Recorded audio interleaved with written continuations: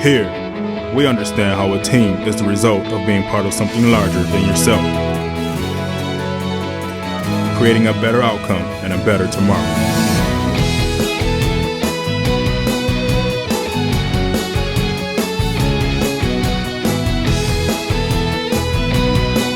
Doctors Hospital at Renaissance is proud to support the University of Texas Pan American Bronx. Dr. Pena, does LASIK surgery work? LASIK surgery is America's most frequently performed elective procedure. In fact, I've helped thousands of patients see better. Dr. Pena. Call me Raulito. Thousands and thousands. Raulito, are you sure? Is that thing on? Yes. Follow me. I had to put him somewhere. It's a big project. That's a lot of successful operations. Call Dr. Raulito Pena at 661-UC. The phone keeps ringing. Gotta make room. It's the Red Tax Sales event at South Texas Buick GMC. Come in today and claim your Red Tax cash on just about all of our Buick and GMC inventory. It's the Red Tax Sales event at South Texas Buick GMC. Not the biggest, just the best.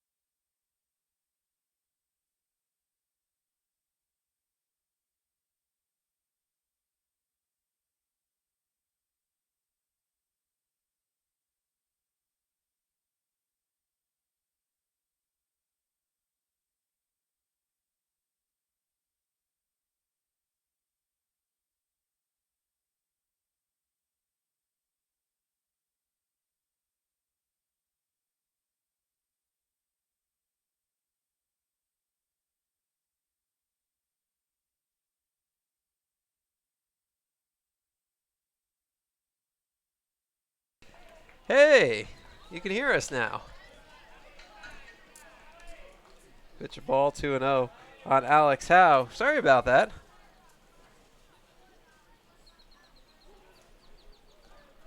That's our fault right here.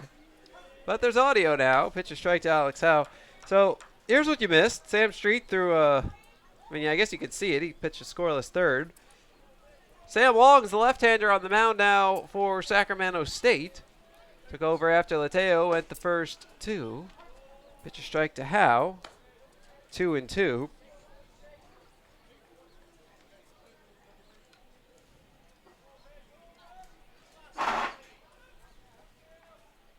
And Garcia going. Throw to first. Throw down to second, and he's out. 1-3-6 goes the caught stealing. And that's your inning. No runs a hit, no errors, and nobody left. At the end of 3 innings of play, 1-0 Bronx. This is Bronx baseball.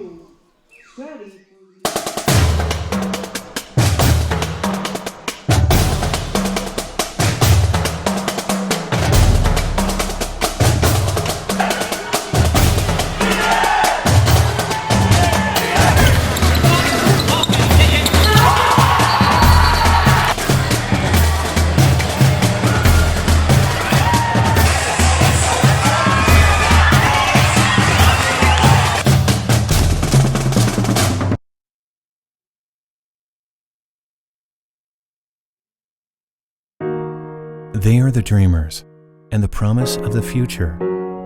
They are the hope who will lead us to tomorrow. They are the givers who have the passion to serve. They are the visionaries who will celebrate discovery. They will make a difference. They will change South Texas.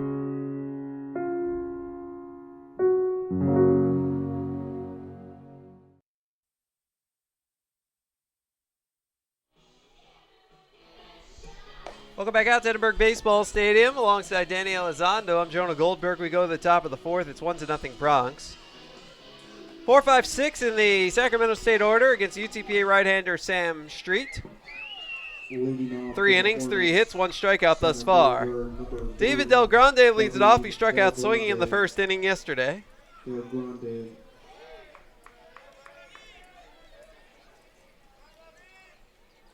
Street wearing a green uniform. Very rare you get to see that. Breaking ball, swing. Little flare towards second. Ramirez comes in and can't handle it on the hop. The way Del Grande was hustling.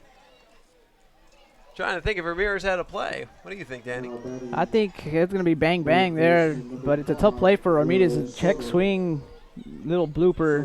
You have to get the right hop to make the one hop grab and throw and all at the same time. I think there's got to be a hit. Official scorer is signaling for an error.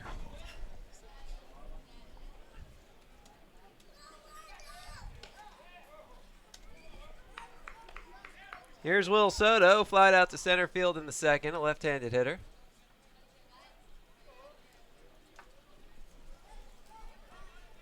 Del Grande 4 for 5 on the base paths this season. Throw to first. Del Grande back in.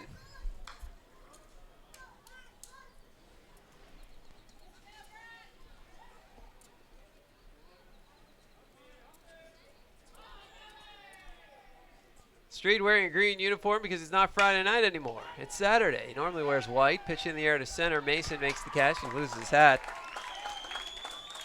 Went away for Steve Burcham and grounded out to short in the second. Hornets have switched from green to yellow as they make a uniform change as well today. Street having himself a heck of a season. He's 11-0 with a 1.63 ERA.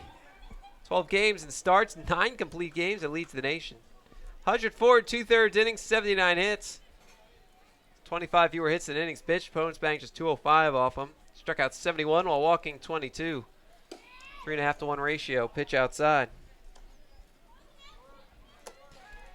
He is all over the national rankings. First in complete games, now second in wins because Mike Murray of Florida Gulf Coast won last night. He improved to 12-0, so if Street wins today, he'll be back in first. 27th in game started, 40th in whip, 42nd in ERA, 66th in strikeouts, 73rd in hits allowed per 9 innings, and 147th in walks allowed per 9 innings. Remember, there are a lot of pitchers in the nation. Throw to first. Ooh. Couple hundred umpires thought there'd be an out, but first base umpire Danny Marr said, nope, nah, that was safe.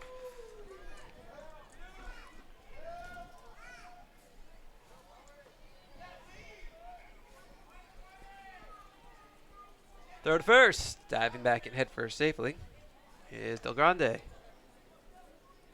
In the whack, Street leads the way and wins. ERA, strikeouts, complete games, whip, hits allowed per 9 innings, innings pitched, innings per game, opponent's batting average, looking strikeouts, swinging strikeouts. And I read it off fast just to kind of give you the idea of he leads the whack in every category except one. Pitch out, and they guessed right again. Throw it out to second. Got him! 3 straight base runners retired by Howe.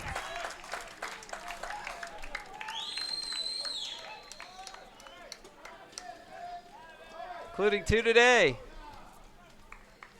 Boy, the Bronx must have stolen the steal sign, as they've guessed right twice in a row.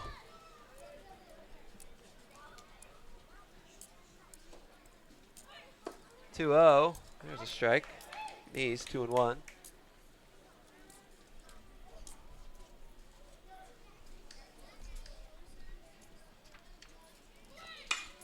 There's a line drive headed towards right center. Rios back. He'll try to cut it off, but it gets past him and goes to the wall.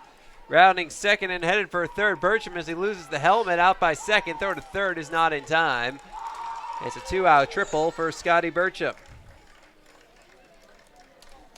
The only category that Street doesn't lead the whack in, walks allowed per 9 innings. He's third. Redonkulous numbers. Here's Clay Cedarquist. He singled in the second. And today, Street pitching in front of his parents and his sister, who made the trip from Australia, where it's already Sunday. Pitch a strike.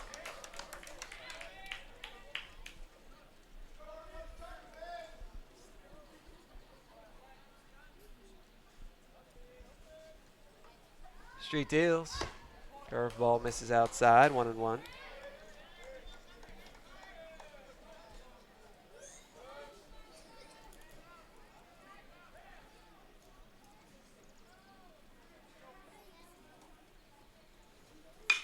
Pitch it on the ground to second. Garcia fields and throws to first for the out. And that's your inning. No runs, 1 hit, 1 error, 1 left. At the end of 3.5 innings of play, 1-0 Bronx. This is Bronx baseball. Brave and bold, silver and gold. We're on a mission. Aggie up. Bronx country just got a whole lot bigger. Mighty Wolverines of UVU. Join the herd. Lopes up. Bold moves, big season, grew up. We are the new gold standard. We will be champions. We are the Western Athletic Conference.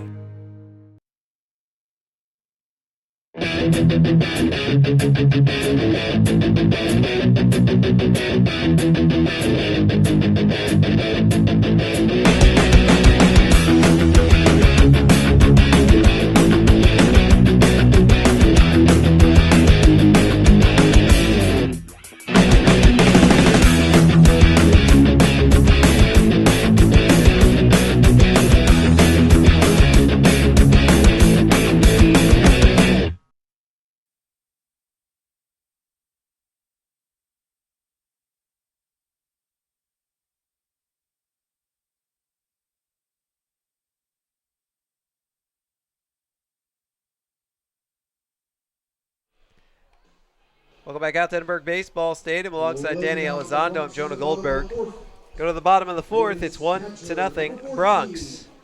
Alex Howe leads it off. He had a count of 2-2 when Jesus Garcia was caught stealing to end the 3rd. Howe doubled to drive in a run, the only run of the game so far back in the 1st. That was against Brennan Lateo.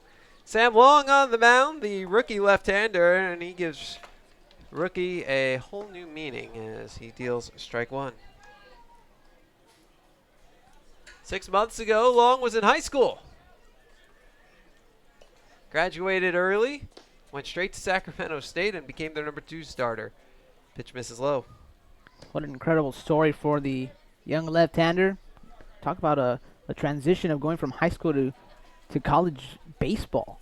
Long deals, swing and a miss. Tied him up with an inside fastball, 1-2.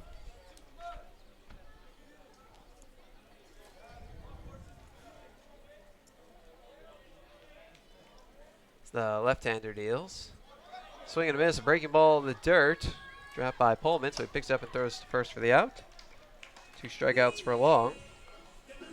1 away in the 4th.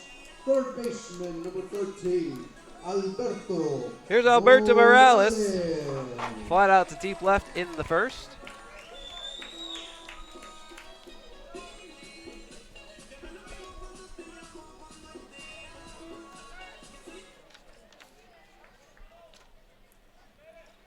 Long deals. Swing and a miss and a breaking ball, 0-1. Long, 5-1 with a 2.86 ERA. 13 games, 12 starts, 2 complete games, both of them shutouts. Long deals. Curveball outside, 1-1. 69 and a third inning, 62 hits. 7 fewer hits than innings pitched. Bonus batting 244 off him. Strikeout 35, a walking 19, almost a 2-to-1 ratio. Pitch a strike, 1-2.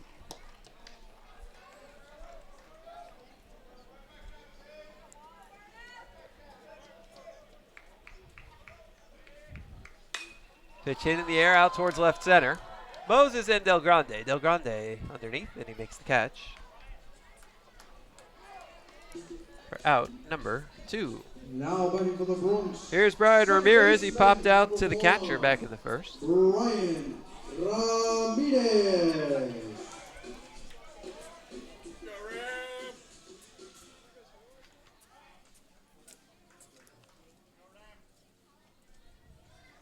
The left-hander Long deals a fastball strike on the inside corner.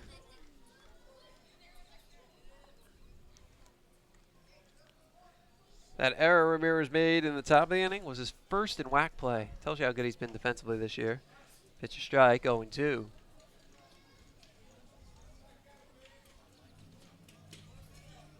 The left-hander deals. Curveball low. 1-2 the count on Ramirez.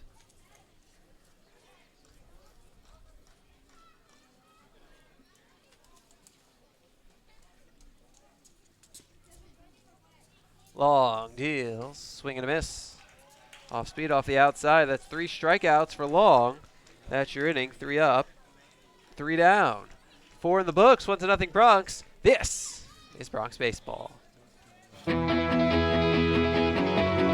Here, we understand how a team is the result of being part of something larger than yourself, creating a better outcome and a better tomorrow.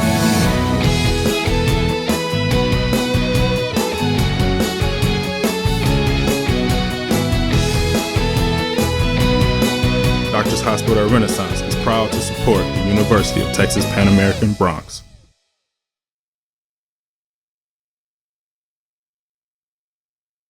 Dr. Pena, does LASIK surgery work? LASIK surgery is America's most frequently performed elective procedure. In fact, I've helped thousands of patients see better. Dr. Pena. Call me Raulito. Thousands and thousands. Raulito, are you sure? Is that thing on? Yes. Follow me. I had to put him somewhere. It's a big project. That's a lot of successful operations. Call Dr. Raulito Pena at 661-UC. The phone keeps ringing. Gotta make room.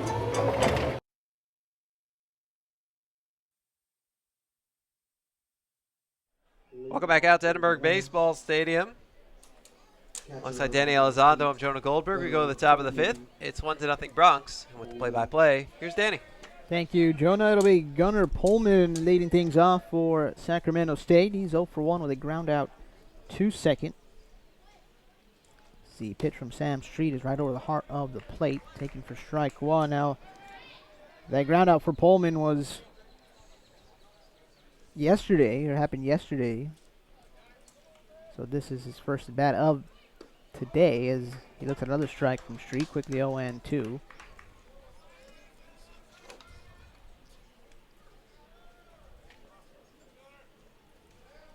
Street brings the 0-2 pitch. Swinging a little blooper over to the right side. Howe and Garcia will take a look, but that one will head into the seats. The count remains no balls and 2 strikes.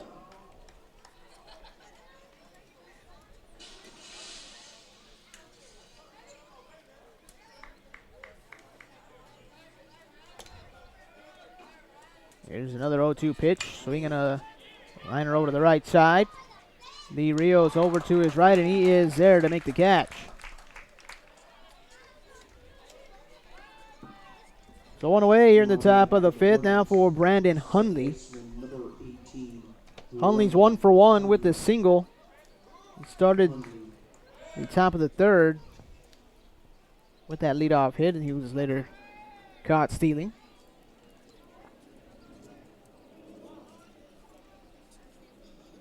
Street brings the first pitch. Breaking ball is in there for a strike.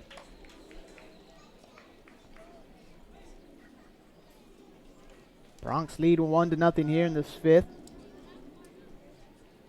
The 0-1 from Street. And it peeled down to first. Palms down, says Danny Maurer.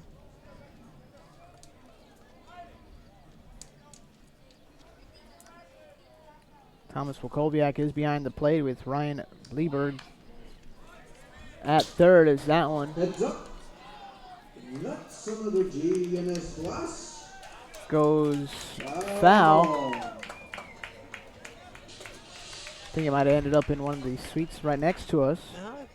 Somebody got it because there were some cheers. It must have bounced off, but it kind of sounded like it was headed for Jim Bob. The 1-2 is popped high in the air behind the plate. Hal makes the catch. 2 away.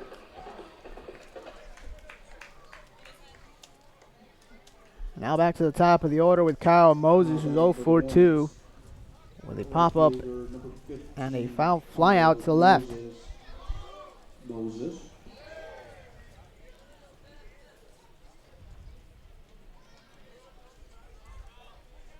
Street trying to make that 1 run hold up here this afternoon so far, as that one misses just a bit under the knees.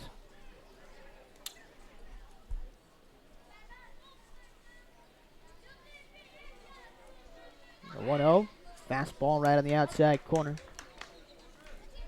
The count evens at a ball and a strike.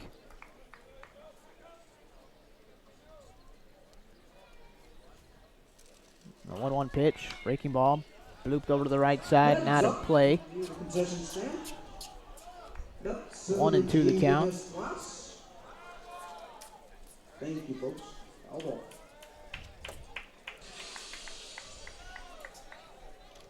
Moses steps in there. So 1-2 count. The Street looks in for the signs. Now the 1-2 pitch, fastball called, strike 3 on the outside corner. And Moses is gone looking.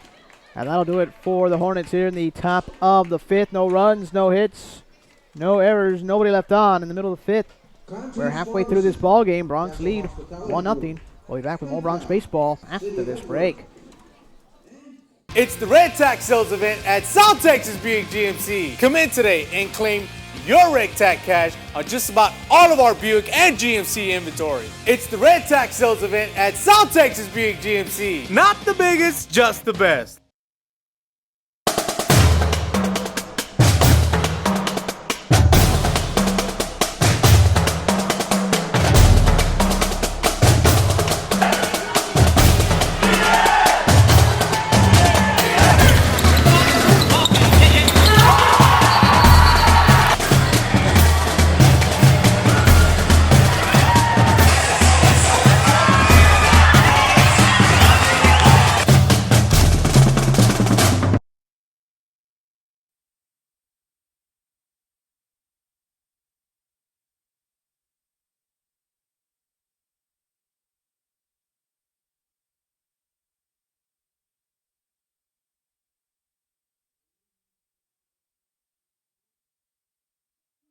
Number 23, Welcome back to Edinburgh Baseball Stadium. We go to the bottom of the 5th inning. Danny Elizondo with you here. Alongside Jonah Goldberg, it'll be Shane Ammon leading things off for the Bronx. As the Bronx lead 1-0. Sam Long on the mound for Sacramento State. The first pitch to Ammon is in there for strike 1. And through the first 2 innings, it's been 3 strikeouts for Long, as the 0-1 is right on the outside corner. Quickly 0-2 on Ammon.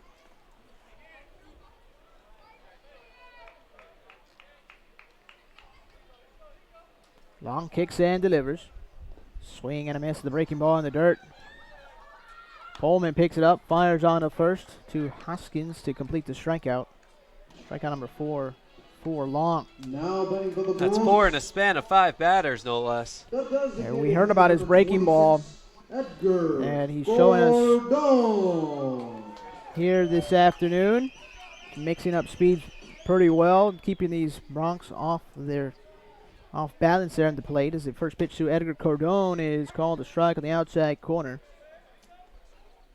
Cordon 0 for 1 with a strikeout. There's the pitch from Long. Swing and a miss. Off speed off the outside edge.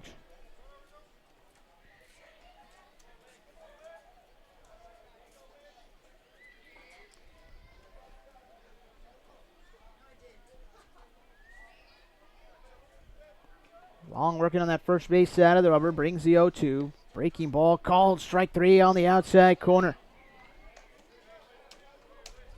Cordon gone looking. Now batting for the Bronx, right fielder, number 40, Lee. Now that'll bring Lee Rios to the plate. He's 0 for 1 with a strikeout as well. The pitch from Long. Fastball called a strike on the outside edge.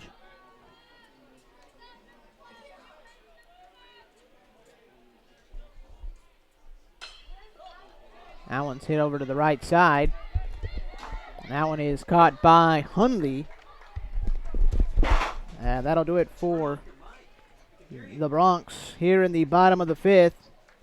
No runs, no hits, no errors, nobody left on. After 5 innings of play, the Bronx lead 1-0. We'll be back with more Bronx baseball after this break.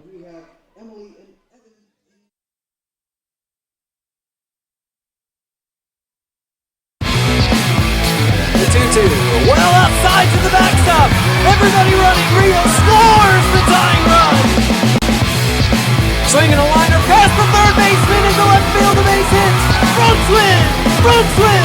Bronx win.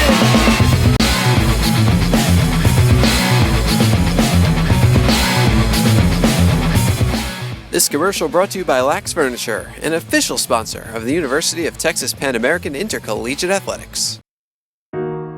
They are the dreamers and the promise of the future. They are the hope who will lead us to tomorrow. They are the givers who have the passion to serve. They are the visionaries who will celebrate discovery. They will make a difference. They will change South Texas.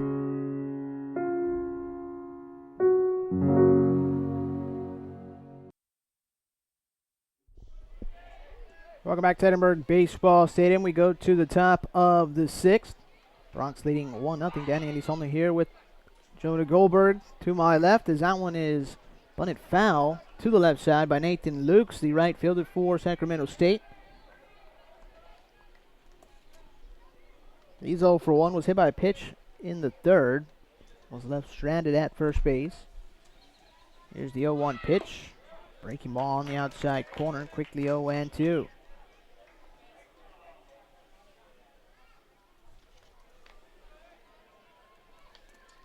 Straight out of the windup. Brings the 0-2. Misses outside. 1-2 the count.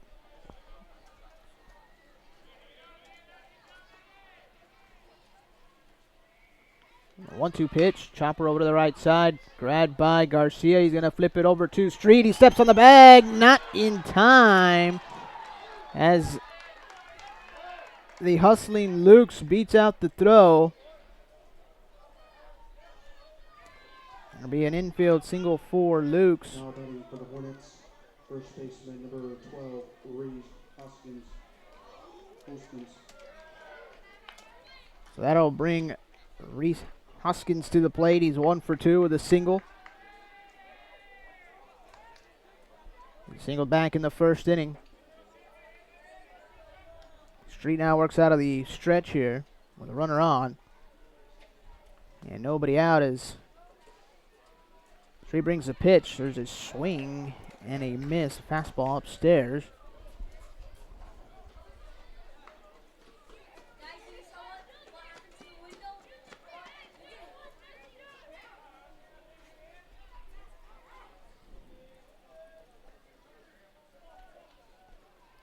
Street will step off. Luke's back to the bag at first. Throw over, not in time.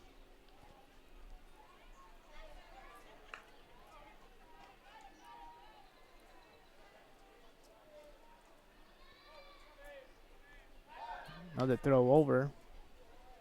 This time Luke's back in there with a head first dive.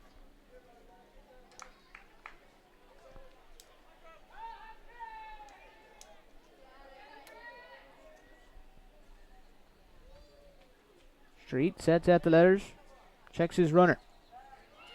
The pitch to Hoskins is in there for a strike, quickly 0-2.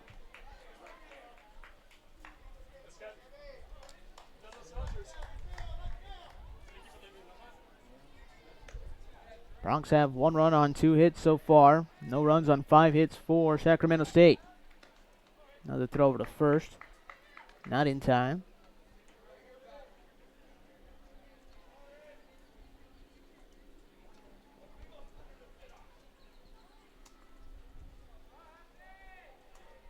The 0-2 lifted over to the right side and out of play. Count remains, no balls, 2 strikes.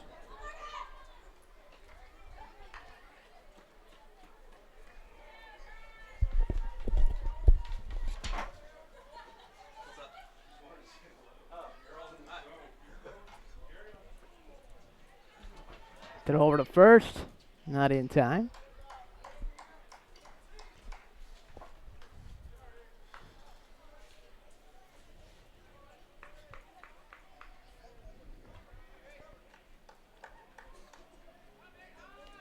Street gets the sign from Alex Howe.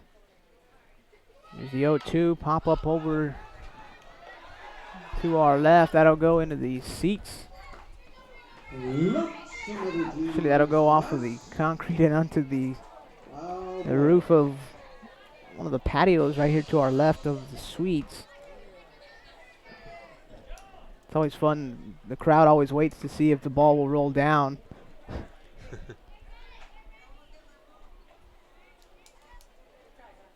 But it looks like they'll continue to wait. Yeah, there's still a gentleman waiting for it. Yeah, throw over to first, not in time. Hey, patience is a virtue, right? Yep.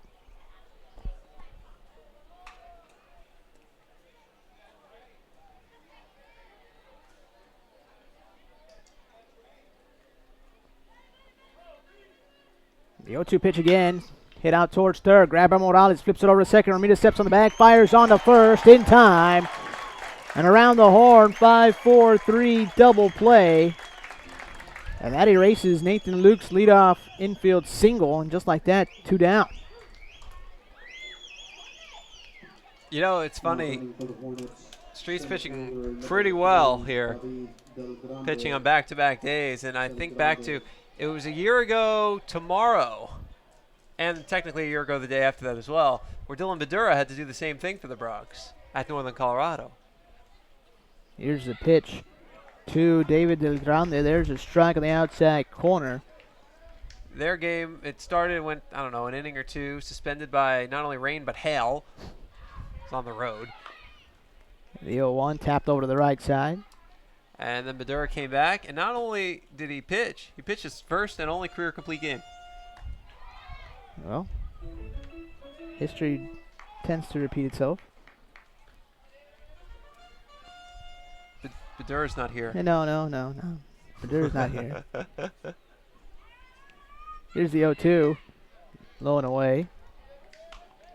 1-2 the count. And they're not at Northern Colorado. But other than that, it's exactly the same.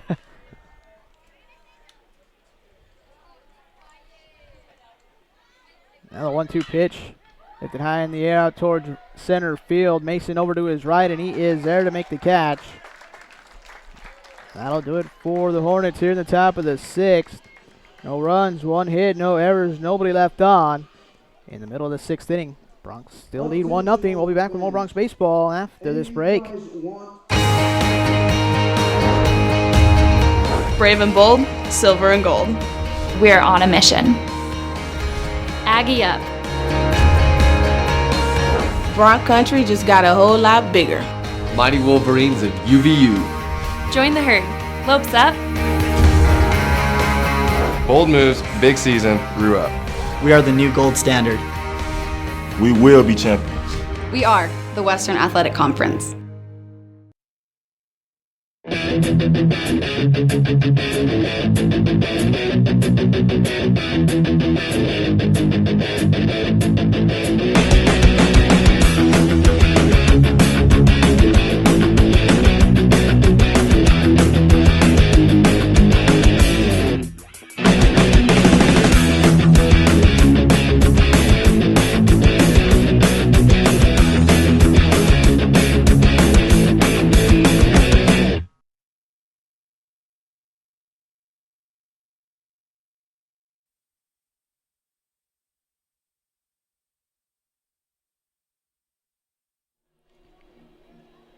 Leading off for the Bronx. Welcome back to Edinburgh Baseball Stadium. We go to the bottom of the 6th. Danny Elizondo with you here alongside Jonah Goldberg. Evan Mason going to lead things off for the Bronx. He's 0 for 1. Grounded out to second to start off the home half of the 3rd. As that one's hit high in the air out towards left center field. A long run for Del Grande, but it'll carry over towards Moses in the left field. 1 pitch and 1 out here in this 6th inning. Back to the top of the order we go. Well, all the strikeouts Long is racking up. Can't blame the Bronx for wanting to be more aggressive in the count and go after something. Maybe get a better pitch to hit earlier in the count against Long. The first time through the lineup for the Bronx against Long, and it seemed like he's been using that outside corner all afternoon as the pitch to Jesus Garcia is a ball outside. Bronx 1 for 10 against Long now. The 1 came from this man. Long kicks in, delivers. Hit high in the air out towards the right side. Luke's calling Del Grande off, and Luke's will make the grab. 2 away.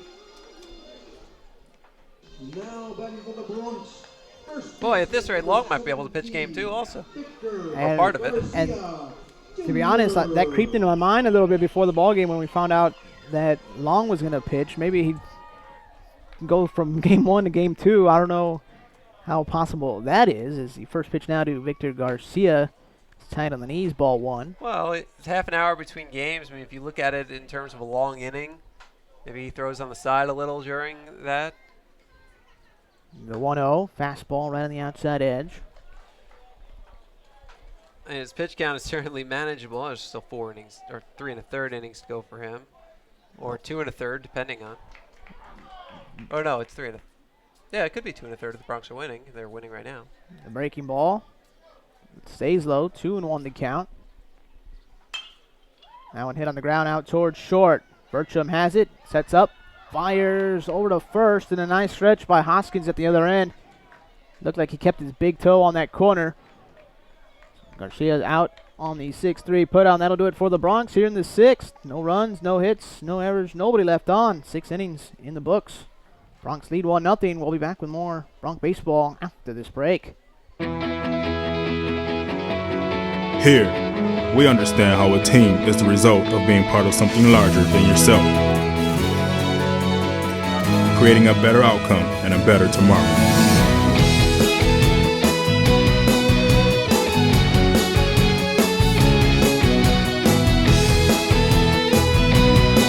Doctors Hospital Renaissance is proud to support the University of Texas Pan American Bronx. Dr. Pena, does LASIK surgery work? LASIK surgery is America's most frequently performed elective procedure. In fact, I've helped thousands of patients see better. Dr. Pena. Call me Raulito. Thousands and thousands. Raulito, are you sure? Is that thing on? Yes. Follow me. I had to put him somewhere. It's a big project. That's a lot of successful operations. Call Dr. Raulito Pena at 661-UC. The phone keeps ringing. Gotta make room.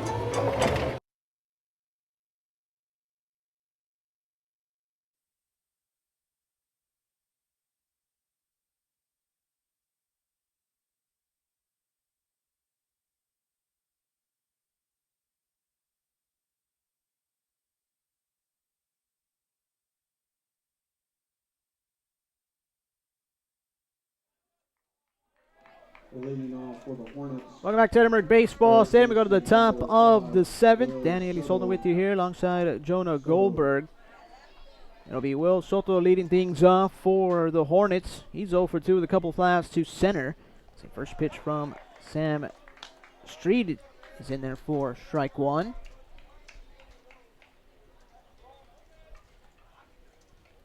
The 0-1 pitch. Breaking ball. Catches the outside corner. Quickly 0-2.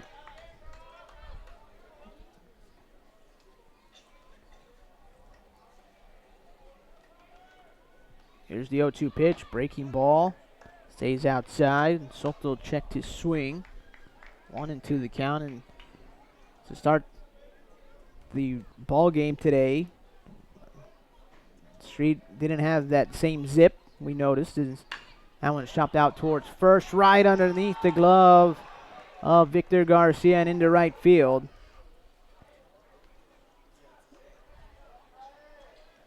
I'm not sure, got a piece of his glove. But Soto is aboard. That'll bring Scotty Burcham to the plate. It's 1 for 2 with a triple.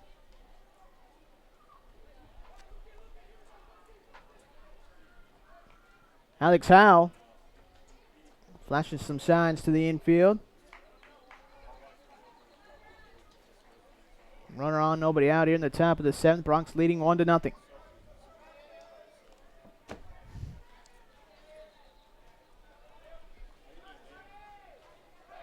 They're over to first. Not in time. Official ruling on Soto will be an E3. Ball kind of ate up Garcia. We've seen Garcia make that play before. Yeah. That one's bunted foul by Burcham.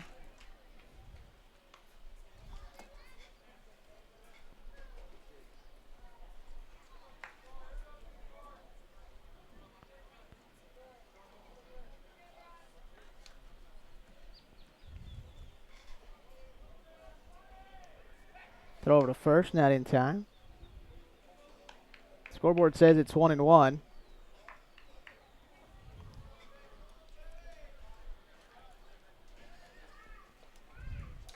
Another throw over to first. Not in time. That one was pretty close on Soto.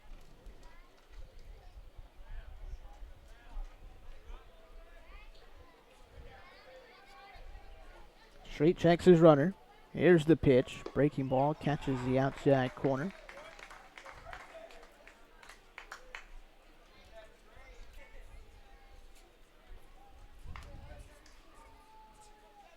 Oh, 0-2 the count.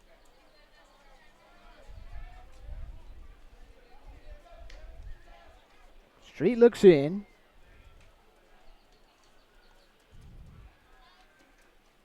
Here's the 1-2. Fastball just off the outside edge. And the count is 1 ball, 2 strikes.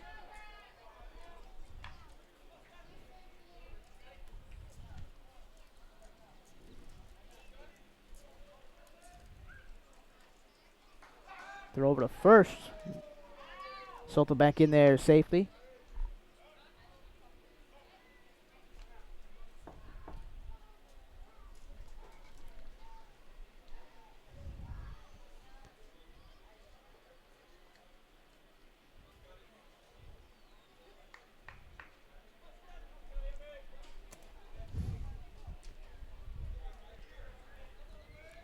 Street looks in. Another throw over. Soto this time back in standing.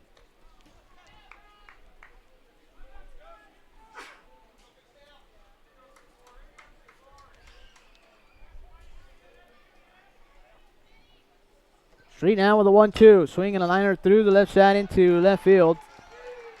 Hammond will pick it up and he fires it back in. That puts a couple of runners on now for Clay Cedarquist. Designated hitter number 13, Clay Cedarquist. Cedarquist 1 for 2 with a single and a ground out. Howe out to talk with Street. And now he's heading back to the plate, but he will turn right back around and head to the mound as Coach Matrana is going to call time.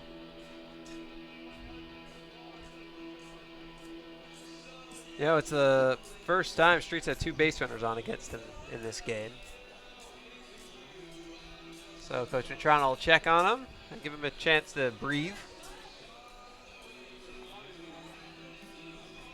We've seen this game plan from Coach Matrana before. Comes out the first time that his pitcher gets into some sort of trouble.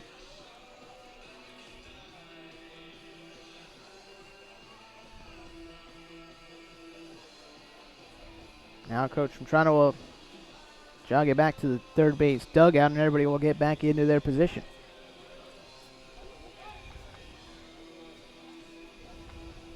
It'll be Clay Cedarquist at the plate. Couple of runners on, nobody out here in the top of the 7th. Bronx leading 1-0.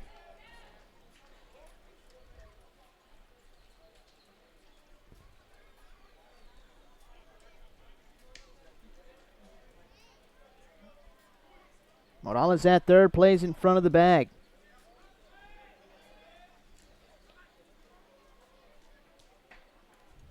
Here's the pitch. Cedarquist bunts one over to the left side and out of play.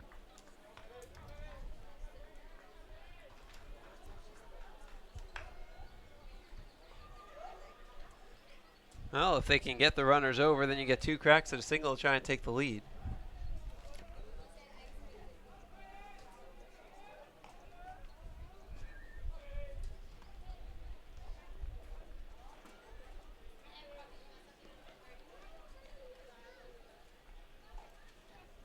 Here's the 0-2. Breaking ball misses outside.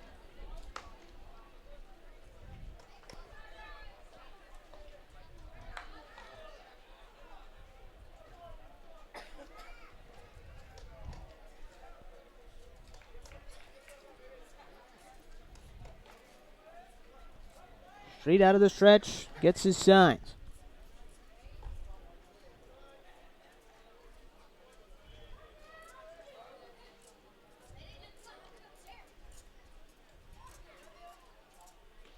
Here's the 1-1. Putting it right back to Street. He's going to go over to third in time. Bit of a gamble there by Street. If he doesn't get him, bases loaded, but a good and accurate throw gets the lead runner.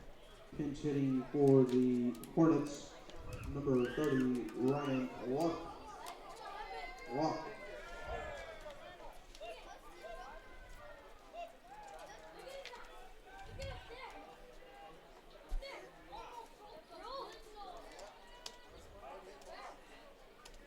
Now there's a pinch hitter. Number 30, Ryan Locke.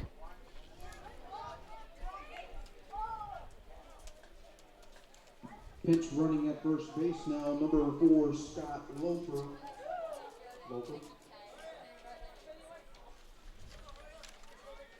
Scott Loper goes out to run at first base for Clay Cedarquist.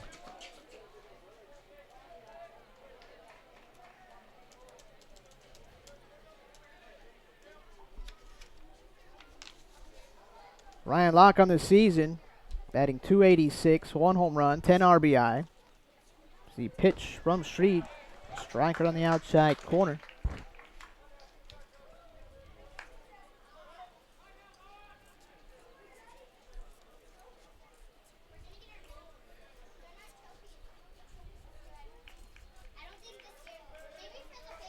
Street looking for a ground ball to try to get out of this inning.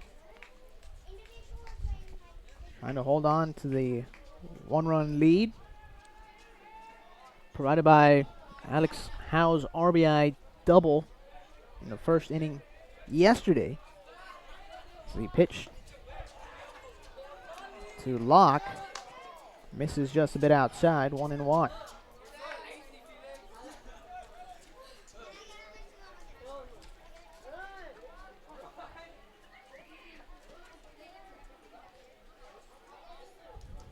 Well, we've seen Street in these type of situations before, where he bears down. So base hit can tie the game right now. That one's fouled over the left side, 1-2 the count.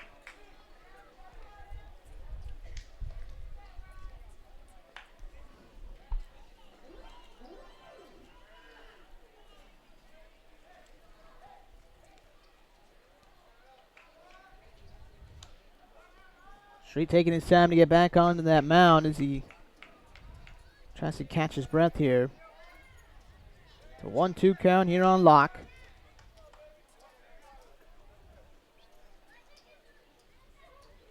Here's the pitch. Fastball just off the outside edge, 2-2.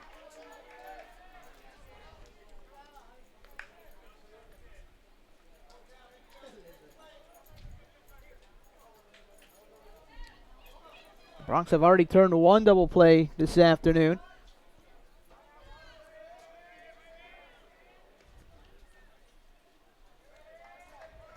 Street now with the 2-2 runners going. Line through the left side and into left field for a base hit. One run coming in to score. The throw goes to second. That'll be an RBI single for Locke. As Bertram comes in to score. And we're tied at 1. And runners are on the corners for Brandon Hundley. Well, that hit was made by putting the runners in motion. Morales vacated his spot and went towards the third base bag. If the runners aren't in motion, Morales catches that ball because it was right at where he was standing. But by moving Morales, the ball gets through, and that allows the run to score. We're tied at 1 here. Hundley digs in. Runners on the corners, 1 out. Hundley's 1 for 2, a single and a foul fly out to the catcher. The pitch lifted over to the right side and out of play. Heads up in the main concourse. That's another GNS glass. Very nice.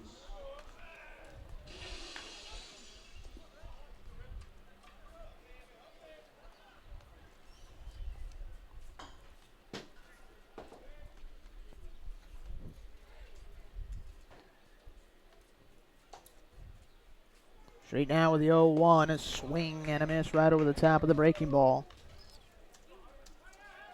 Count goes to 0-2 here on Hundley.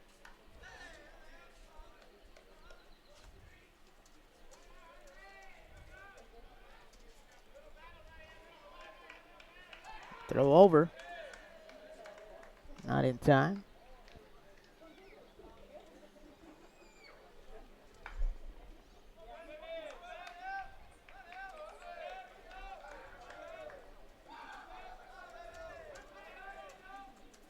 The 0-2 pitch, swing and a little blooper out towards left field. Ammon coming in. Ammon's gonna be there to make the catch. Now Howe's gonna pick it up and he's gonna flip it over to third, and they're gonna say he left on time.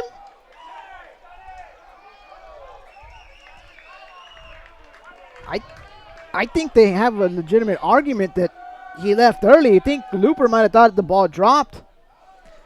Well, I don't know that home plate umpire Thomas Okobiak has much of a view at that because he's in front of the runner. Or, he can't see where the runner's foot is. Base umpire Ryan Blayberg would have had the best view, except he had to go out to make sure that the ball was caught in left field. So that leaves first base umpire Danny Marr and he's gotta watch his runner. There's a runner at first, and that's where having the 3 umpires instead of the 4 umpires come back to hurt you. Now the pitch to Kyle Moses is in there for a strike. It'll go down as a sac fly for Hundley as Looper comes in to score. Hundley's 0-4-2.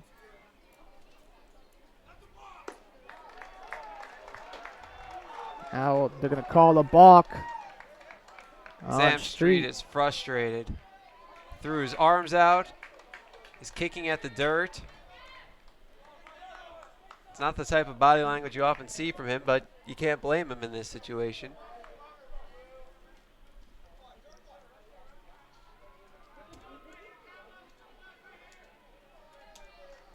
So it's an 0-1 count on Moses. Runner now in scoring position.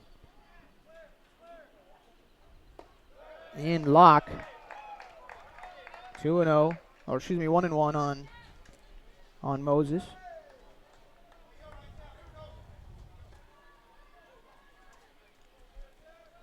And right now, Sacramento State leads 2-1 after that sac fly by Hundley. Here's the 1-1 pitch, swing and a miss. Count is now 1-2.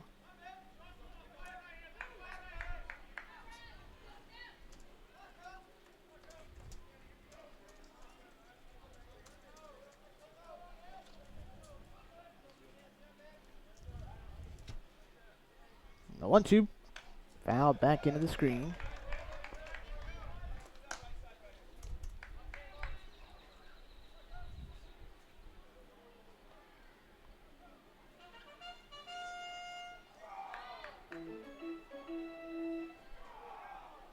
Street looks in.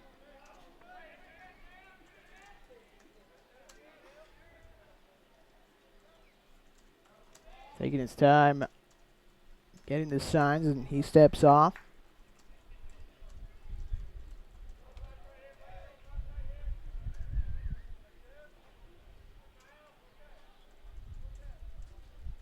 The 1-2.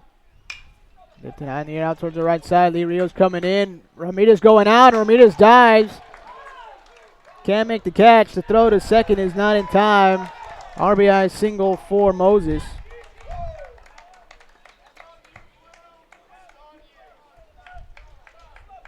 And it's now a 3-1 lead for the Hornets. Now batting for the Hornets, right fielder number 33, Nathan Lukes.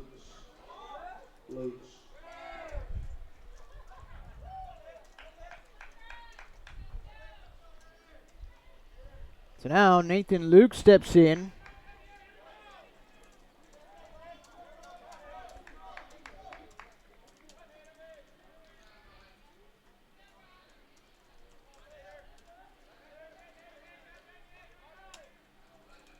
Here's the pitch. There's a strike on the knees. 3-1 the score. Favor of the Hornets. They've scored all 3 runs here in the top of the 7th.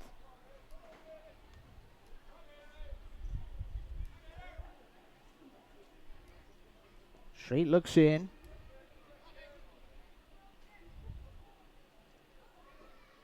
The pitch.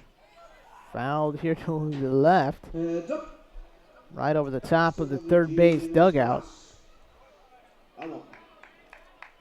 0-1 on Lukes. Lukes 1 for 2. He was hit by a pitch in the third, singled in the 6th.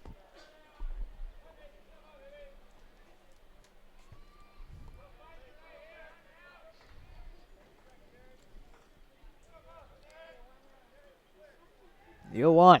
Swinging a high pop-up over on the third base side, carrying towards the bleachers, and Morales will take a look, but it'll sneak in about 5 rows deep. 0-2 the count on Lukes.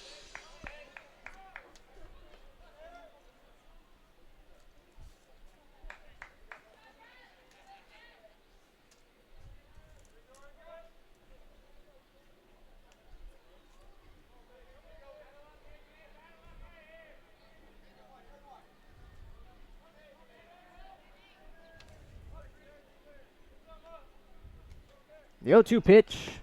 Breaking ball just off the outside edge. 1-2 the count.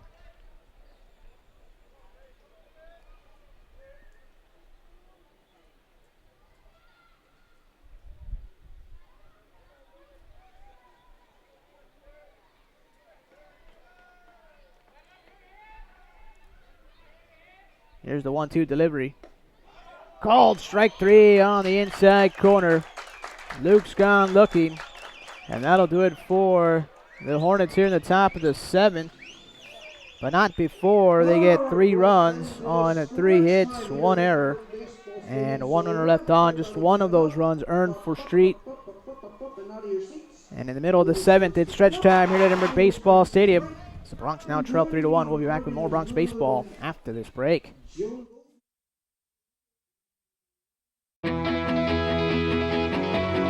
Here, we understand how a team is the result of being part of something larger than yourself, creating a better outcome and a better tomorrow.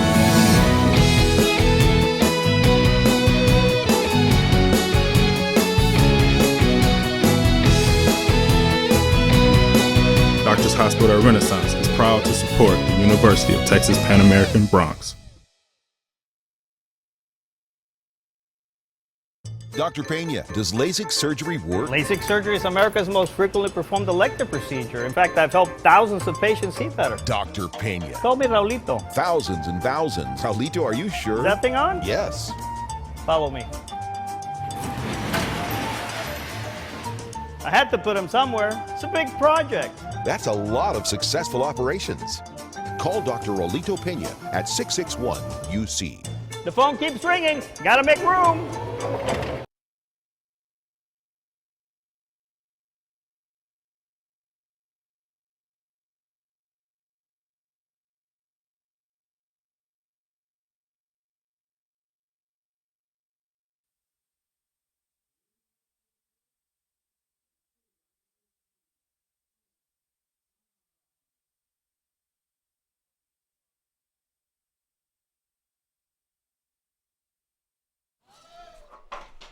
We go to the bottom of the 7th here at Edinburgh Baseball Stadium.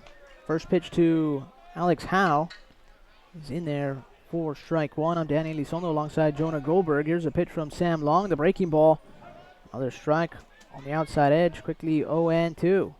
The good news for Sam Street is none of those runs were earned in the 7th. That one foul tipped right at the plate as Howe stays alive. Because Soto reached on the error, and then Burcham singled.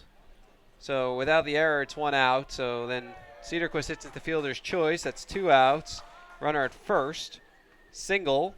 2 on. Fly ball. Ends the inning. That one stays outside to Howe. 1-2. That's just bookkeeping. It all counts the same on the scoreboard. 1-2 pitch. Breaking ball way up and in.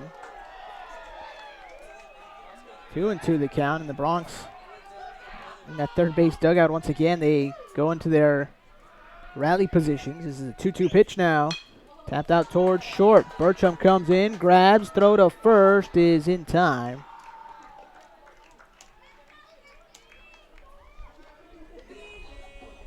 Now batting from the Bronx. One away now for Alberto Morales. He's 0-for-2 with a couple of flyouts to left and center.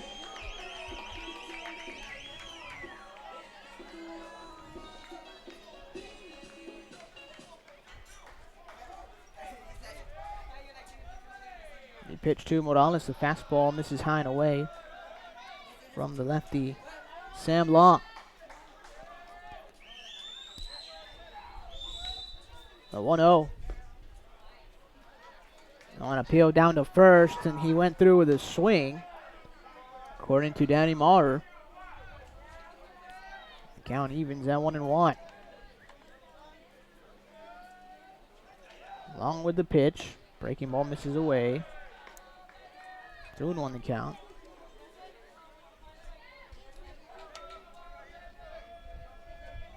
The 2-1 delivery. Swinging a liner down to third. It'll be just foul.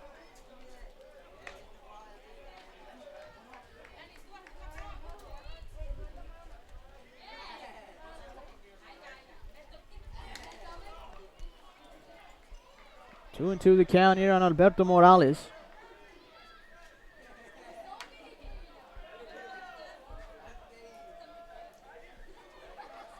Here's the 2-2 pitch.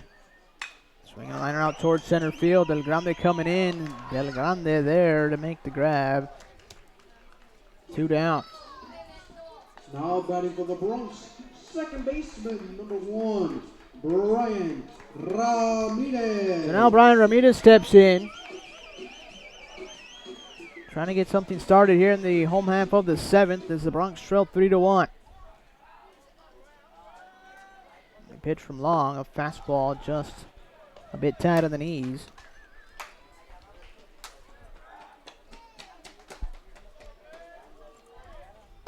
Breaking ball misses, well, actually catches the inside edge.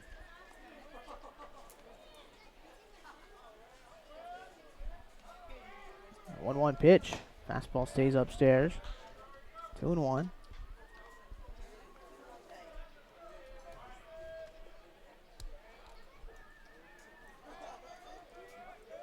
The pitch from Long, a swing and a tapper foul.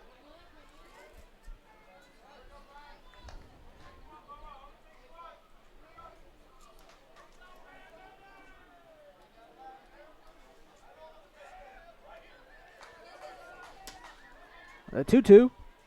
Swinging a chopper out towards short. Bertram has it. Sets up, fires over to first, and they get the hustling Ramirez. And that'll do it for the Bronx here in the 7th. No runs, no hits, no errors, nobody left on. 7 innings in the books. Bronx trail 3-1. We'll be back with more Bronx baseball after this break. It's the Red Tax Sales event at South Texas Buick GMC. Come in today and claim your Red Tax cash on just about all of our Buick and GMC inventory. It's the Red Tax Sales event at South Texas Buick GMC. Not the biggest, just the best.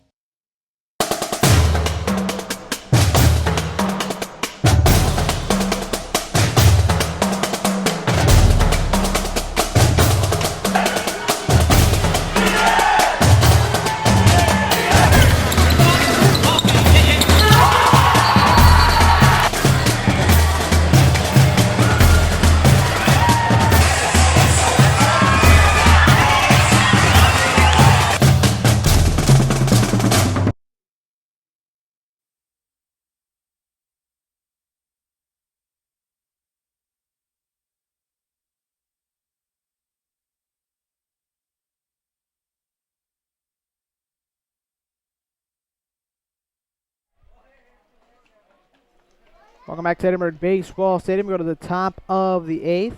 Danny Elizondo with you here alongside Jonah Goldberg, and with the play-by-play, here's Jonah. Well, I thank you, Danny. 3-1 Sacramento State with 6 outs to go on each side as the pitch is popped in the air and back of first. Ramirez, a long run from second, makes the catch towards the foul line. And there's one away for David Del Grande, who's 0 for 3. All 3 runs unearned came in the 7th for Sacramento State. An RBI single by pinch hitter Ryan Lockey. Hit a liner to third where Alberto Morales would have been had the runners not been in motion. Instead, he was running towards the bag. A sac fly by Brandon Hundley. So the pitch is lined to left field. Ammon towards the line makes the catch. 2 pitches, 2 outs.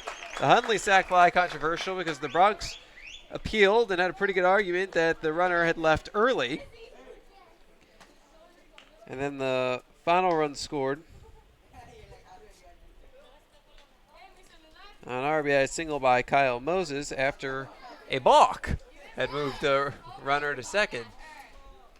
So certainly a peculiar inning.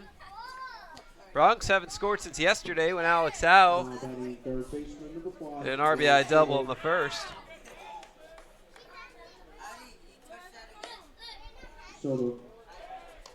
And Street deals outside.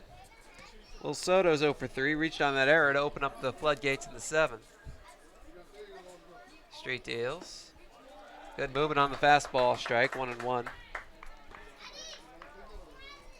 Well, 28 pitch 7th inning for Street. Far and away the hardest he's had to work in any inning in this game and really whole season.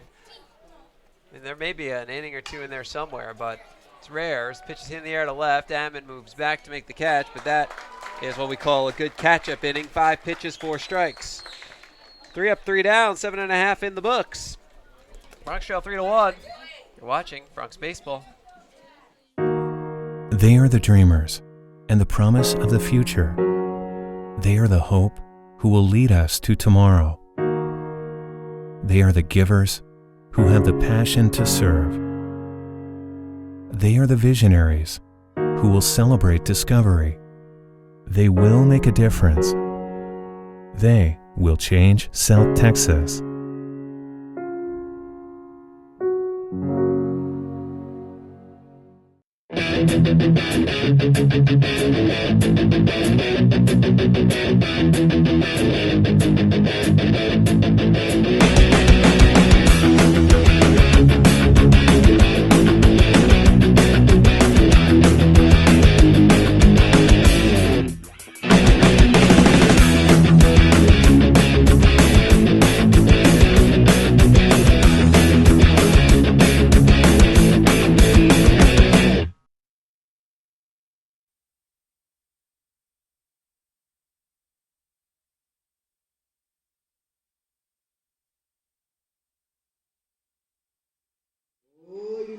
Welcome back out to Edinburgh Baseball Stadium alongside Danny Elizondo and Jonah Goldberg.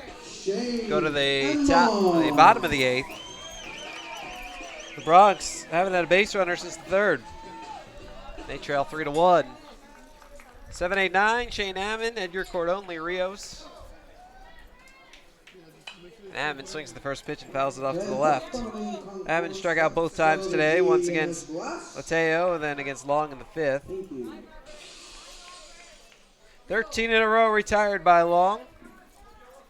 He's retired 15 out of 16. Or actually 14 out of 15 because there was a caught stealing involved. So he's faced the minimum through his 5 innings. Count goes 0-2 on Ammon.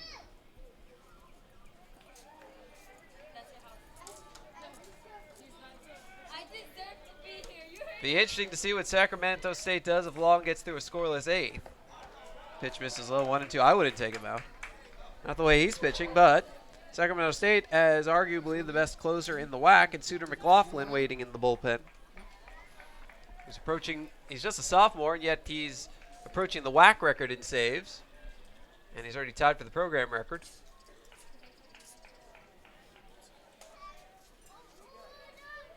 Long deals, swing and a miss. Ammon has the hat trick. 6 strikeouts for Long, and there's one away in the 8th. Here's Edgar Cordon. He struck out looking both times today. Bronx need a spark. They just need a base runner. Any kind of base runner. Pitch a strike on the inside corner. You get one, maybe the rest will follow. You remember, the Bronx didn't have a base runner for 5 2/3 innings in a game last week, and they ended up winning. Pitch a strike.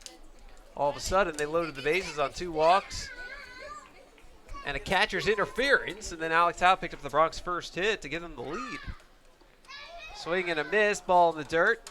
Picked up by Dane Fujinaka, who throws down to first for the out. 2 away for Lee Rios, who struck out and popped out. Only base runners the Bronx have had today have been Chewy Garcia, plunked and scored in the first, singled and caught stealing in the 3rd, and then Alex Howe, the RBI double in the 1st, stranded there. That's it. Everybody else is an 0-fer. Pitch low to Rios. Tells you how good the pitching's been. Pitch is hit on the ground sharply to 3rd. Soto to one knee to make the grab, throw to first, and make it a nice job of keeping his foot on the bag. Reese Hoskins, the final out of the inning. 3 up, 3 down, 8 in the books. Bronx trail 3-1. You're watching Bronx Baseball. Here, we understand how a team is the result of being part of something larger than yourself, creating a better outcome and a better tomorrow.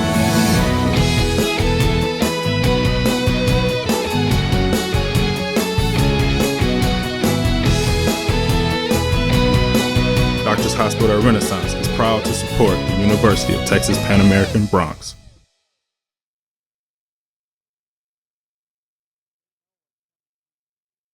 Dr. Pena, does LASIK surgery work? LASIK surgery is America's most frequently performed elective procedure. In fact, I've helped thousands of patients see better. Dr. Pena. Call me Raulito. Thousands and thousands. Raulito, are you sure? Is that thing on? Yes.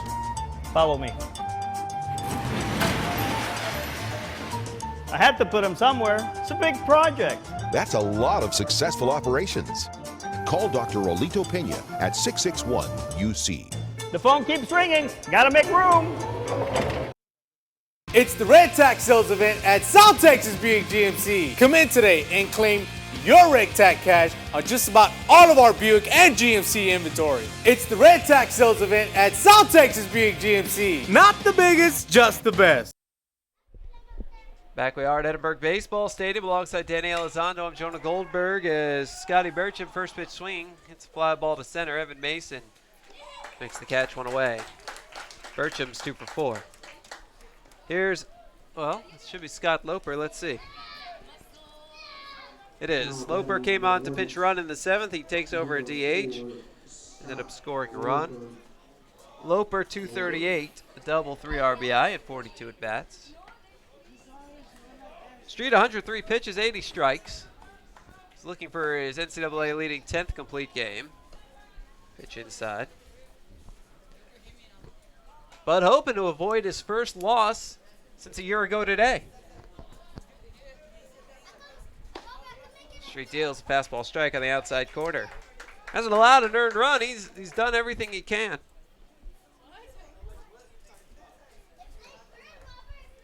But he needs some offensive support in the 9th. As pitches bunts down the third baseline, and that's going to be a base hit. Morales was a little slow coming in on it, and Loper's too fast. He was playing deep as it was, so bunt single.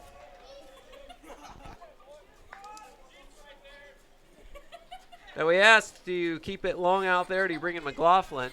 It's going to be long. There's nobody in the Sacramento State bullpen, nor should there be.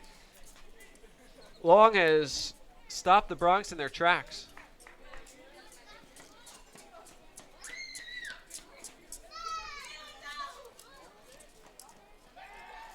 Go to first, back in, standing up Loper. Now hitting for the Hornets, number 1, Dane Fujinaka. So Dane Fujinaka gets his first at bat of the game. 281, 3 doubles, 15 RBI. Took over as the catcher in the bottom of the 7th. Third first, nothing doing.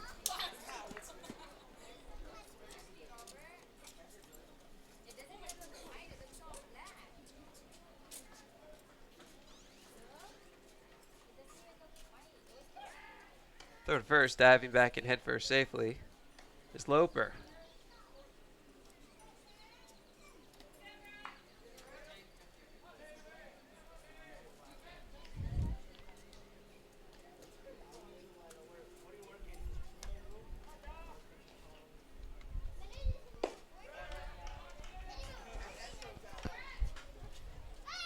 Pitch outside.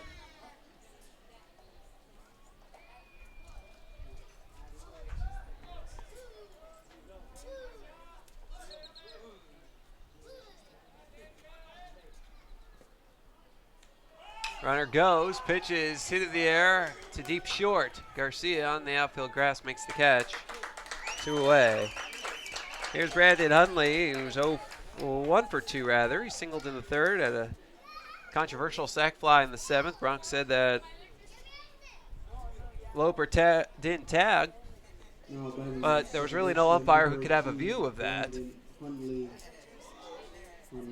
So Coach Mantrana's argument was for naught. Bronx have been unlucky in this first game of the series. You know, they had a good momentum yesterday, and then Mother Nature stopped them in their tracks. Third first, back in standing up is Loper. And then that 7th inning, you know, they had the error and the sac fly. To me, it looked like he took off early. Nobody there to see it, so they couldn't make the call. Third first, diving back in head first safely, Loper. Can't forget on the line drive. Yeah, with the runners in motion, taking Morales out of his spot. Yep. The balk. Street deals, hitting the air out towards left field. Ammon moving back, still back, track, wall, and he hauls it in for the final out of the inning. No runs a hit, no errors, a man left. At the end of 8.5 innings of play, get your rally caps on. Bronx trail 3-1. You're watching Bronx Baseball.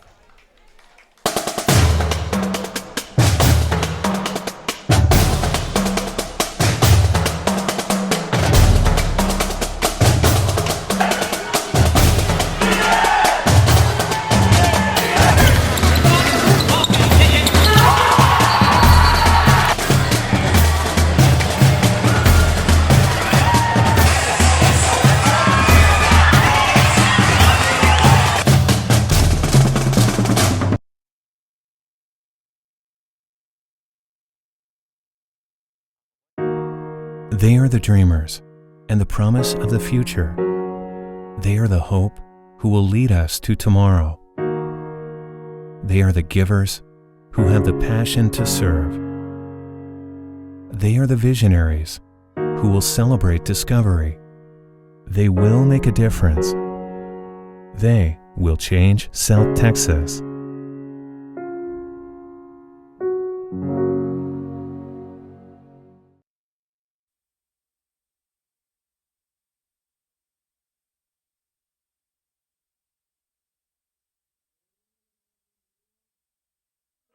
Back we are at Edinburgh Baseball Stadium alongside Danny Elizondo. I'm Jonah Goldberg.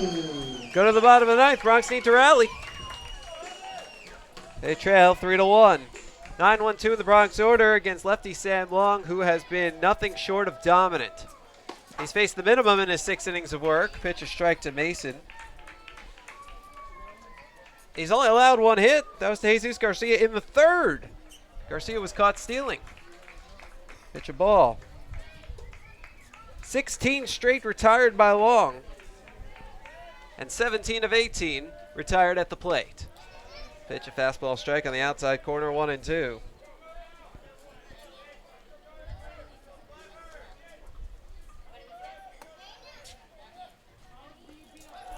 Pitch low.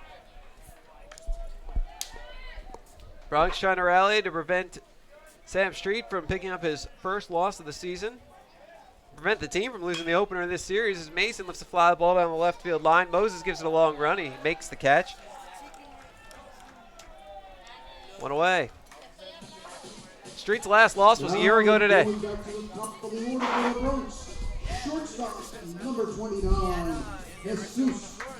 the Bronx only have 2 hits. Here's Jesus Garcia, 1 for 2. Plunked and scored in the 1st. Singled in the 3rd, was cut down. He flat out to right field in the 6th. So he looks at ball 1. Bronx need a bloop and a blast. Long deals, fastball strike on the outside corner.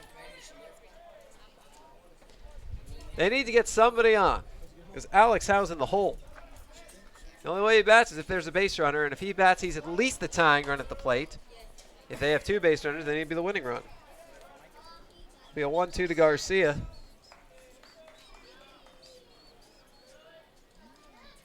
Pitch misses low. 2-2.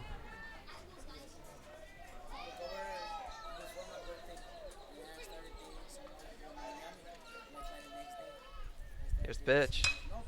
Fastball hit in the air out towards center. David Del Grande moves back to make the catch. 2 away for Victor Garcia Jr. Now batting for the Bronx, first baseman number 17, Victor Garcia Jr. Garcia, sac bunt, a strikeout and a ground out. The latter 2 against Long. Pitch misses inside.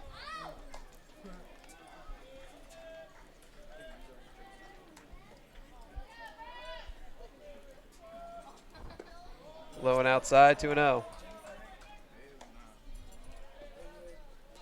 Well, Garcia's got a great eye. He draws a lot of walks, and boy, would the Bronx love that right now. Give Howe a chance to tie it up. Conversation as Fujinaka goes out for a discussion with Long.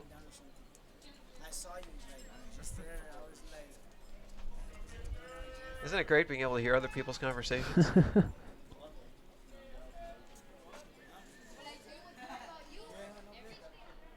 That takes care of that.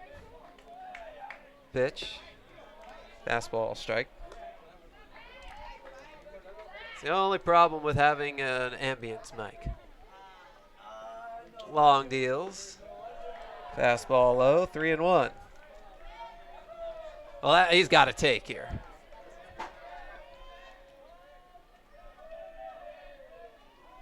Three-one. Fastball strike in the outside corner, taken all the way, 3-2. Sacramento State's a strike away. Bronx a ball away from bringing the tying run to the plate. Long deals. Swing, and there's a ground ball to short. Burcham fields, and he throws to first for the out. And this game is over. This one belongs to the Hornets. It's a 3-1 victory for the Sacramento State Hornets over the UTPA Bronx. We will take about a 30-minute break to prepare the field for game number 2, which starts in about 30 minutes. So stick around or go to the concession stand and go grab a drink or an eat. We'll be starting around in 30 minutes. The win goes to Sam Long. He was great. 6-1. He pitched 7 innings, gave up no runs, 1 hit, no walks. He struck out 7. The first pitch for the next game will be around 5:05 p.m. Once again, 5:05 p.m. The loss goes to Sam Street. Haven't said that in a year to the day. He's 11-1. He pitched his NCAA best 10th complete game. Gave up 3 unearned runs on 9 hits. Struck out 3.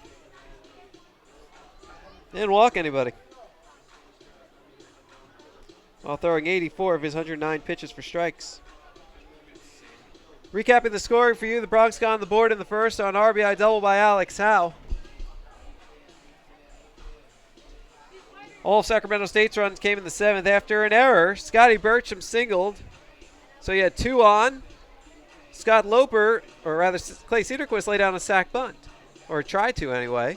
Street got the lead runner. So it's 2 on, 1 out.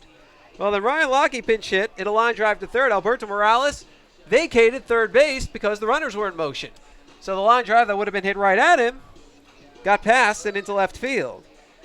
Brandon Hundley followed with a fly ball to left field, and by multiple accounts, it doesn't appear that Scott Loper tagged, but no umpire to see him because it's 3 instead of 4. They can't overturn that call. They can't. So, run scores, and then a balk and an RBI single by Kyle Moses, 3-1 Sacramento State, your final score. Hornets, 3 runs, 9 hits, no errors. They left 6. Bronx, 1 run, 2 hits, 2 errors. They left 1. Time of the game was 2 hours and 2 minutes, as seen in front of a crowd of 1,206. Danny, do I even have to ask your player of the game? No, I don't think you know, but we'll say it anyway. I'm going to go with Sam Long. Tough situation for him to come in and take over the ball game from yesterday starting Brennan Lateo, and he just dominated, and he came in and he showed us how good of a pitcher he is and why he is the second pitcher in the rotation for Sac State, and well, he went out there and proved it. Well, the Bronx fall to 22-28. They're 16. Check that. They're where are they? They're 12-10 in conference play. So yesterday they entered as the 3rd seed.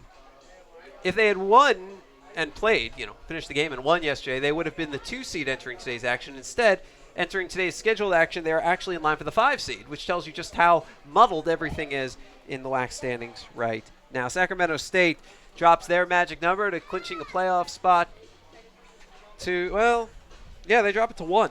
So if they win game 2, not a playoff spot, they already clinched. They'll clinching the number 1 seed. If they win game 2, they'll have the number 1 seed guaranteed all to themselves. Game 2 will start about 5:05 p.m. Bronx are going to send Blake English to the mound. The right-hander. As for the Hornets, it was supposed to be Sam Long, so honestly, I have no idea who's pitching. But we'll find that out in a little bit. And while we're going to find that out, we're going to play you this week's edition of Bronx Country. Bronx dropped game 1, 3-1. You're watching Bronx Baseball.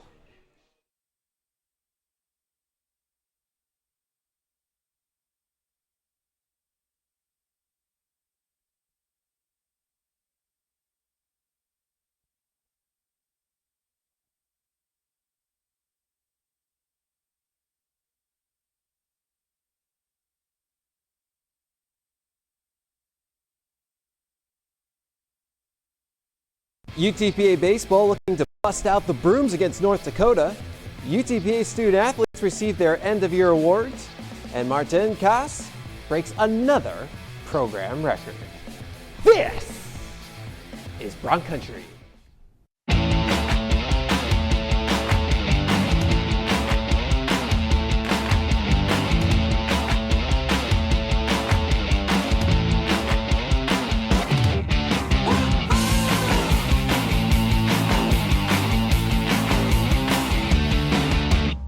Hey everyone, and welcome to Bronx Country. I'm Jonah Goldberg. Well, it's almost like the Bronx are forming their own Justice League. Or maybe it's the Avengers. On the one hand, you've got Super Sam pitching for truth, justice, and the Bronx Standard. But at and behind the plate, it's the whack hitter of the week, the Incredible How. We'll start with Super Sam, looking to set the tone in game 1 of a 3-game series against North Dakota. In a early with 2 on and 1 out, but the double play is the pitcher's best friend. Go back to the dugout. Now, Street leads the whack in strikeouts, but most of them are swinging. Not here, or here, or here. First 3 strikeouts are all looking. Not to say Street didn't get anyone swinging. 5th inning, Taylor Peterson. Yep. 6th inning, Street decides to go for some variety. Zach Trigstad down looking. And then Jeff Campbell, swinging. Street struck out 8, 5 of them looking. Still, Super Sam can only do so much on his own. He needs some offense. Down 1-0 in the 4th, 2 on and 2 out, and Evan Mason had a huge game. Delivers the RBI single there, game tied at 1. On to the 7th, same score. Runners on the corners, 1 out, and Edgar Cordone lays down the suicide squeeze. The Bronx lead 2-1. Next inning, there's that man again. Mason with the tapper to the right side, and speed will kill you. A rush throw gets away, so Mason goes to 2nd. Now he's trying to steal 3rd. And what was that I said about speed forcing rush throws? Mason scores to cap a career best 4-for-4 day. Bronx up 3-1. 9th inning. Street trying to close it out, and he does just that. 5th straight complete game for Super Sam. It's his NCAA best 9th of the year. Street now an NCAA best 11-0. Bronx win, 3-1. Try not to think about it too much. Obviously, the games at the moment are really big for the team, so we're right in the middle of a bunch of teams, and these guys are one of them. So, every week it's important now. Every game counts. Every game counts. It's huge, and it's really just getting the win for the team. He's beaten every Friday night guy that they've thrown. Obviously, Friday night you're going to throw your ace. Their pitcher threw a great game too, but having Sam and all teams that have the luxury to have a Friday night guy like him, it's a big luxury, and it's a big momentum push for the entire team. So he's Super Sam, like Jonah Goldberg calls him. Coach Lopez and Coach Matron have been working with me through this spring, and it's been a long and hard road, but luckily tonight I saw some good pitches and I was able to put some good swings on it. Well, Coach Lopez made some adjustments with him. His stance totally about 2 weeks ago. Coach Lopez he took the compression away, having more just using the hands. And he's really, he had a good series of Chicago once we started making the changes, and today 4-for-4. So hopefully he'll continue that. But a lot of credit goes to Coach Lopez and also to Evan for being coachable and making the changes. On to Saturday, and we switch from DC to Marvel. It's the Incredible How's turn. We go straight to the 6th inning with 2 outs. The Bronx haven't had a base runner yet, and they trail 2-0. Never mind. Evan Mason breaks up the perfect game with a walk. Next batter, Jesus Garcia. Well, that's catcher's interference. The Bronx have a runner in scoring position. Now it's Brian Ramirez's turn, and he walks. Bases loaded. Maybe Alex Howe was unhappy about the no-hitter. If so, we're going to like him when he's angry, because that's when he becomes the Incredible Howe. And Howe smash. That's going to score 2, but there's a bobble in center, so now it's going to score 3. The Bronx may only have 1 hit, but they lead 3-2. Top of the 7th, North Dakota gets all 3 of those runs back and still threatening. Bases loaded with 1 out. Daniel Lockhart with a pop-up in back of first. Victor Garcia Jr. to the seats. He makes the grab. Runner at third tags and heads home. Look at that throw by Garcia. And look at that block by the Incredible Howe. He holds on to the ball for the out. You'd think Howe had been catching his entire life. Actually, I thought he was closer than what he was. And I didn't know actually if I caught the ball. So Vic made another good throw. I didn't, made a terrific catch, and then made another good throw. And and I was fortunate enough to catch the ball. It was a bit of a short hop. Caught the ball, turned around, and just 2 hands and wore the hit. Oh no, I thought there was no way. I just ran back. Hopefully I had a shot. Just ran back, looked up, and the ball was right there.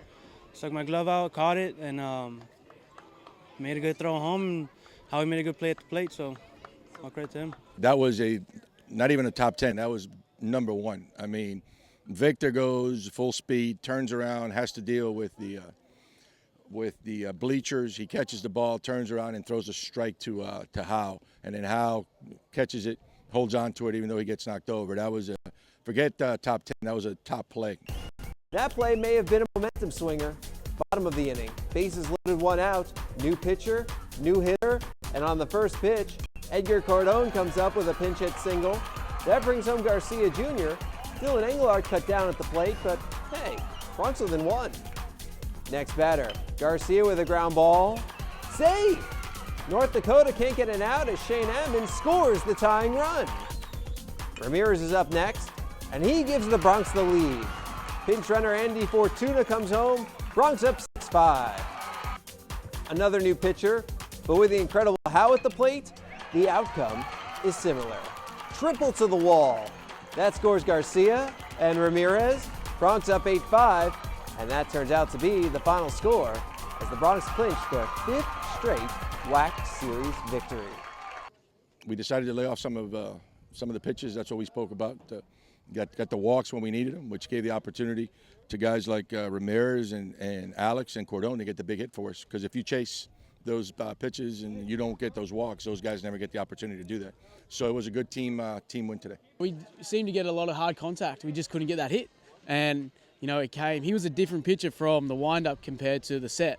He was a bit more wild from the set. So once we got that first runner, that's where the floodgates opened for us. And, we were having some really good at-bats beforehand, but just nothing fell. Game 3 on Sunday, Bronx going to break out the brooms, and they did so in a big way. Started off in the first.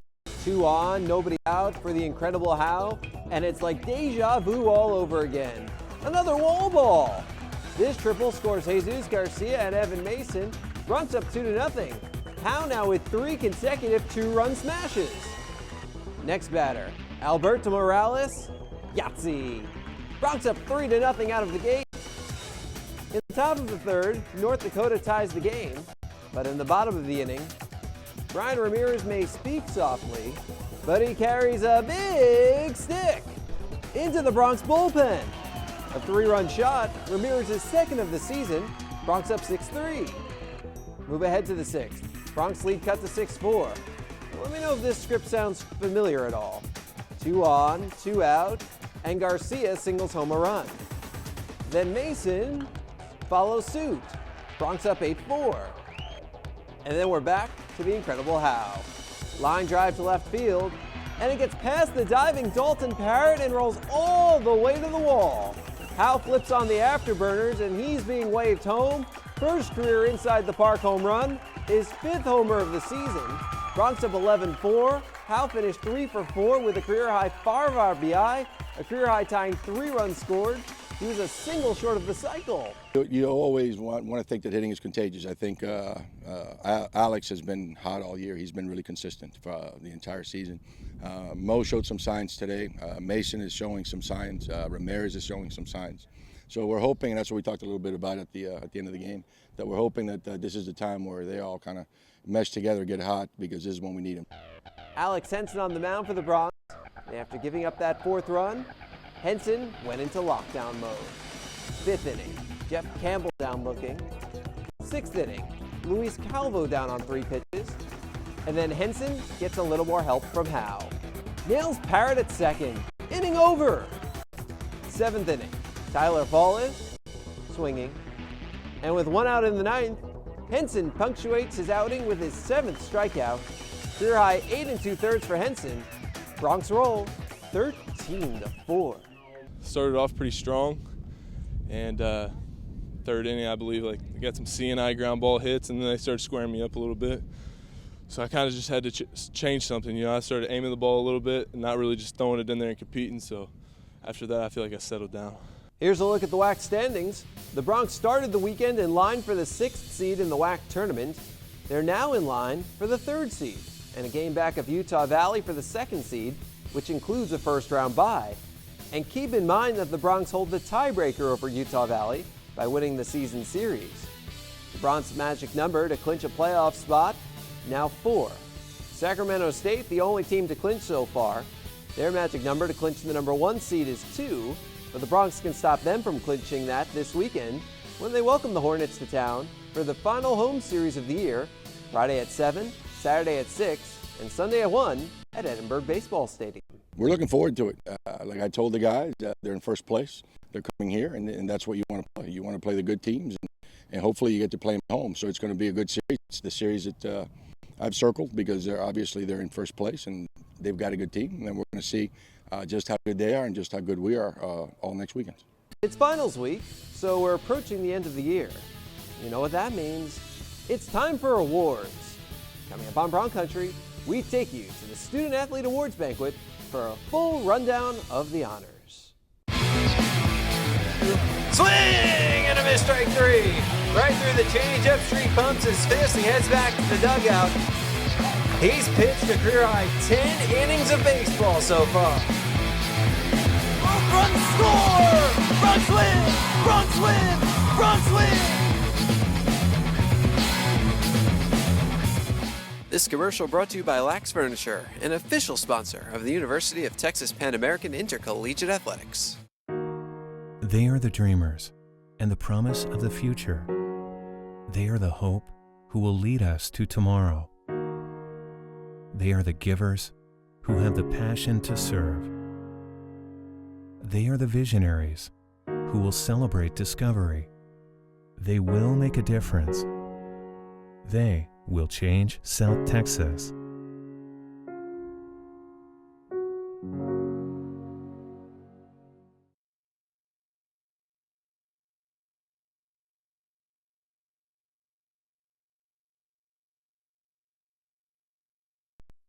At the end of every year, UTPA Athletics holds an end-of-year banquet to honor its student athletes for their accomplishments on the courts, the track, the field, in the classroom, and in the community.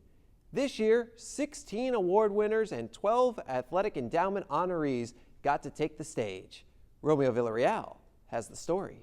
The annual Bronx Sports Banquet is an event put on by the athletic department staff to appreciate the hard work student athletes demonstrate throughout the academic year, both in athletics and in the classroom. The night started with the arriving coaches and athletes being decorated with masks and an assortment of beads to match with the Mardi Gras style of the event. Next, the student athletes were treated with a buffet and music played by UTPA's own jazz ensemble. After everyone had settled down and had a bite to eat, it was time for the awards to be handed out. The first awards of the night were the Mr. and Mrs. Bronk Awards, which are given out to the 2 students who were most spirited and team-oriented in any sport. The winner of the Mr. Bronk Award was Larry Toivonen of men's basketball. I'm honored to be Mr. Bronk, so I mean, it's very nice to be honored. Recognized because actually pretty taken from this award. The winner of the Miss Bronc Award was Wanda Begwilin of women's tennis. It's amazing to be recognized after 4 years playing for UTPA. So it feels good to be recognized after 4 years and winning the award. It's always great to win an award. So it's nice. The second award of the night was the Breakout Athlete of the Year, which is given to the students who have shown the most substantial improvement in their sport from the previous college season. Taking home the award on the men's side was college basketball's own Shaq Hines.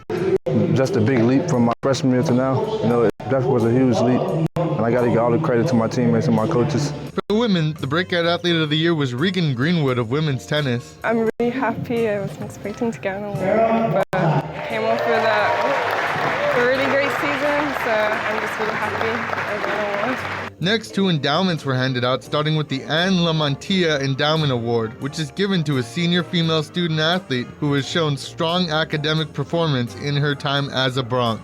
This year's winner of the Anne Lamantia Award was Nicole Masaki of volleyball. Good to win. Knowing that I was able to get an award feels good, and knowing that they're recognizing that kind of things is nice to know.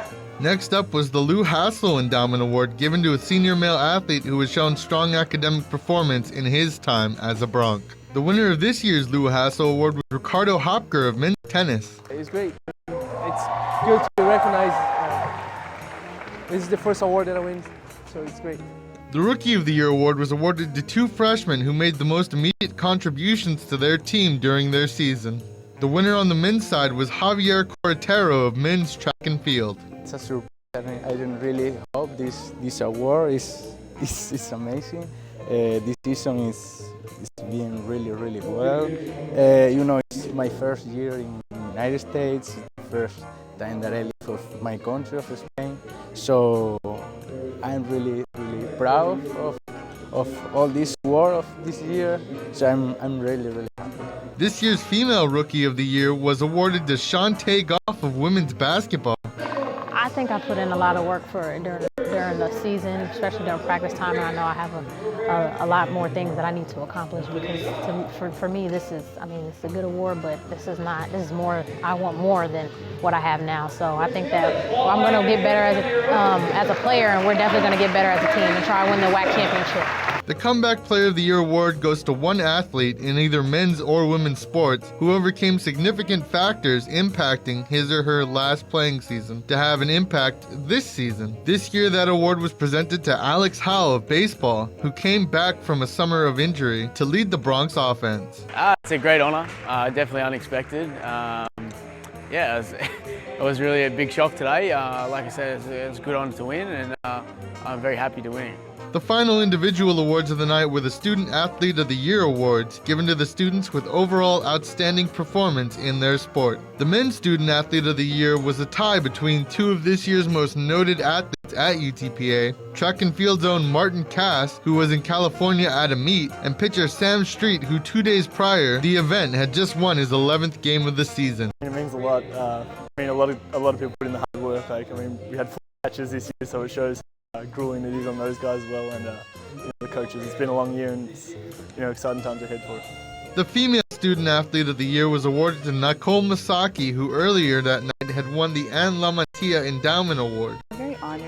It's nice to have this feeling and get an award like this after all the hard work that you put in your years playing.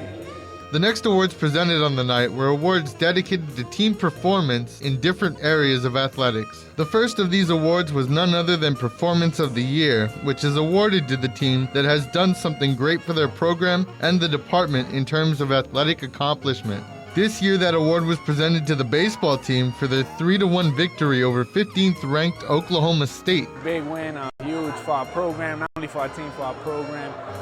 It was an incredible feeling beating them, getting that final out, knowing that it was in the bag, and it was a good feeling. The next group award was the Athletic Director's Academic Cup, which is presented to the team with the highest cumulative GPA. And this year, that award went to women's tennis with a combined GPA of 3.61. It feels great to be recognized because we work really hard in the classroom. We all have really great GPAs, so it feels great to be recognized at the banquet at the end of the year for hard work in class.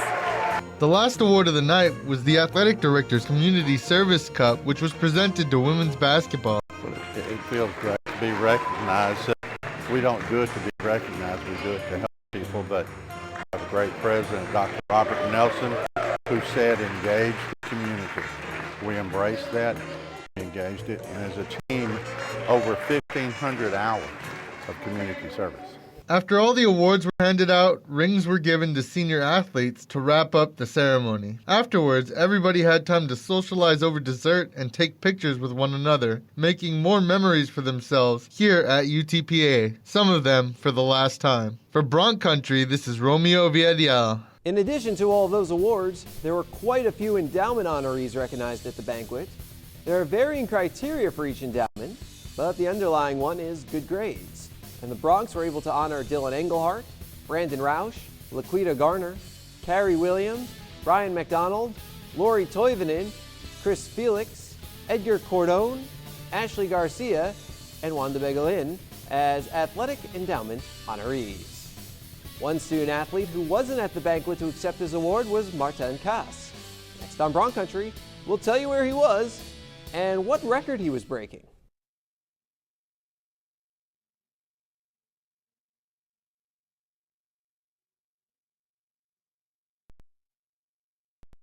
When it came time to recognize the student athletes of the year, there was one notable person missing. Sam Street was able to go up there to accept his award, but Martin Kass was not present. Still, it wasn't a day that Kass is likely to soon forget. And that's because he was busy breaking the program record in the 1,500-meter run at Stanford's Peyton Jordan Invitational. Kass finished in 3:43.67, more than a second faster than the previous record, which, by the way, he also set. Kass now holds the top 3 spots in program history in the 1,500 meters. It was the 41st fastest time in the nation, the 26th fastest time in the West region, and best in the WAC, putting Kass in great position to earn a spot in the NCAA Regionals. Men's golf also absent from the Student Athlete Awards banquet as they were in Las Vegas for the WAC Championship. Great showing by Matt Charles, who was tied for the lead after 39 holes. He ended up in 5th, but shot a 4-under in the first round and 3-under in the second round. Overall, the Bronx finished 6th in their first WAC championship. If you want to help support these student athletes, donate to the Bronx Athletic Fund today. You can become a member of the BAF for just $50 a year. All of the money raised goes directly to student athlete scholarships. So visit BronxAthleticFund.com today to see how you can make a meaningful impact on the lives of student athletes. Swing and a miss, strike 3. Right through the changeup. Street pumps his fist. He heads back to the dugout. He's pitched a career-high 10 innings of baseball so far. Run, score! Bronx win! Bronx win! Bronx win! This commercial brought to you by Lax Furniture, an official sponsor of the University of Texas Pan American Intercollegiate Athletics. They are the dreamers and the promise of the future. They are the hope who will lead us to tomorrow. They are the givers who have the passion to serve. They are the visionaries who will celebrate discovery. They will make a difference. They will change South Texas.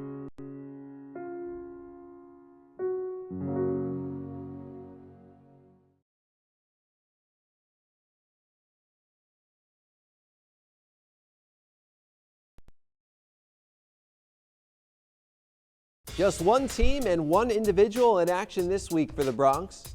UTPA baseball plays host to Sacramento State. The series kicks off Friday at 7. Last chance to see Sam Street pitch at home. The series continues Saturday at 6 and then finishes up Sunday at 1. Sunday is Senior Day. All 13 seniors will be honored in a special pregame ceremony, so make sure you come early. It's also your last chance to help us strike out hunger. Bring 4 non-perishable food items and get a free ticket. All of the donations stay local as they go to the food bank RGV. Women's golf wraps things up this weekend as well, as senior Samantha Paro heads to Florida for the PGA Minority Collegiate Championship. Barrow finished one stroke off the lead last year and returns looking to end her career with a medal. Want to thank you for stamping your passport in Bron Country this week. Schedule another visit next week for our season finale. But until then,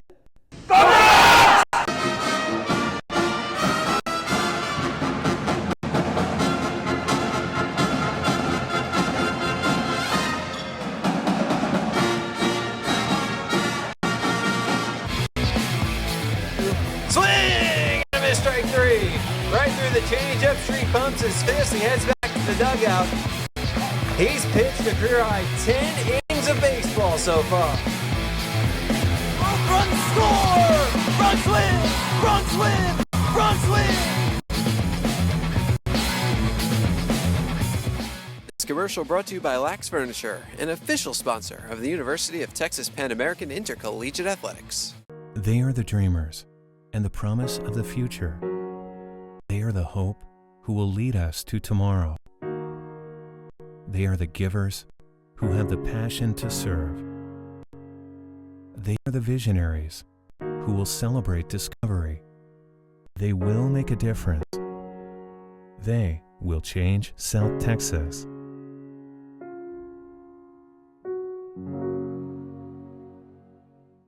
UTPA baseball looking to bust out the brooms against North Dakota. UTPA student athletes received their end-of-year awards, and Martin Cass breaks another program record. This is Bron Country.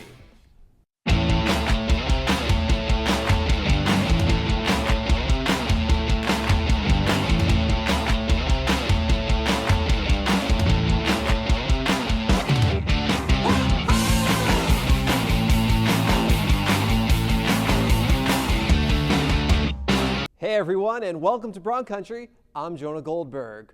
Well, it's almost like the Bronx are forming their own Justice League. Or maybe it's the Avengers. On the one hand, you've got Super Sam pitching for truth, justice, and the Bronx Standard. But at and behind the plate, it's the whack hitter of the week,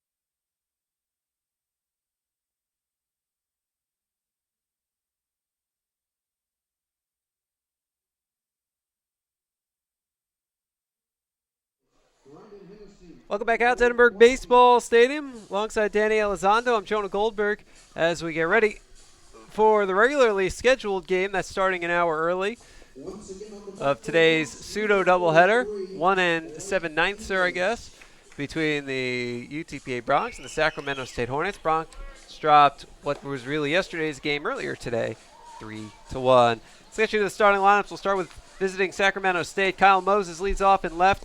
Nathan Lukes bats second and right. Reese Hoskins bats third at first. David Del Grande cleans up in center. Will Soto at third bats fifth. Scotty Burcham, the shortstop, hits sixth. Clay Cedarquist, the DH, batting seventh. Dane Fujinaka catches, batting eighth. And Brandon Hunley is back at second, batting ninth. On the mound for the Hornets, right-hander Justin Dillon.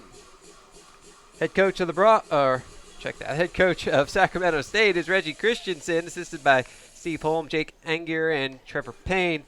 Hornets are 32-18. Magic number to clinch the number 1 seed in the WAC tournament is down to 1, as they are 18-4 in conference play. 11-10 on the road. As for the Bronx, Jesus Garcia leads off at short. Evan Mason up to the 2-hole bats second and center. Alex Howe catches, hitting third. Alberto Morales cleans up at third.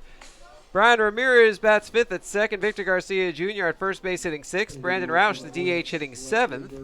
Shane Ammon, left field batting eighth. Lee Rios in right field bats ninth. Blake English, the right-hander, on the mound. Head coach of the Bronx in his sixth season is Mr. Manny Mantrana, assisted by Norberto Lopez, Brandon Hennessy, and Will Klausing. Bronx enter this game with a record of 22-28. They're in line for the fifth seed right now. Magic number to clinch a playoff spot is down to 3, 12-10 in WAC play.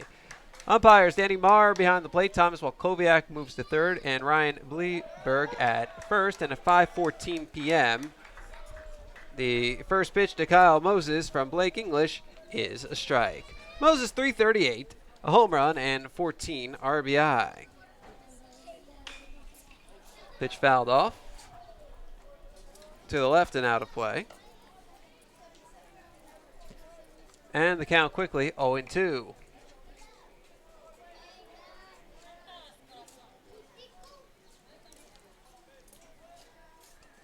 Blake English steps back, brings the knee up, reaches back and deals. Fastball upstairs, 1-2 to count on Moses.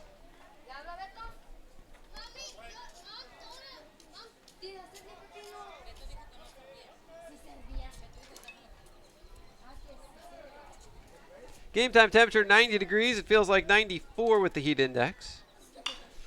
Pitches hit on the ground to third. Morales gloves it, transitions, fires, got him. One away. We'll bring up Nathan Lukes. The right fielder, number 33. 353, 8 doubles, a triple, and 17 RBI. One of 3 left-handed hitters in this lineup. A few more clouds have rolled in. We'll call it partly cloudy now. The pitch is lined off of English out to second. Ramirez fields and throws to first for the out. Everybody's going to come around and take a look at English.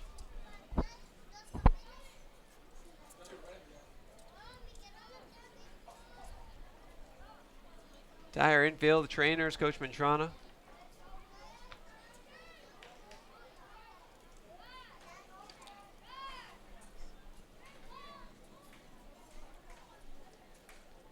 Waiting on a replay to try and figure out exactly where it hit him.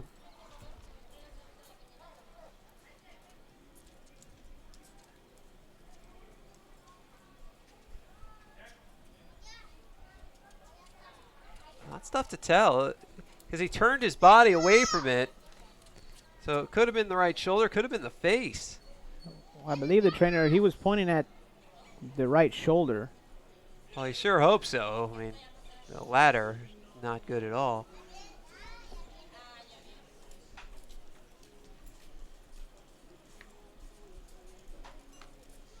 Yeah, you know what? It hit him in the right shoulder. I was able to pause it right when it was hitting him. So I guess they put a little freeze spray on it to numb the area, and English will be good to remain. We'll take a warm-up pitch just to be sure, but And his second one as well. So that was the throwing shoulder it hit him on. The right shoulder. 3 warm-up pitches. Looks like he's good to go. So 2 away in the first. Here is Reese Hoskins.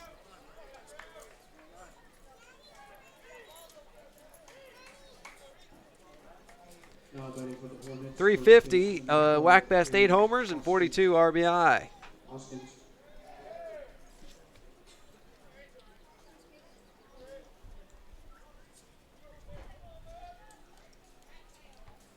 English deals. Fastball, striking the knees. The wind has picked up a bit since game 1. It's now 14 to 21 miles an hour, blowing out towards left.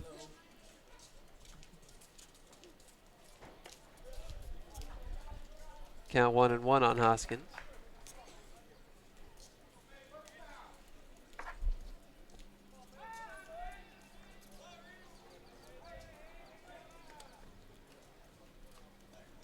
As the right-hander Blake English deals, fastball popped up. Carries out towards center and right center. Evan Mason, Lee Rios come in. Rios makes the catch. For the final out of the inning, 3 up, 3 down. At the end of half an inning of play, it's the Hornets nothing, and the Bronx coming to bat. This is Bronx baseball.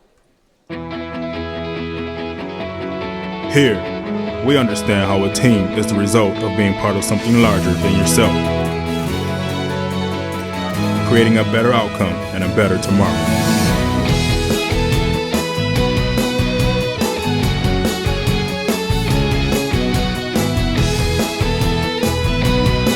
Doctors Hospital Renaissance is proud to support the University of Texas Pan American Bronx.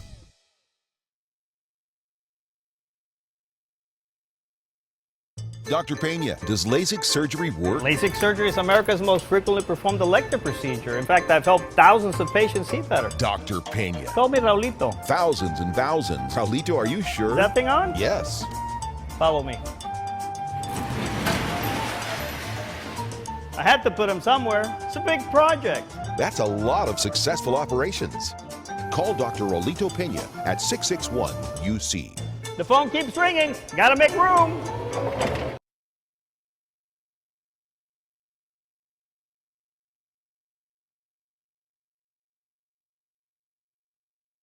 It's the Red Tax Sales event at South Texas Buick GMC. Come in today and claim your Red Tax cash on just about all of our Buick and GMC inventory. It's the Red Tax Sales event at South Texas Buick GMC. Not the biggest, just the best.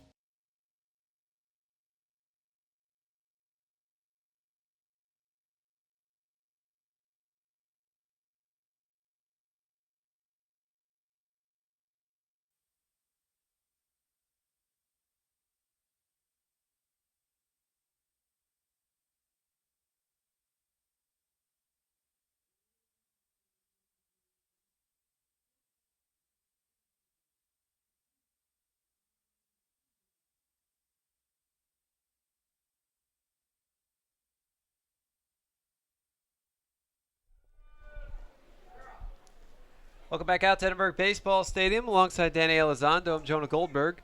Go to the bottom of the first. Sacramento State nothing. The Bronx coming to bat against right-hander Justin Dillon. And the first pitch, fastball to Jesus Garcia, misses low. Garcia 251, 4 doubles, 2 triples, 17 RBI. Dillon was scheduled to start tomorrow's game. This pitch is popped up. Left side of the infield, Soto and Burcham. Burcham makes the catch for out number 1. I'll bring up Evan Mason, left-handed hitter who's at 259, 2 doubles, 14 RBI. It'll be interesting to see who starts tomorrow now for Sacramento State. If they'll go back to Brennan Lateo, who only threw 28 pitches yesterday in his 2 innings, or if they'll bring in someone else. It depends if they're looking to move around the rotation. Pitch misses low for the WAC tournament, because if they do want to reshuffle their starters, this would give them the perfect opportunity to do so. If not, I'd imagine we'd see somebody else. Pitch low, 2-0.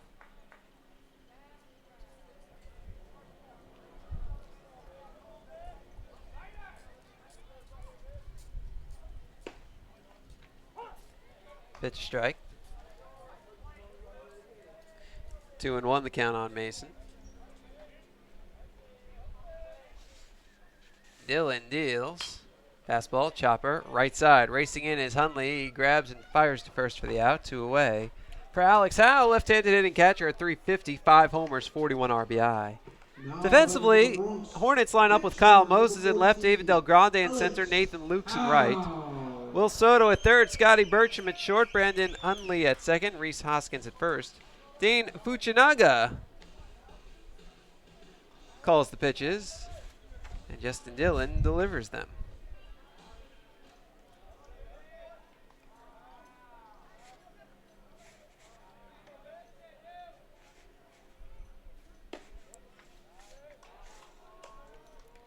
Ball 1.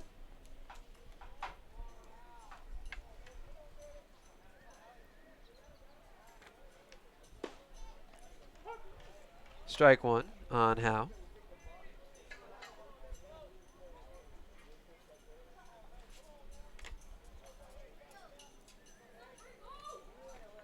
The right-hander deals low. 2-1 on Howe.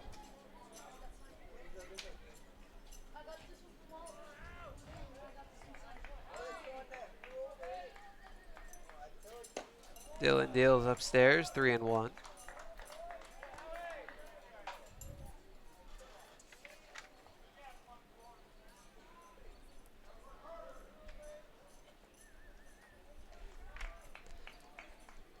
It's 21 in a row retired now by Sacramento State pitching. Pitch upstairs, and that takes care of that. Bronx get their first base runner. Now batting for the Bronx. Jesus Garcia singled with 1 out in the third. He got caught stealing. That's why it was 21 and not 22. Here's Alberto Morales, the right-handed hitting third baseman at 230, 2 homers, 22 RBI.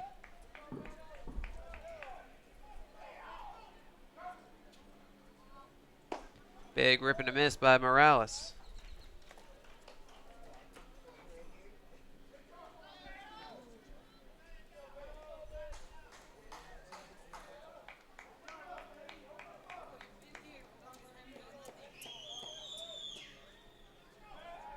Throw to first, diving back in head first safely as Howe.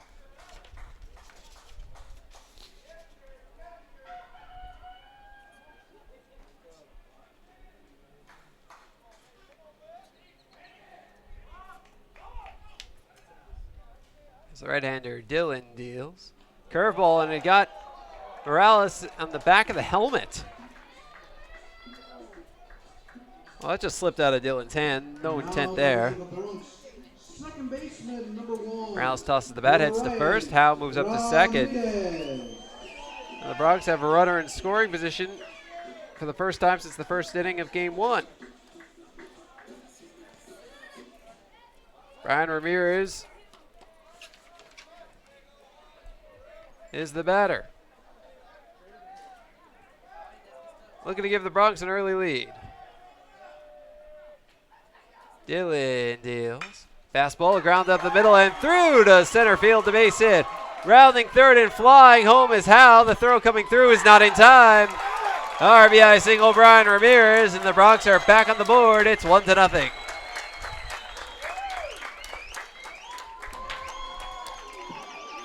Now batting for the Bronx, first baseman, number 17, Victor Garcia. It's good to see the Bronx be aggressive here in this early part of this ball game. Jumping on that first pitch was Brian Ramirez and got the fastball and lined it back up the middle. Morales moves to second. That's Ramirez's 20th RBI of the year. Improves on his .269 average. Victor Garcia Jr. digs in and Dillon deals. Upstairs. Garcia, 252, 7 doubles, 17 RBI.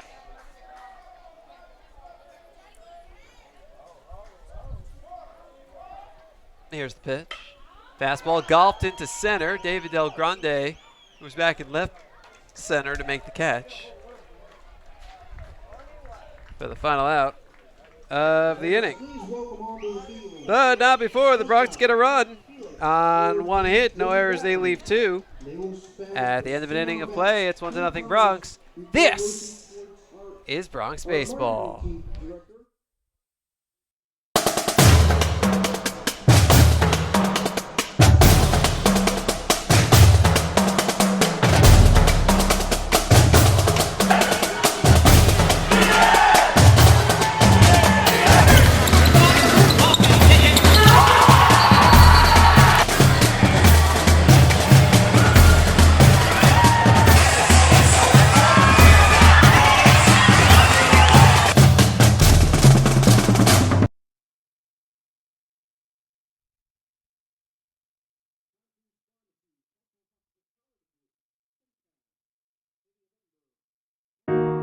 They are the dreamers and the promise of the future.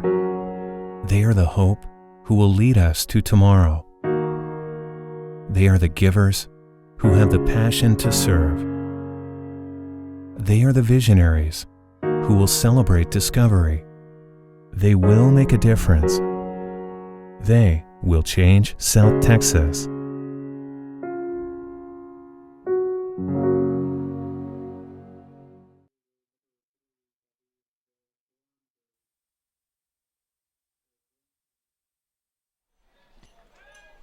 Welcome back out to Edinburgh Baseball Stadium alongside Danny Elizondo. I'm Jonah Goldberg. Top of the second.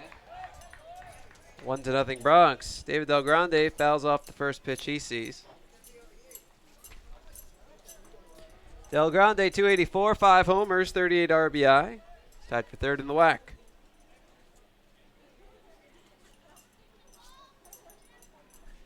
As English deals, off speed in the air to center. Mason moves back. He's got room to make the catch. One away. Here's Will Soto. 239. 4 homers, 31 RBI.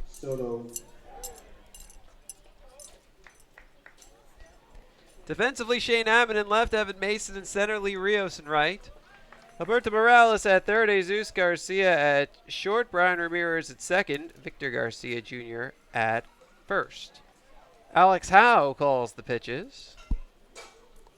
Right-hander Blake English deals low.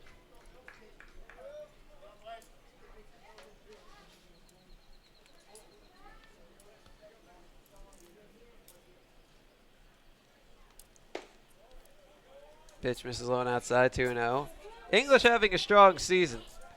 4-3 with a 3.11 ERA.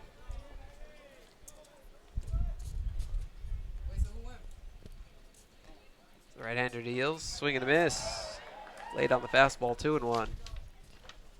14 games, 10 starts, 2 complete games, 1 shutout. Actually, 2 shutouts.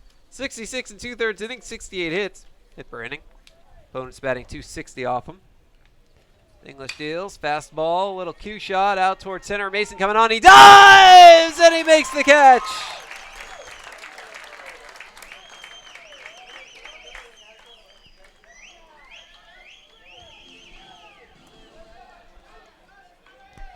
Well, does anybody make more spectacular catches than Evan Mason? Now he sure covers a lot of ground out there in center field, the spacious center field here at Edinburgh Baseball Stadium.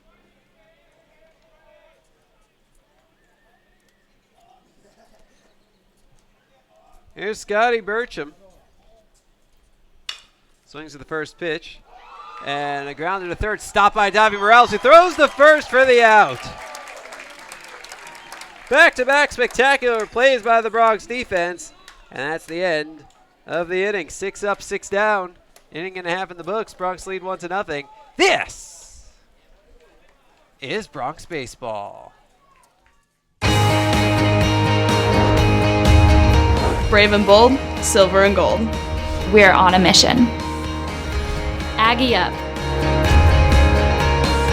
Bronx country just got a whole lot bigger. Mighty Wolverines of UVU. Join the herd. Lopes up. Bold moves, big season, grew up. We are the new gold standard. We will be champions. We are the Western Athletic Conference.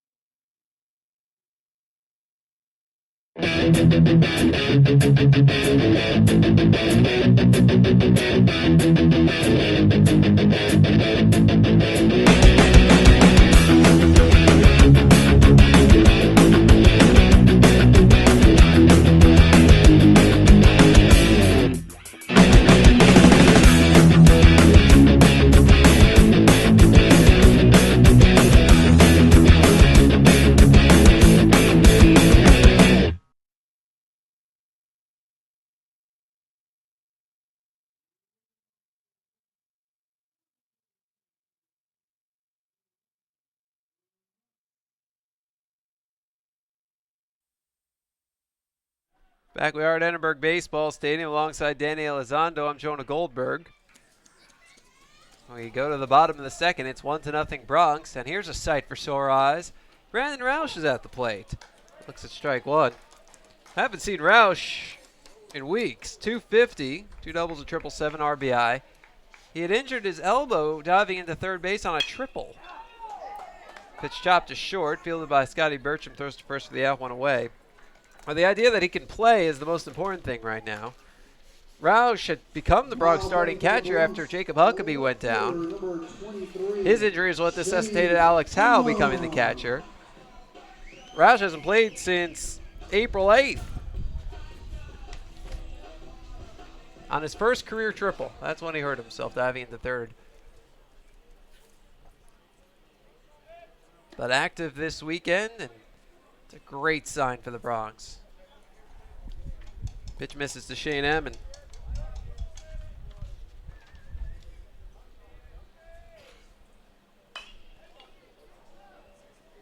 Fouled off. That's another GNS last foul ball. Did?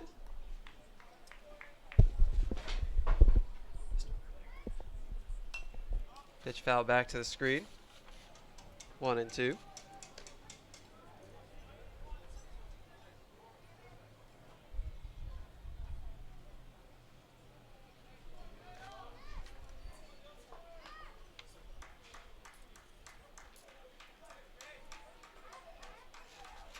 Dillon deals. Fastball grounded foul to the left. It is still 1-2.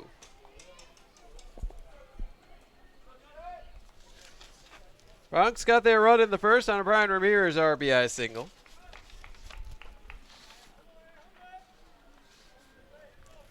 As Dillon kicks and delivers. Fastball upstairs, 2-2. Dillon 3-0 with a 4.40 ERA. 9 games, 8 starts, 31 innings, 21 hits. 10 fewer hits than innings pitched. Bones batting a $193 off him. Pitch is chopped back to the mound. Dillon fields and fires to first for the out. 2 away. We have Lee Rios. 8 for 47, a homer, 7 RBI. Now batting for the Bronx. Dillon has struck out 20, so 6 per 9. He's walked 13. That's not bad either. 3.5 per 9. You're looking at just about a base runner per inning, a little more. Pitch grounded to short. Bertram makes the play for the final out of the inning. 3 up, 3 down. 2 in the books. Bronx lead 1-0. This is Bronx Baseball. Please help me welcome onto the field.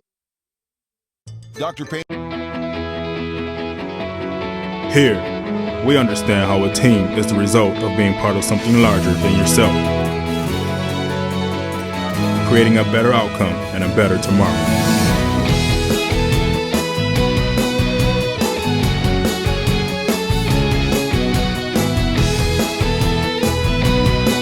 Doctors Hospital Renaissance is proud to support the University of Texas Pan American Bronx. Dr. Pena, does LASIK surgery work? LASIK surgery is America's most frequently performed elective procedure. In fact, I've helped thousands of patients see better. Dr. Pena. Call me Raulito. Thousands and thousands. Raulito, are you sure? Is that thing on? Yes. Follow me. I had to put him somewhere. It's a big project. That's a lot of successful operations. Call Dr. Raulito Pena at 661-UC. The phone keeps ringing. Gotta make room.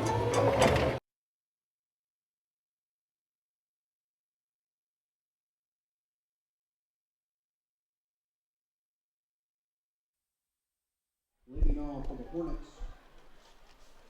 Back we are at Edinburgh Baseball Stadium alongside Danny Elizondo. I'm Jonah Goldberg. We go to the top of the third. The Bronx lead 1-0, and with the play-by-play, here's Danny. Thank you, Jonah. It'll be Clay Cedarquist leading things off for the Hornets. Cedarquist looks at a ball low and outside. 1-0. Cedarquist on the season, batting .282, 2 home runs, 14 RBI.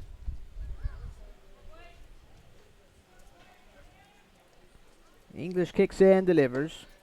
Changeup misses low and in. 2-0 the count.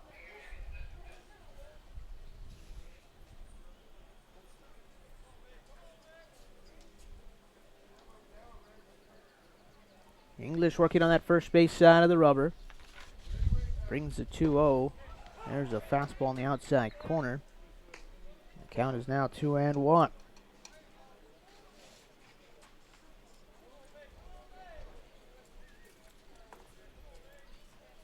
2-1 delivery. Fastball stays upstairs. Count goes 3 balls and a strike.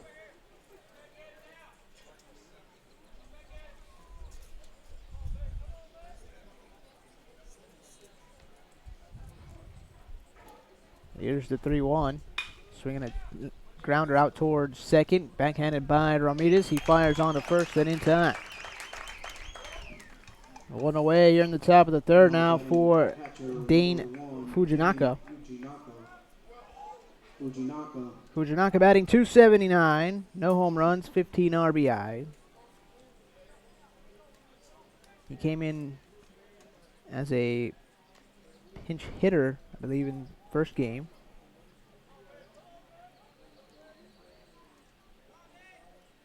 As English brings the first pitch. Popped up over on the right side of the infield. Who's going to make the catch? And it will be Victor Garcia Jr. coming in from first. The second baseman, number 18, Brandon Hundley. 2 down now. Hundley. That'll bring Brandon Hundley to the plate, the second baseman for the Hornets. He's batting .273, 6 home runs, 31 RBI.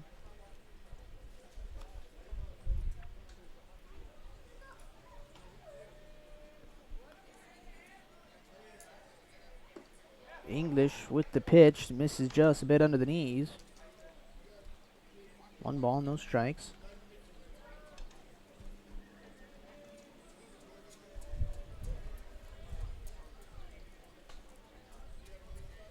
The 1-0 pitch. Fastball just a bit low again. 2-0 now on Hundley.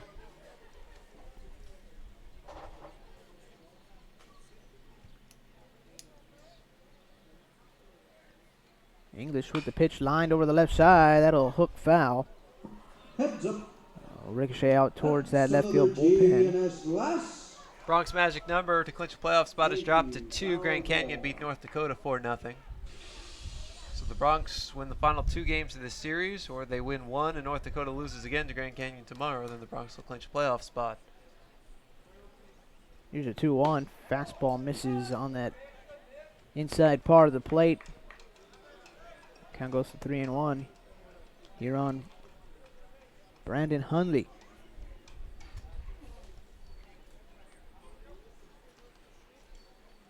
The 3-1 pitch. That's going to get Hundley right between the numbers.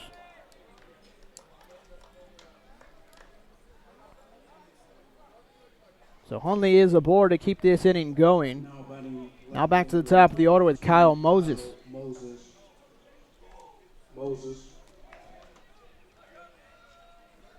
First base runner for Sacramento State. Moses is 0 for 1 with a ground out to third.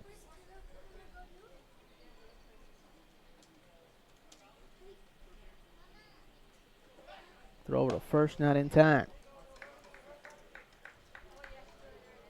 Bronx lead 1-0 here in the top of the third inning.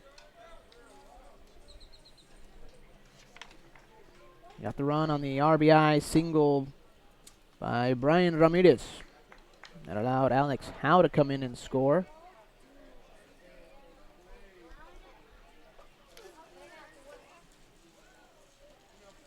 English out of the stretch. Brings the pitch. The change up just off the outside corner.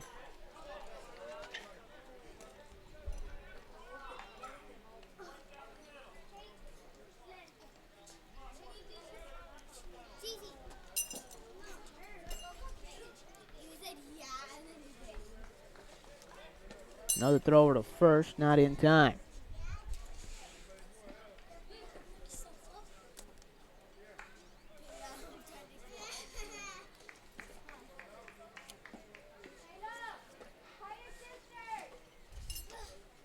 Here's the 1-0.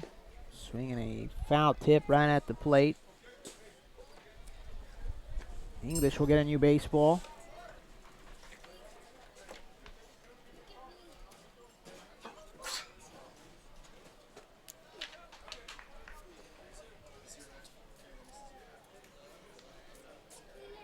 Throw over. Not in time. English trying to get Hundley as he was leaving the bag.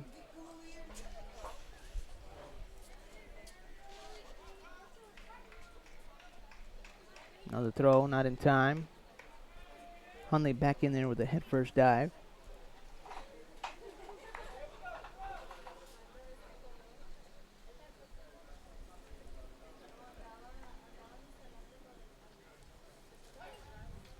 Another throw. Just trying to keep Hundley close.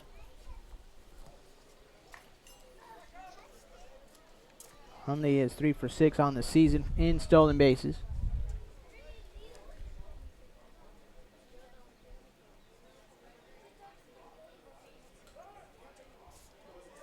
Time called at the plate by Moses just as English was headed towards the plate.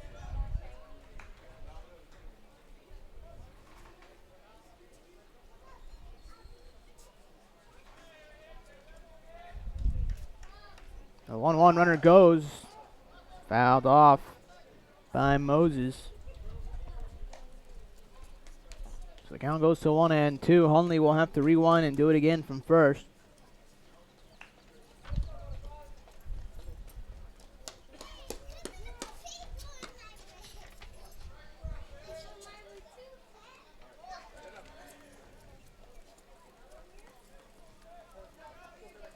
Runner on at first, 2 down here in the top of the third. Bronx leading 1-0.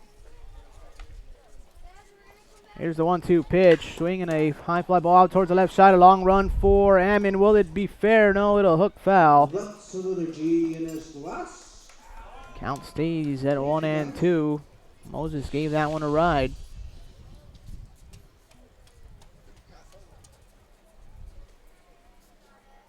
So everybody will head back to their spots. Hundley back over at first now. Moses just now digging in.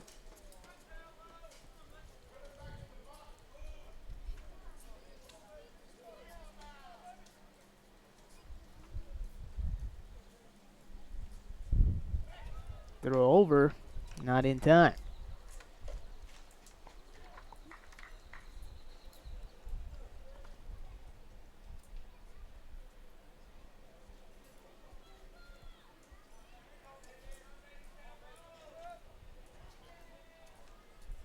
Here's another 1-2. Swinging a pop-up. How's going to take a look, but that'll sneak into the seats for another GNS glass foul ball.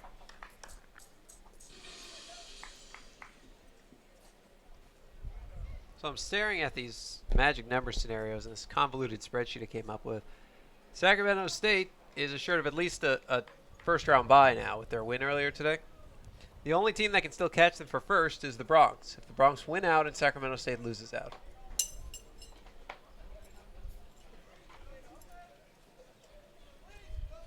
A 1-2 pitch out. Throw down to second is going to be offline. That'll scoot into center field. Mason's going to pick it up, and he will hold on to it. It'll be a stolen base for Hundley. And an E2. That moves him over to third. So you know what? I'm wrong. Sacramento State has already clinched the 1 seed. Yeah, nobody can catch them. There are 3 teams that can finish tied with Sacramento State, but Sacramento State wins all the tiebreakers. So they will be the #1 seed in the WAC tournament. That is the only thing that has been decided. That and Chicago State and Northern Colorado have been eliminated. The 2-2 pitch, just a bit outside. So now the count goes full here on Moses. Runner at third base in Hundley. Here comes the payoff pitch. Swinging a high fly ball out towards the left side. Ammon going to go over to that left field corner, and it'll hook foul yet again.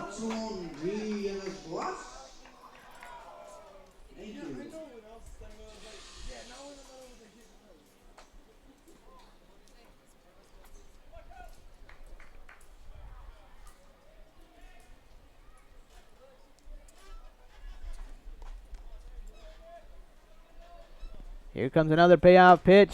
Just a bit inside, ball 4. Moses works that one for a walk. Now batting right fielder number 33, Nathan Lukes. So now runners on the corners for Nathan Lukes. He's 0 for 1 with a ground out to second.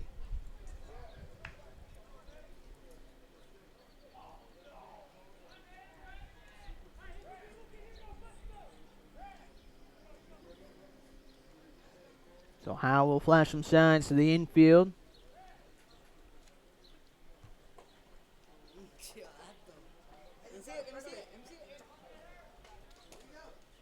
Two away here in the inning. English trying to hold on to that 1-0 lead. Here's the pitch to Luke. Chopper over to the right side. Ramirez gobbles it up. Fires on to first. In time. That'll retire the side for the Hornets here in the top of the 3rd. No runs, no hits, 1 error, and 2 runners left on in the middle of the 3rd. Bronx lead 1-0. We'll be back with more Bronx baseball after this break. It's the Red Tax Sales event at South Texas Buick GMC. Come in today and claim your Red Tax cash on just about all of our Buick and GMC inventory. It's the Red Tax Sales event at South Texas Buick GMC. Not the biggest, just the best.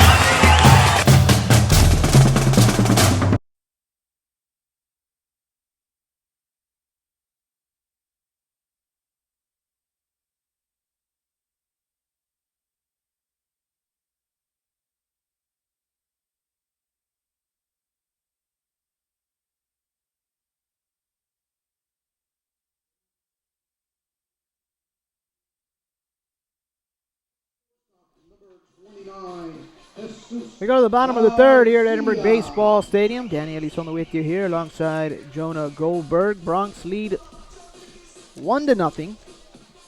It'll be Jesus Garcia leading things off for the Bronx. Here's the pitch to Garcia. Chopper over to the left side. Grabbed by Soto. He will fire on till first. Now batting 1 away. for the Bronx, center fielder number 5. That'll bring Evan Mason to the plate. Mason's 0 for 1 with a ground out to second.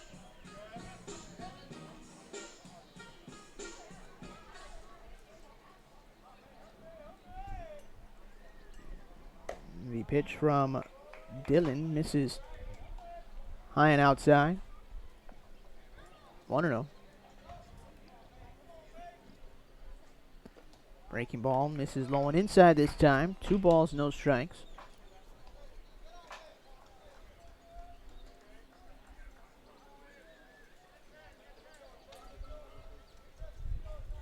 Dylan kicks and delivers. Chopper over to the right side. Backhand grab by Hoskins. He flips it over to Dylan, who steps on the bag right in front of Mason. 2 down.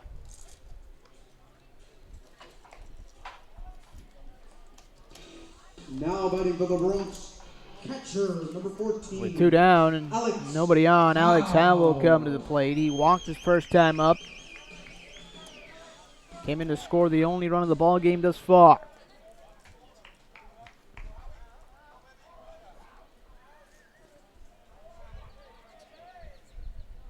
The pitch. Just a bit low on the inside corner.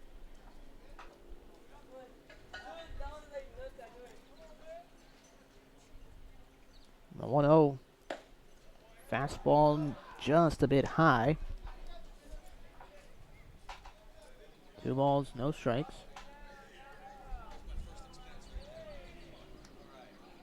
The 2-0 pitch. Fastball from Dylan stays high again. 3 balls, no strikes to Alex Howe.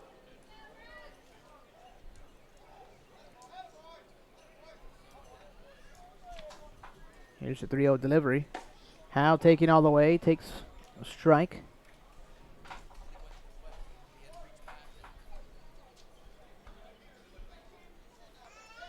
Now here's the 3-1 pitch. Misses inside, ball 4, so Howe draws his second walk of the evening. He's getting the Barry Bonds treatment. Well, after getting hitter of the week, you know, 9 RBI last weekend, and, you know, he's probably the first guy on the scouting report on who to stay away from in this lineup. Well, you circle one guy in every lineup. I'm not going to let this guy beat me. And I guarantee you, it's Howe. So now Dylan out of the stretch. He'll flip it over to first as Howe dives back in.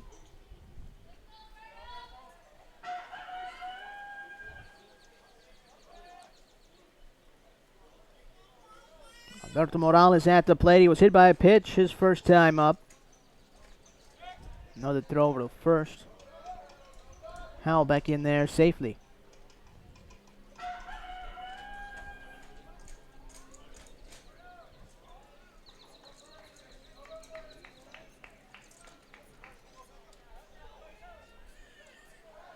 Dylan sets at the letters.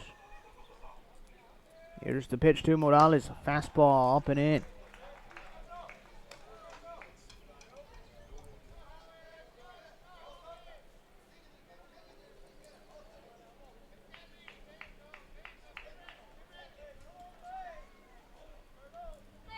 The 1-0.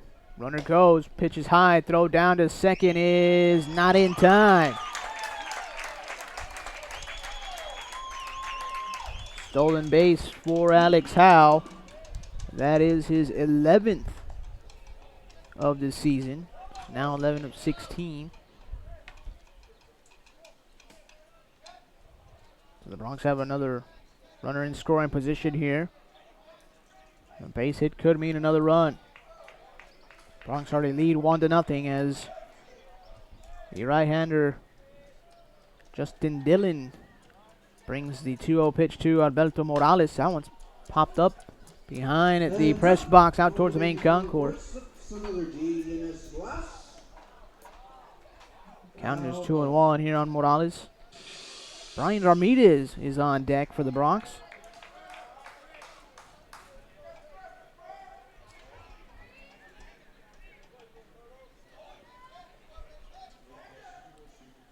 Here's the 2-1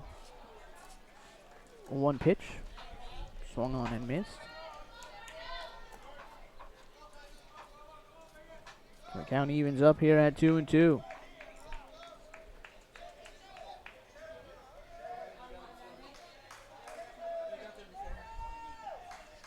The 2-2 delivery. Swinging a liner into that left field corner. That'll hook foul.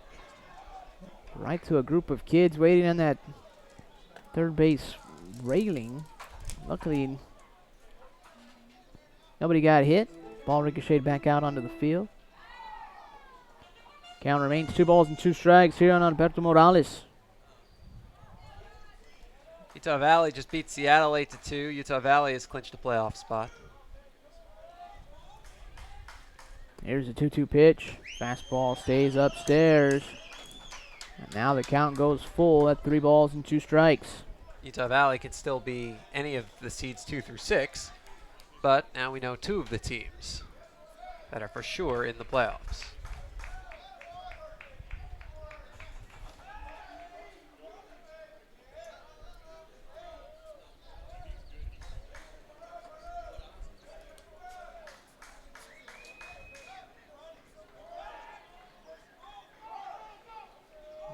Payoff pitch fouled up right off of the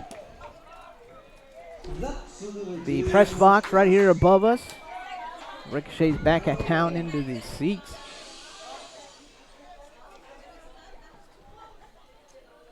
You know, if I was just a little bit taller and had really long arms. Not even sure if Coach Hipster could get that one if he stood on the table. As the payoff pitch misses low for ball 4.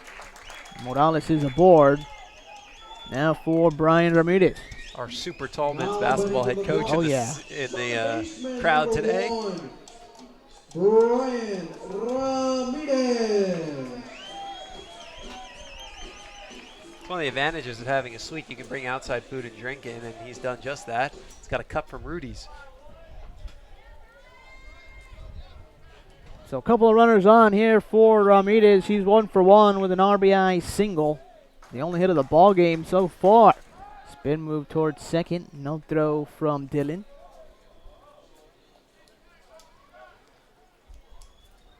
Well, it's an identical situation to the first. The only difference is it was a walk and hit batsman, not 2 walks. Here's the pitch to Ramirez. Breaking ball. Stays under the knees, 1-0, and I'm pretty sure that situation back in the first is in Dylan's mind right here. He walked Howe, then he walked Morales. Doesn't want to give Ramirez anything to drive here. There's the 1-0. Fastball low and outside. 2-0 the count.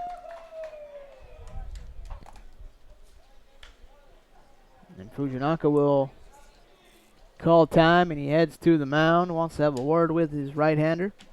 Well, he gave up the RBI hit to Ramirez on the first pitch he threw in the first, and now he stayed away from the zone on these first 2 pitches to Ramirez here in the third.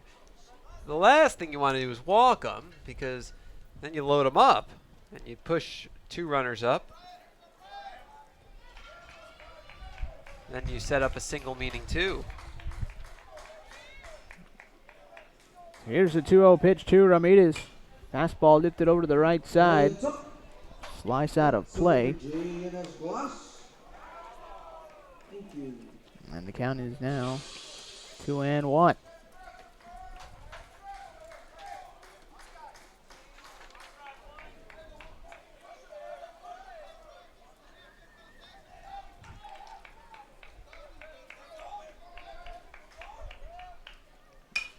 Ramirez lifts that one over to the right side. Luke's going over, and he will be there to make the catch.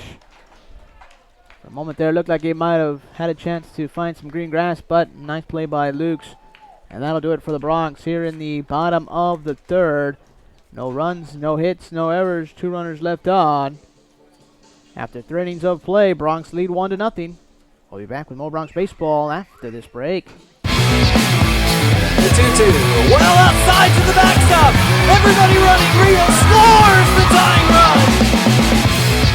Swinging a liner past the third baseman into left field, the base hit. Bronx win! Bronx win! Bronx win!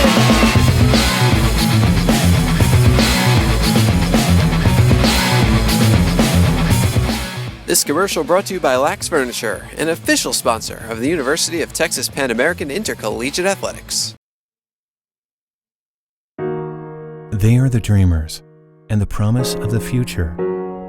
They are the hope who will lead us to tomorrow. They are the givers who have the passion to serve. They are the visionaries who will celebrate discovery. They will make a difference. They will change South Texas.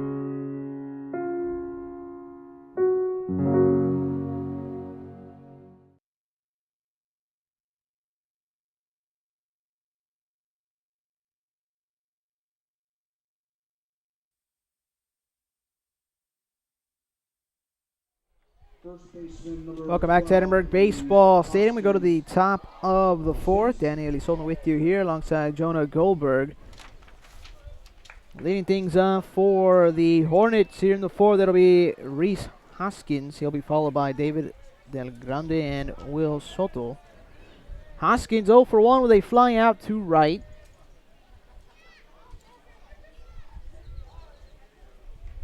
Blake English on the mound for the Bronx. He brings the first pitch off speed, misses inside.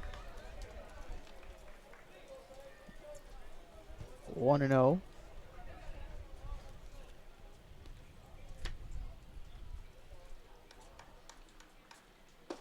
Curveball from English in there for a strike.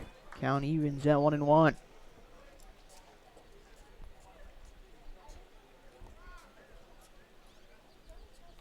English working on that first base side of the rubber. Brings the pitch right on the outside corner. Another breaking ball. 1-2 the count.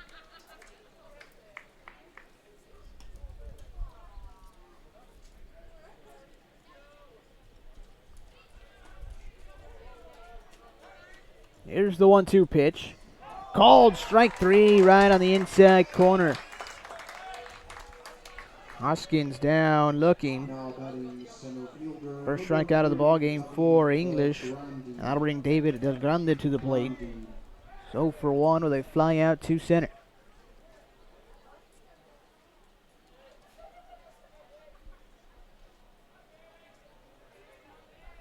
Here's the first pitch. Breaking ball in there for another strike.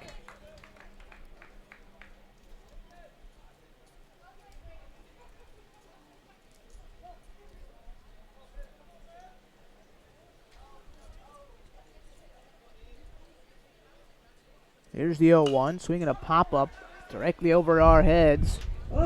Out towards the main concourse yet again. Quickly 0-2 here on Del Grande.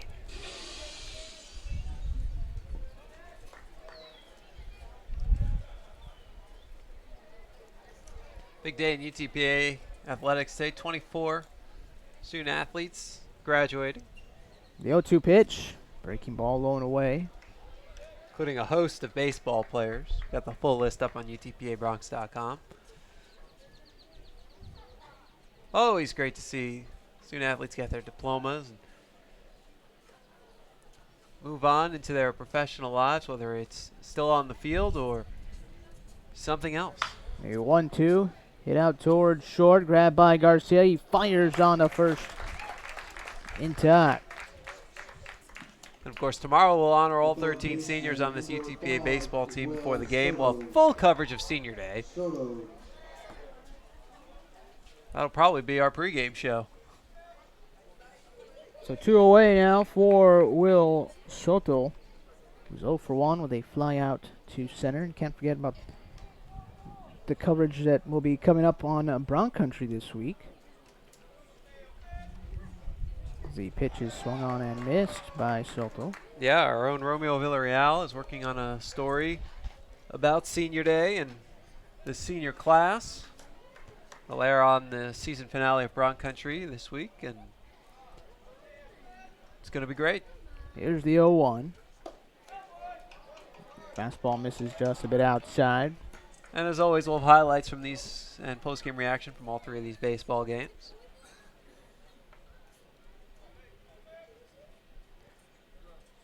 We also have a story on the strength and conditioning program at UTPA. The 1-1 chopped over the right side. Grabbed by Ramirez. Underhands over to first. And in time. That'll do it for the Hornets here in the top of the 4th. They go quietly. No runs, no hits, no errors. Nobody left on in the middle of the 4th. Bronx still lead 1-0. We'll be back with more Bronx baseball after this break. Brave and bold, silver and gold. We're on a mission. Aggie up. Bron Country just got a whole lot bigger. Mighty Wolverines of UVU. Join the herd. Lopes up. Bold moves, big season, grew up. We are the new gold standard. We will be champions. We are the Western Athletic Conference.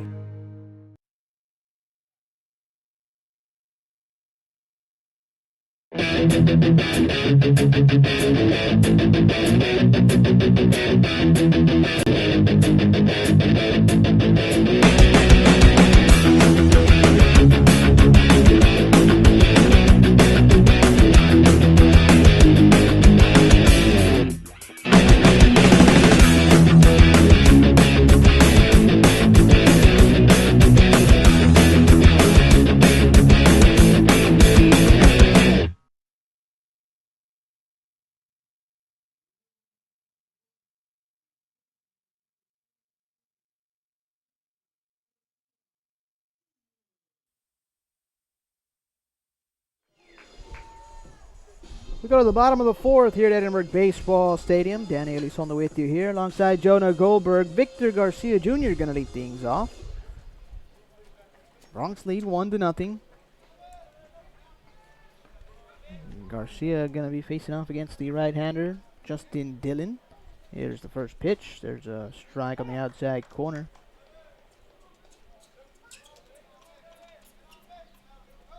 Garcia's 0 for 1 with a fly out to center. That's going to get Garcia on the right leg. Now batting for the Bron. So the leadoff man is aboard for the Bronx here in the fourth, and that brings Brandon Roush to the plate. You mentioned Roush, Jonah, not being able to play since April 8th. Yep. That moved Alex Howe to catcher, and with him being the designated hitter, that might mean he's getting closer to being able to get it back behind the plate for the Bronx. Pushing Howe back to his natural position in right as the first pitch to Roush misses up and in. Yeah, certainly if Roush is able to catch, it's a very interesting decision because honestly, Howe's looked great behind the plate. Yeah, he has. And the pitchers have done such a great job with him back there. I mean, I don't know if I'd mess with that. I don't know that Coach Matrano will. I was just about to ask that question. I mean, the pitching staff has taken well to Howe, and at this point of the season, I don't know, is that something you want to mess with? As Dillon brings the 1-0.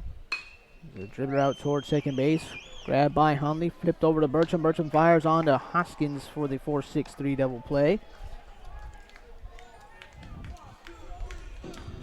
Now batting for the Bronx, left fielder number 23, Shane Emma. So a 2 down. Shane Ammon steps in. He's 0 for 1.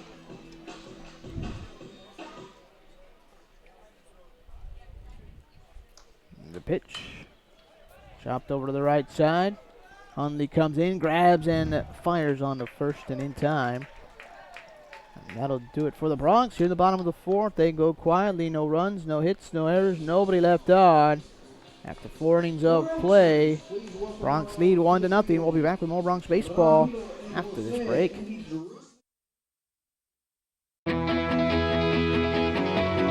Here, we understand how a team is the result of being part of something larger than yourself,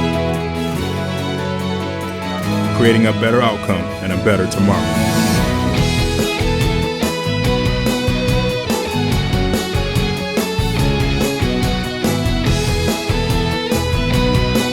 Doctors Hospital Renaissance is proud to support the University of Texas Pan American Bronx.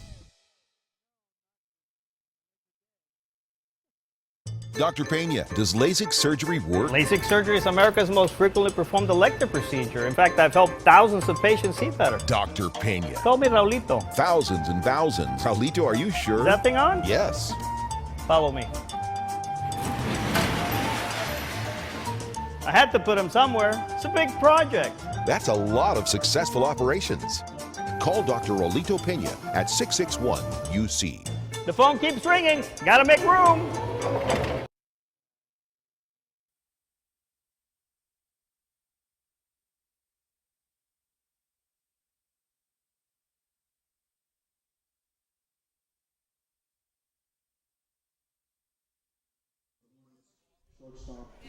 Welcome back to Edinburgh Baseball Stadium. We go to the top of the fifth. And with the play-by-play, here's Jonah. Well, thank you, Danny. It's 6, 7, 8 in the Hornets order against right-hander Blake English, who deals outside. English has allowed 2 base runners. They both came with 2 outs in the third on a hit batsman and a walk. That's it through 4 innings. The right-hander English deals. Swing and a ground ball to short. Jesus Garcia gobbles it up and throws to first for the out. 1 away. So English retired the first 8. He's retired the last 5. He's thrown 3 1-2-3 innings out of 4. And here's Clay Cedarquist, who grounded out in the third.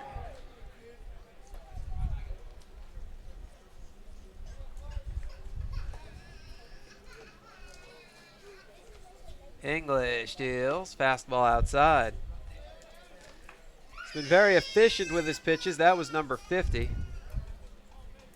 1 out into the 5th already.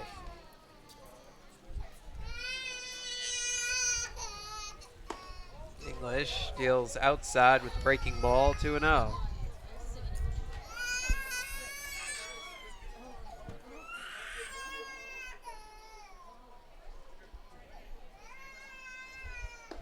Pitch, fastball strike, outside corner, 2-1. Bronx run came in the first, an RBI single by Brian Ramirez. That was with 2 outs. That's it. Justin Dillon's done a pretty nice job. The only base runners have been 3, 4, and 5. 3 walks hit batsmen and a single. Pitch hit in the air, out towards left center. Mason comes over to make the catch. 2 away. So to give you an idea, there's 1 hit in this game. And that's led to the game's lone run. Now batting catcher. Offense has been at a premium all series. A lot of good pitching. Here's Dane Fujinaka. Popped out in the 3rd.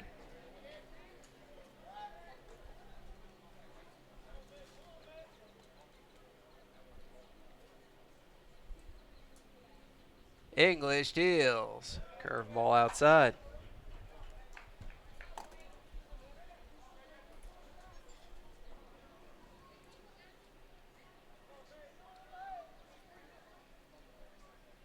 Righty to righty, English deals. Fastball strike on the inside corner. Count 1-1.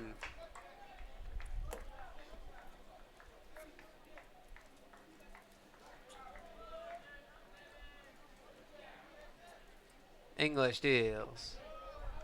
Change up in the dirt. 2-1.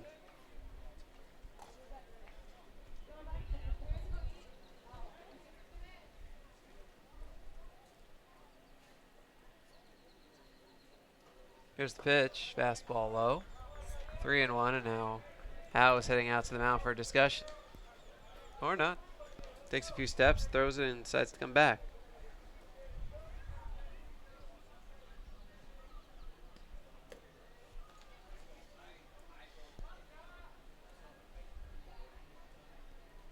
English kicks and delivers. Fastball strike on the outside corner. 3-2. Base is clean, 2 down, top of the 5th.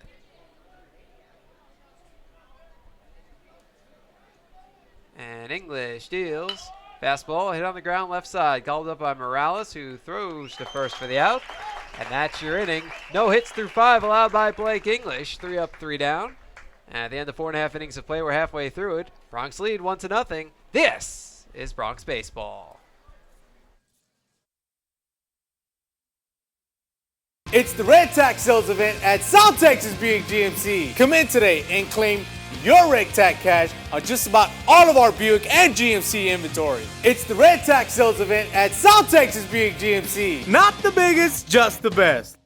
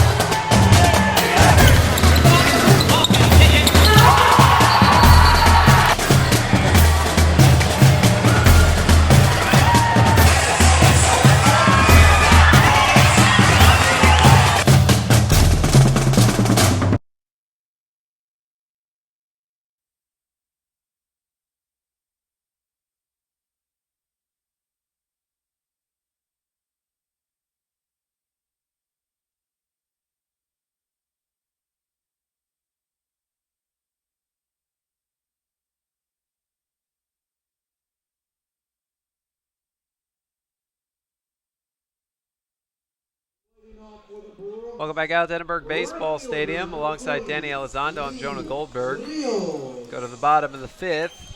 It's 1-0 Bronx. 9-1-2 in the UTPA order against right-hander Justin Dillon. Lee Rios leads it off, grounded out in the 2nd. And the right-hander Dillon deals. Fastball ripped down the left field line, foul. Unfortunately, that's another G in his class. Wow, Anderson. Bronx have one hit in this game. It came in the first. It was by Brian Ramirez to drive in the game's lone run. Breaking ball hits Rios. Has a third hit batsman by Dylan. So he's only allowed the one hit, but he's plunked 3 and walked 3.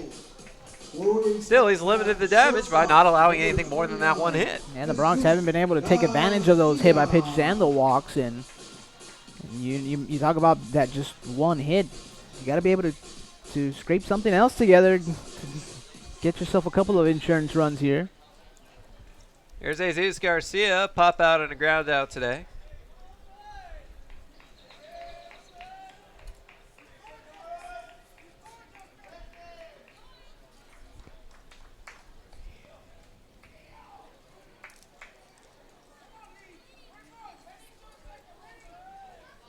Sacramento State bullpen is getting staffed. Third to first, diving back and head first safely, Rios. 54 pitches, 28 strikes for Peter. Check that for Dylan. Check that, 55 pitches, but whatever it is. Point is, not a lot of strikes. Bunt, left side. Grabbed by Soto, throws to first in time for the out. On to second, moves Rios. Now batting for the Bronx, center fielder, number 5. So base hit means another run for the Bronx, and here's Evan Mason. He's grounded out twice today.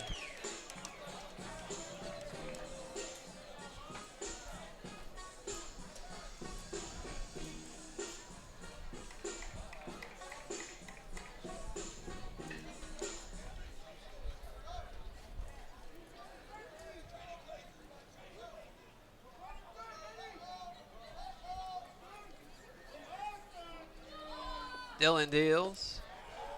Curveball low.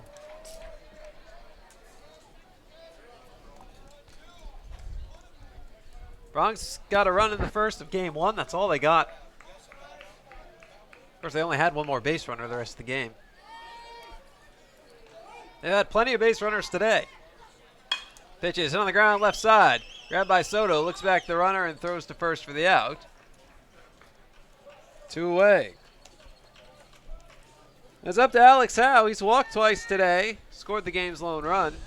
First base is open. For the Bronx, catcher, number 14, and Alex I wouldn't be surprised if he draws his third straight free pass here. Whether it's intentional or the unintentional intentional walk, where they say you want to swing at it, go for it. Otherwise, we're going to walk you. But we'll see.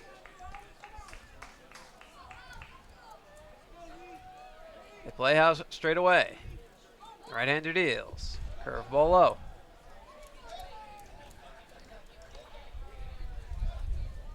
Howe has been involved in both runs scored in this series for the Bronx. Drove in the run in the first game and scored the run here in the second game.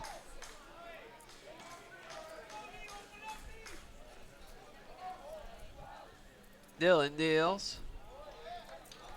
Fastball low.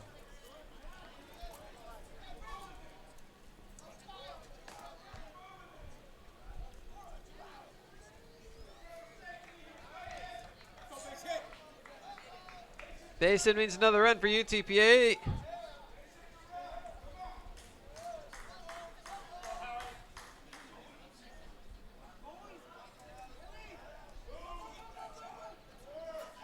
As right-hander deals. Swing and a chopper to second. Fielded by Hunley, who throws to first for the out. That's the inning. No runs, no hits, no errors, a man left. At the end of 5 innings of play, it's 1-0 Bronx. You're watching Bronx Baseball. The 2-2. Well outside to the backstop. Everybody running. Rio scores the tying run. Swinging a liner past the third baseman into left field, a base hit. Bronx win! Bronx win! Bronx win!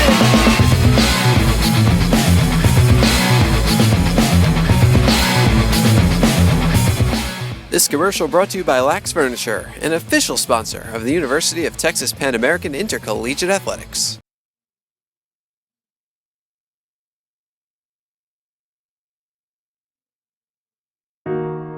They are the dreamers and the promise of the future. They are the hope who will lead us to tomorrow.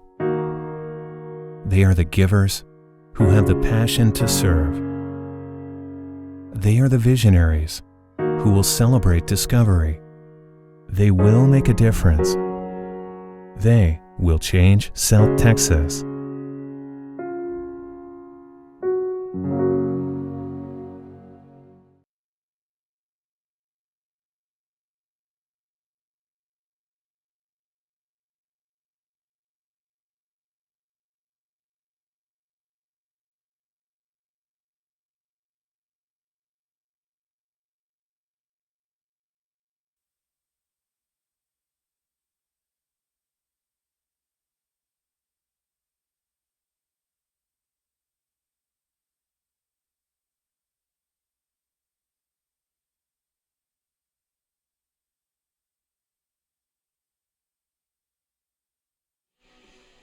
Welcome back out to Edinburgh Baseball Stadium alongside Danny Elizondo. I'm Jonah Goldberg.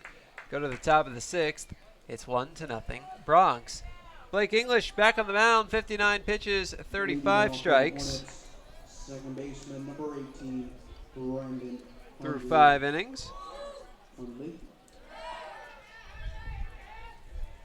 Brandon Hundley leads it off. It's 9-1-2.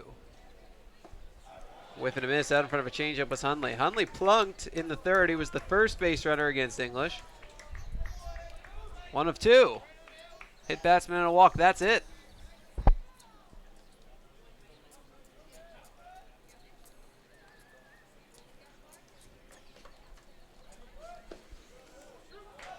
Pitch a strike. 0-2.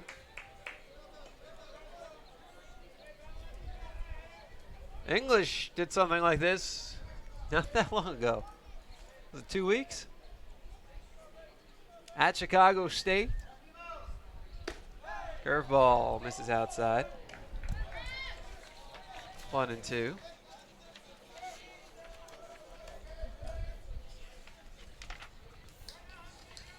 Yeah, it was 2 weeks ago. English pitched a one-hit shutout. The only hit was an infield single on a bang-bang play. He walked 1, plunked 1, struck out 5, and there was 1 error, so 4 total base runners. In that game, he took a perfect game into the 6th, a no-hitter into the 7th, before settling for the one-hit shutout. Pitch misses low, 2-2. That capped off a stretch of 3 straight starts in which English pitched 2 shutouts and allowed just 1 earned run. Last week, got the win in a high-scoring affair. And this week, he's back to the English we saw in those other 3 starts. Hit batsman and a walk. That's it against him today. English deals. Swing, chopper, left side. Morales cuts in front of Garcia, throws to first. There's the out. 1 away. Here's Kyle Moses, 0 for 1. He's the other base runner from today. He walked in the 3rd. So 8 straight retired. After first 8 were retired. 2 reached on a hit batsman and a walk. Now 8 straight retired again.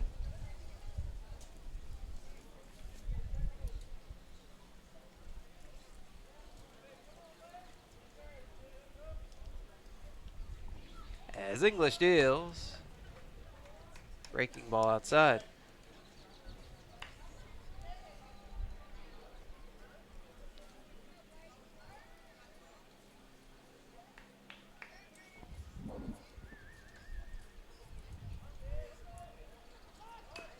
Bunt, foul at the plate, 1-1.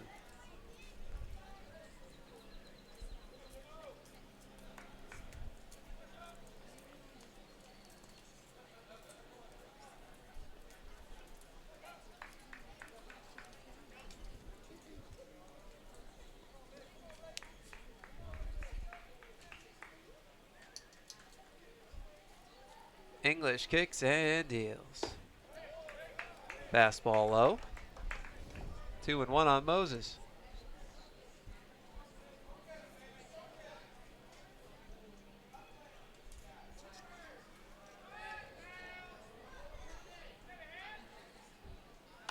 Pitch popped up, foul straight back, and that'll get over the press box and head to the main concourse. Another G in his glass.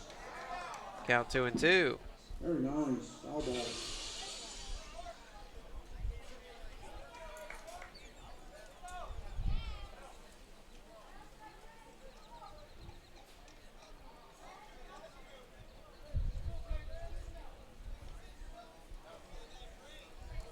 English deals. Fastball reached out for and popped up left side. Garcia making the call, and he's true to his word for out number 2. Here's Nathan Lukes. He's 0 for 2. In the first, he almost hit a knockout blow on the Bronx. He lined the pitch off of Blake English's right shoulder. After a brief scare, English was good to go, and boy, has he been good to go.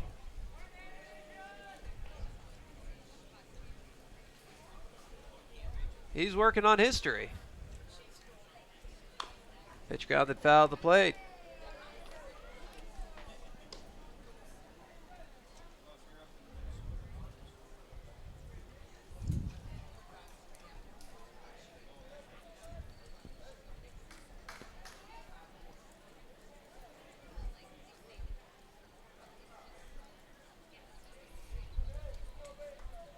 English deals. Bunted that in front of the plate. Coming in Morales. Bare hands fires. Not in time. For the second time this season, an infield single, this one of the bunt variety, breaks up a no-hit attempt by Blake English. Unlike the Chicago State one, this one wasn't as close. It was pretty clear that he was safe. And while you can easily be frustrated by the idea of a no-hitter getting broken up by a bunt single, I seem to remember Kurt Schilling going off on Ben Davis, throw out a few names, way back in the early 2000s about something like that. It's a 1-0 game. I don't begrudge that at all. Yeah, you gotta find a way to spark your team, spark your offense a little bit, and Luke's did that. Because he's on, and now you've got the Wax leading home run hitter at the plate. English throwing out of the stretch for the first time since the third inning. And he has to deal with a base runner now. So, what happens if the Wax leading home run hitter gets into one here? Then Sacramento State will be winning. So yeah, nobody likes to see a no-hitter get broken up on a bunt single, but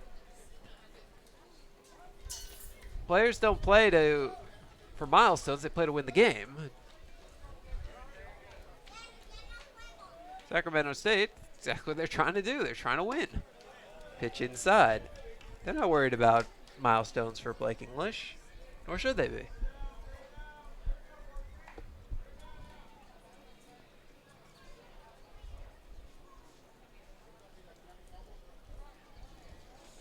Hoskins dig back in. Luke's at first with good wheels. The pitch. Popped up, straight back. That one is headed towards the seats. Howe runs out of room and it lands 4 rows deep. Watch out there in the seats. That's another G in his glass. And the count 1-1. Very good. One more.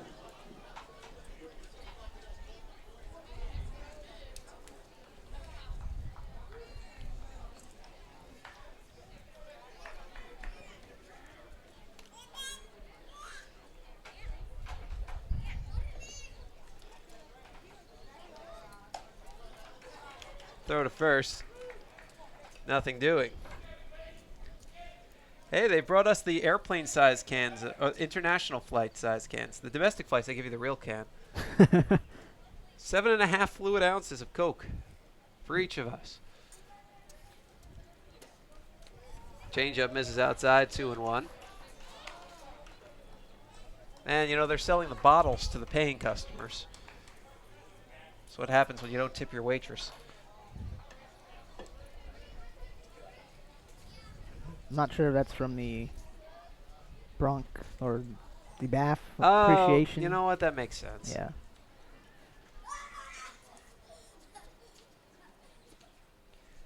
Yeah, it's Bath Appreciation Day. We're both Bronc Athletic Fund members. You should be too, BroncAthleticFund.com.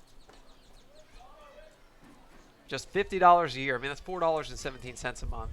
You can become a member and help to improve the lives of student athletes.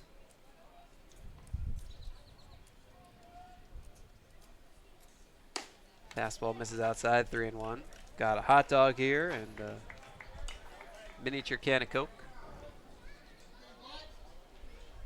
I like that they have the smaller ones because now obviously today it doesn't matter as much, but they have a Bath hospitality suite of basketball where you can't see the game from.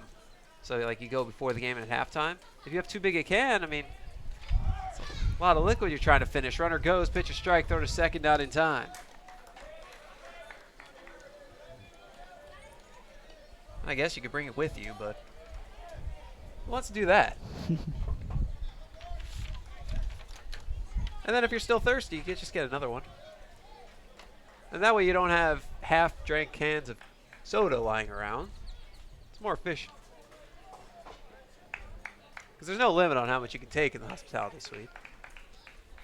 Anyway.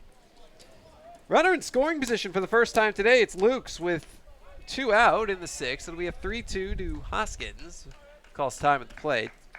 A little single can tie the game now.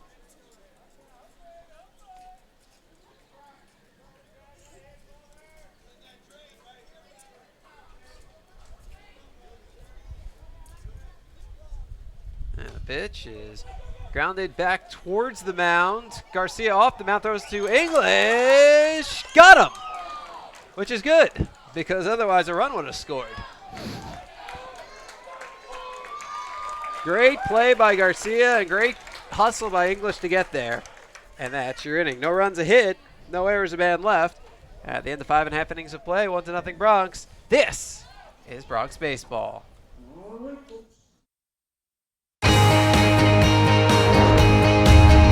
Brave and bold, silver and gold. We're on a mission. Aggie up. Bronc Country just got a whole lot bigger. Mighty Wolverines of UVU. Join the herd. Lopes up. Bold moves, big season, grew up. We are the new gold standard. We will be champions. We are the Western Athletic Conference.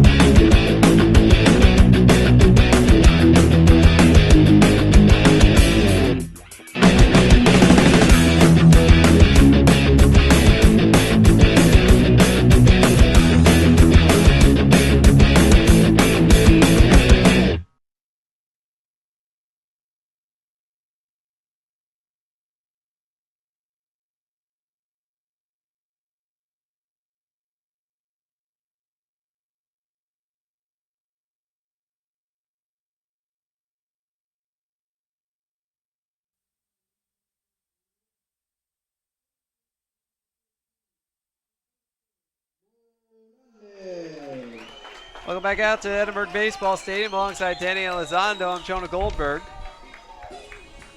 Go to the bottom of the 6th. Bronx still leading 1-0. Each team now with a hit. Bronx with the only run, and that's really the only column on the scoreboard that means anything. Third to Morales takes a vicious hack and a miss at a Justin Dillon offering. His 62nd and his 31st strike.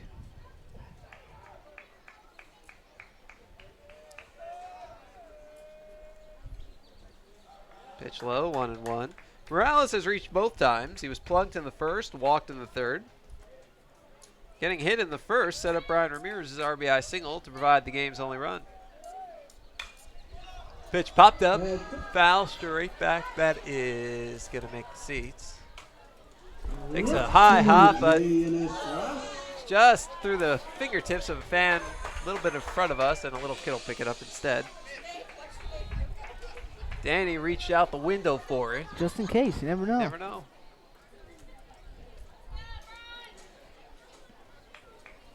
He's got this shadow box ready that says foul ball. He's just waiting to get a ball to put in it. Pitch is line deep to left field. Moses going back. He dives. He can't get it. It's 2 hops to the wall. Morales headed for second as Moses throws in towards third. A leadoff double for Alberto Morales.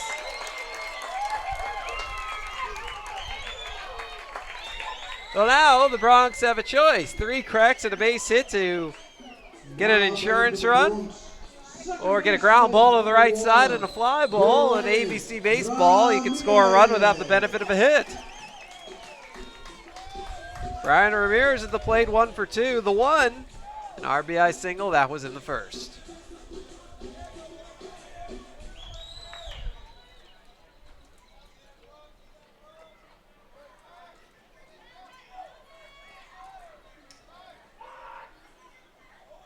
Ramirez shows bunt, and he takes low.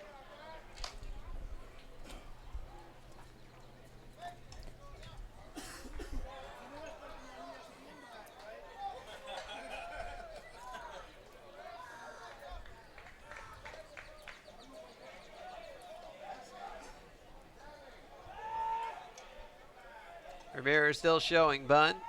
Pulls it back. Takes a fastball high. 2-0. We've got Hoskins charging from first. Soto playing it towards the bag at third.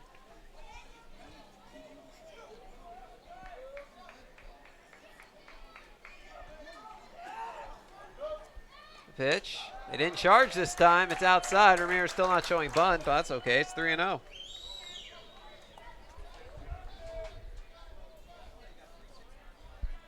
And just like that, the Sacramento State bullpen getting busy for the first time in this series.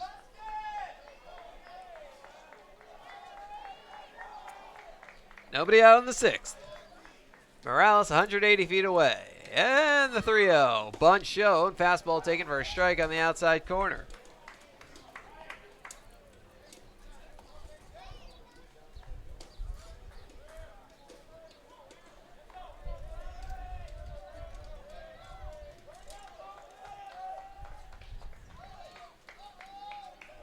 Dylan deals. Swing and a foul tip at the plate. 3-2.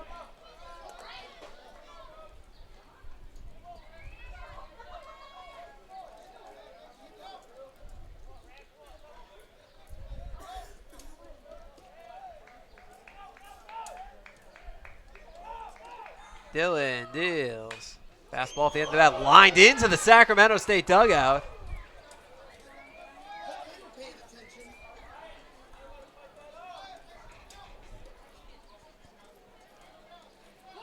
Well, somebody got the ball. I think somebody might got hit. Well, they were looking into the dugout for a minute there, but impossible to see from our vantage point. Pitch, fastball inside, ball 4, he walked him. Another walk. That's 4 walks for the Bronx today.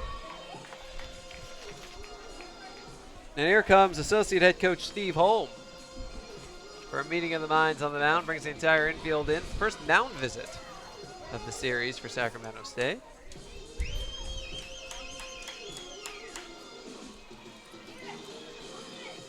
He doesn't appear to be in any rush to start speaking. He is buying some time for that bullpen. You able to see who's up down there? That was number 41, Jared Poderes.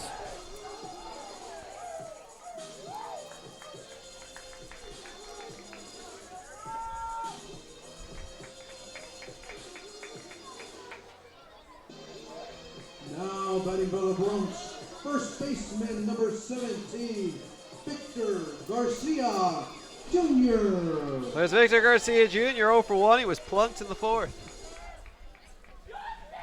Base hit means a run. Extra base hit could mean 2. Ramirez with good wheels at first. Garcia showing bunt. He gets down the third baseline. Fielded by Soto. Throws to first in time for the out. Sack bunt works 5-4. Now batting for the Bronx, So Morales at third, Ramirez at second base. It means 2 now. And here is Brandon Roush, who's hit the ball on the ground twice today.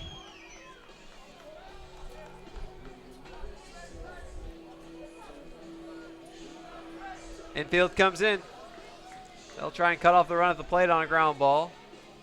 A lot of room with which to bloop a single to score 2.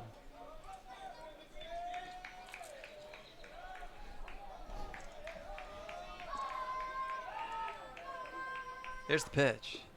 Swing and a miss and a breaking ball.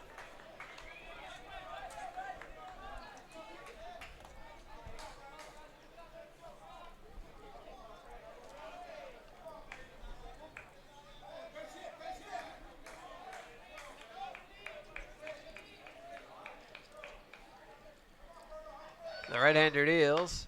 Swing and a chopper, left side. Runners have to hold. Throw it on the first, just in time for the out. 2 away. Well, here's Shane Ammon. Grounded out twice today. Base hit still means 2, but an out will get Sacramento State out of it.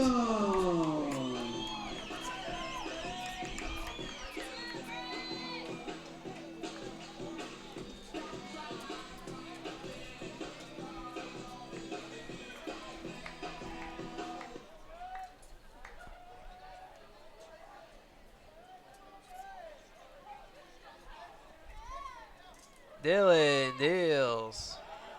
Low in the dirt, goes a little up the first baseline, but not far enough for an advance.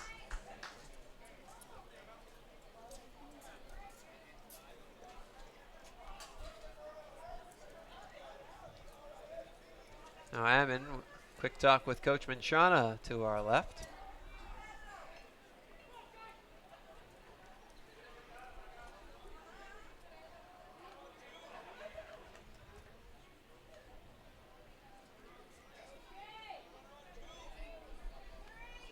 Is it possible we could see a squeeze maybe here?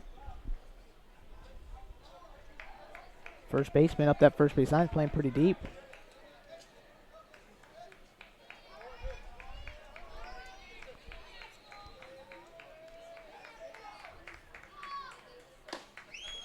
No, Ammon's got the speed to beat it out on a drag bunt attempt. That would get a run home. Be an interesting idea. Have to be a perfect bunt, though. Can't get it anywhere towards the mound. Has to stay along the first base line and stay fair.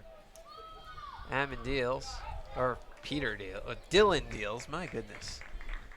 Breaking ball low. I think Dylan Peter is a pitcher on Texas A&M Corpus Christi. The Bronx play like 18 times a year.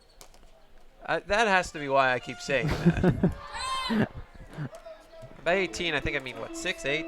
Yeah. Give or take, you know, ballpark. No time to count, I'll just estimate. Here's the pitch. Fouled back to the screen. 2-2.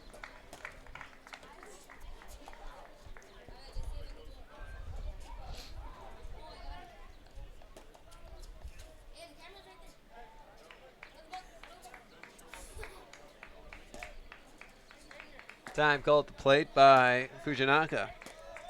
Morales at third, Ramirez at second, 2 down, bottom of the 6th. It'll be a 2-2 to Ammon. And Dylan deals. Low and outside in the dirt, blocked by Fujinaka. Full count. Lee Rios waiting on deck.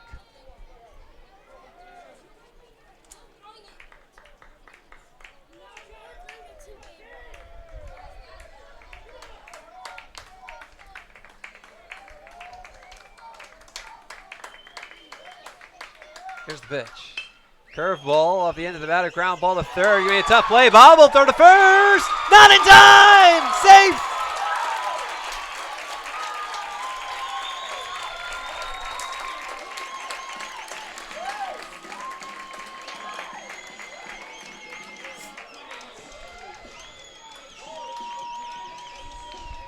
Morales scores. Now batting for the Bronx. Ramirez to third, E5.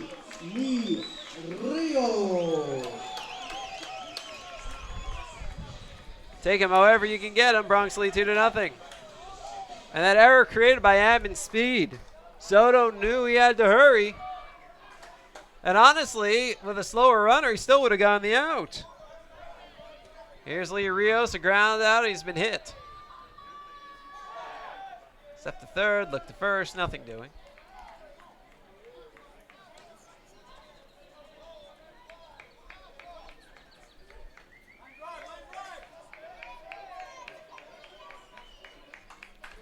Dylan deals.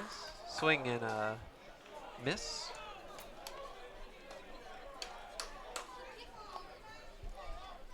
Ramirez at third, Ammon at first. Good speed on the base paths with 2 out. Here's an idea right now. Send Ammon. Possible double steal situation. Yeah. The 0-1 not happening. Because if they throw through, Ramirez can come home and score, assuming Ammon makes it. And Ammon tends to make it. Or if he slows up and gets himself in a rundown. Yeah. Do that as well. Or they don't throw. Well, now a base hit means 2.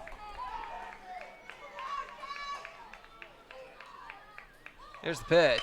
Curveball socked to left. Caught by a leaping Soto. Well, that had base hit written all over it, but Soto wouldn't allow it. He timed his leap perfectly and just caught it for the final out of the inning. Bronx get an unearned run on 1 hit, a big error, and 2 left. At the end of 6 innings of play, Bronx lead 2-0. This is Bronx baseball. Anyone? The 2-2. Well outside to the backstop. Everybody running. Rio scores the tying run. Swinging a liner past the third baseman into left field. The base hit. Bronx win. Bronx win. Bronx win.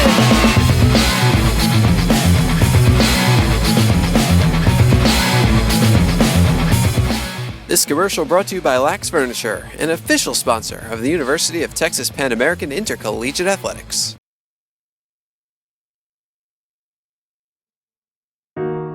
They are the dreamers and the promise of the future.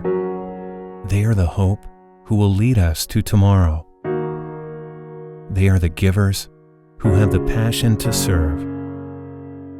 They are the visionaries who will celebrate discovery. They will make a difference. They will change South Texas.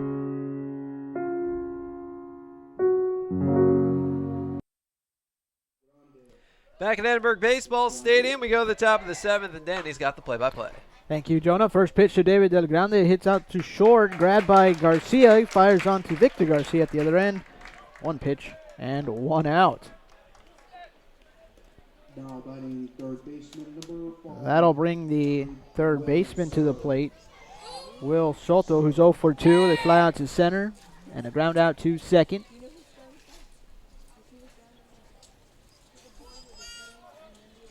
Bronx leading 2-0 here in the top of the 7th.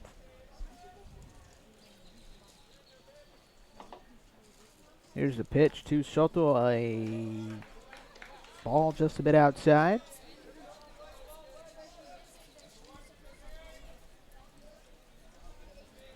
English working that first base side of the rubber. Brings the 1-0 pitch. Fastball right on the knees. 1-1 the count.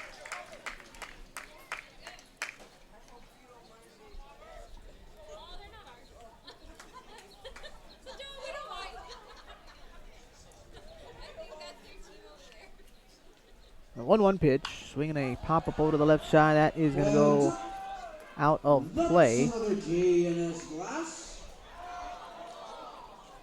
1-2 the count.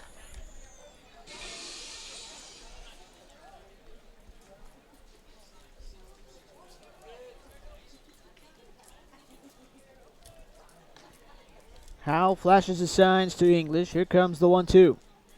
Chopper over to the right side and through into right field for a base hit.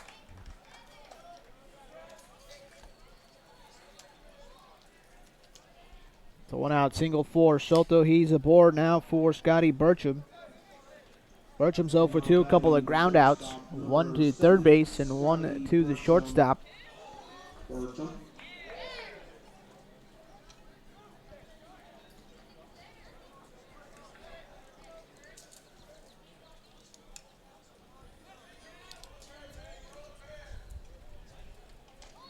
English out of the stretch brings the pitch. There's a swing and a pop-up over to the right side and out of play. That's another G in his glass. 0-1 on Bertram.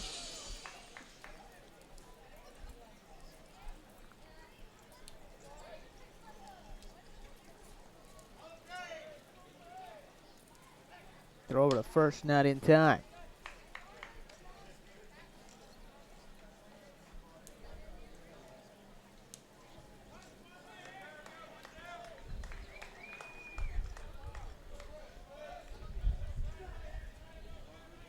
English gets the sign, now sets below the belt. Here's the 0-1. Breaking ball, nice stop by Howe. That one was in the dirt. Count evens at a ball and a strike.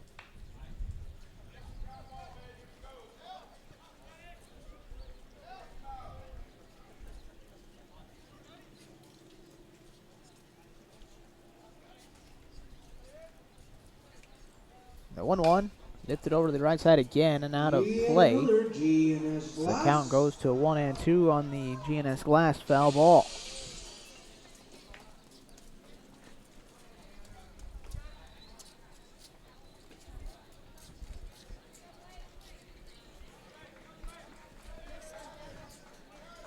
Runner on at first, one away here in the top of the 7th. Bronx lead 2-0. The pitch lifted up over to the right side in foul territory. Victor Garcia Jr. makes the catch. 2 away now for Clay Cedarquist. Cedarquist is 0 for 2, a ground out to second in the 3rd and a fly out to center in the 5th. Cedarquist.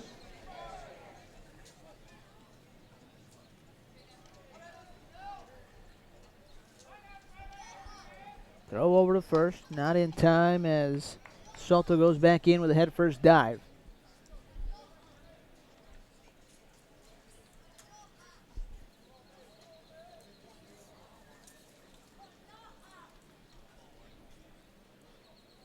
Here's the pitch. Change up right on the inside corner. 0-1 the count.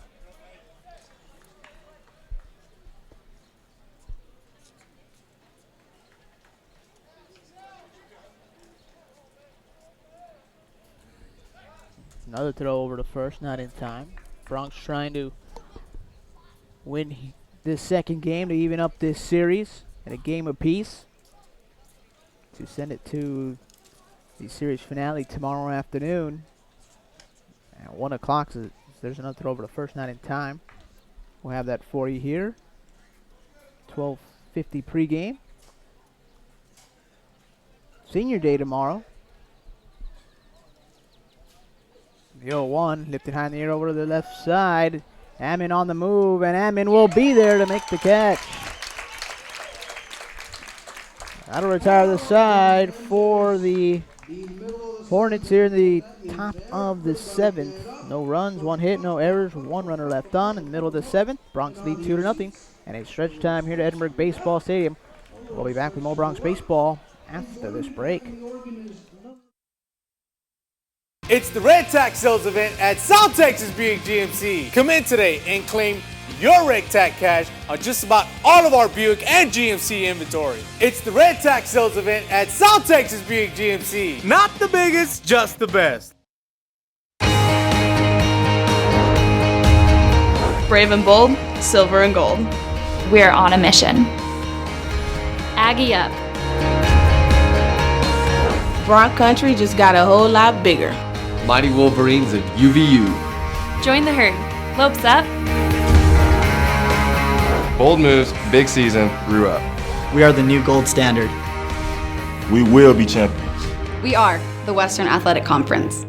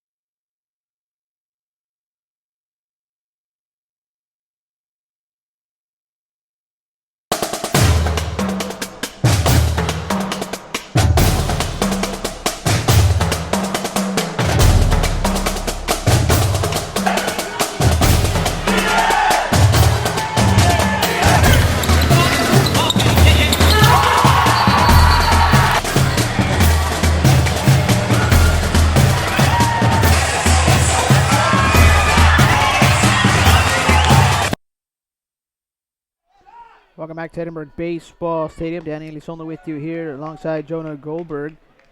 Bronx lead 2-0. The Hornets making a call to the bullpen. It's a call upon number 43, Chad Perry. The first pitch from Perry missed outside of Jesus Garcia. That one, though, caught the inside corner. Count evens at a ball and a strike. Garcia this afternoon or this evening is 0 for 2. That one stays low and away. 2-1 the count.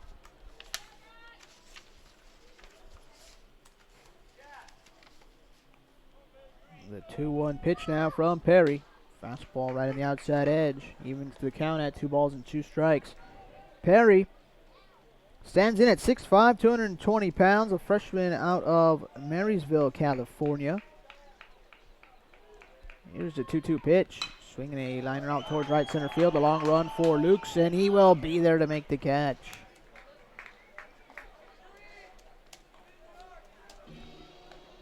One away now for Evan Mason. He's 0 for 3. Let's take a look at Perry's numbers on the year. He's making his 19th appearance. He's 2-0 with a 4.28 ERA. He has started in 2 games for the Hornets this season. As he brings the first pitch to Evan Mason. It's a fastball up and in. Perry has pitched in 27 1/3 innings. He's allowed 13 runs on 24 hits, 16 walks to 14 strikeouts. And opponents are batting .250 against him. Here's the 1-0. Fastball catches the outside corner, and the count evens at 1-1.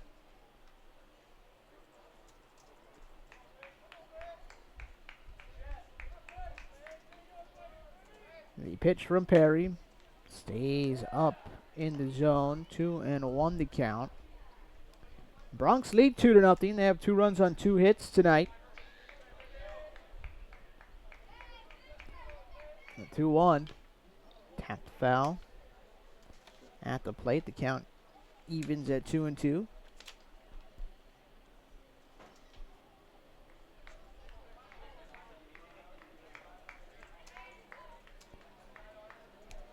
Perry out of the windup, works on that first base side of the rubber. There's a 2-2 pitch, fastball upstairs. 3 balls and 2 strikes now on Evan Mason.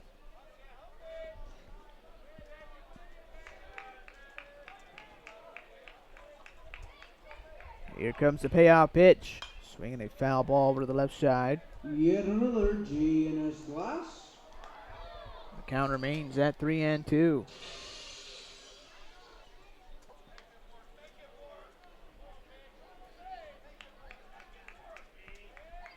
Another payoff pitch. Hit out towards the left side of the infield. Grabbed by Burcham.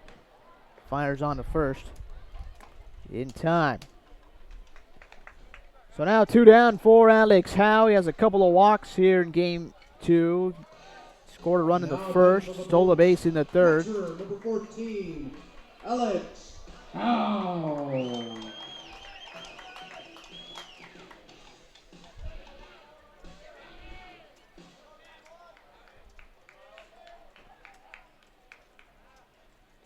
First pitch to Alex Howe. Called the strike on the outside corner.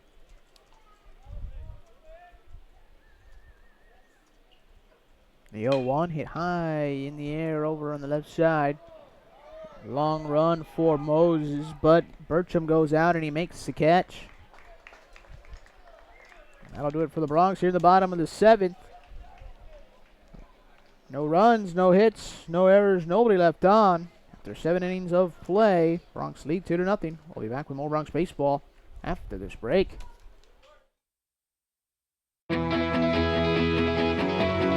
Here, we understand how a team is the result of being part of something larger than yourself, creating a better outcome and a better tomorrow.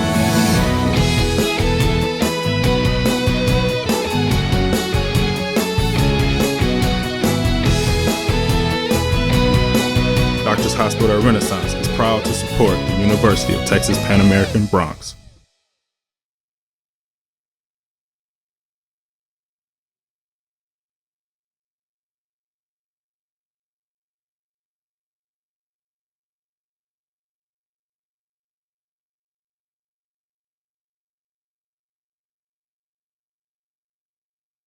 Dr. Pena, does LASIK surgery work? LASIK surgery is America's most frequently performed elective procedure. In fact, I've helped thousands of patients see better. Dr. Pena. Call me Raulito. Thousands and thousands. Raulito, are you sure? Is that thing on? Yes.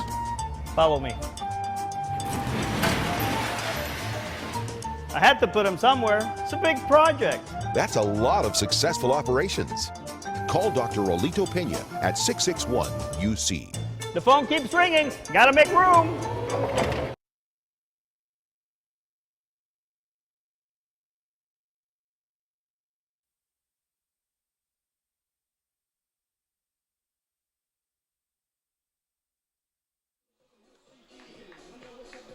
Welcome back to Edinburgh Baseball Stadium. We go to the top of the 8th. Danny Elizondo with you here alongside Jonah Goldberg. Bronx leading 2-0. And there's going to be a pinch hitter. It'll be number 4, Scott Loper.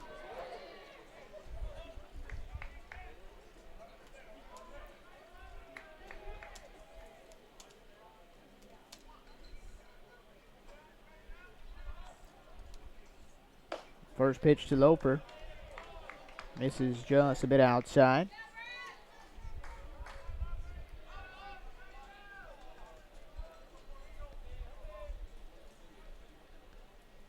Here's the 1-0.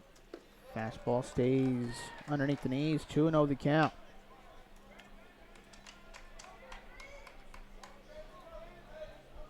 Looks like there's a couple of pitchers in the bullpen for the Bronx, but none of them throwing, just starting to stretch.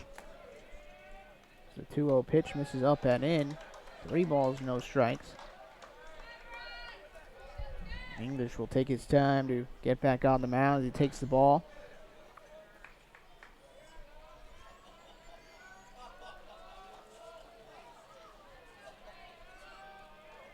Here's a 3-0 pitch in there for a strike. Get me over pitch right there for English. Count goes to 3-1.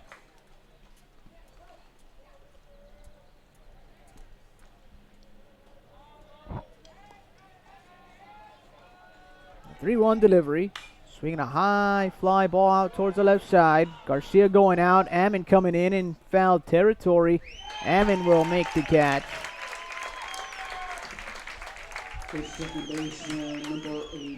One away here in the top of the 8th.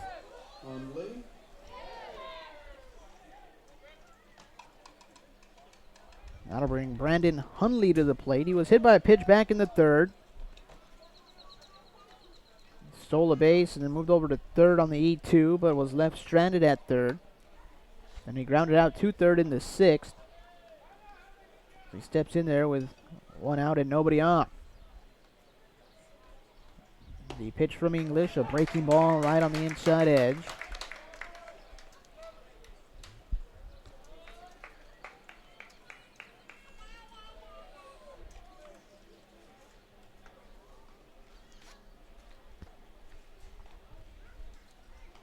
Here's the 0-1. Breaking ball just a bit under the knees.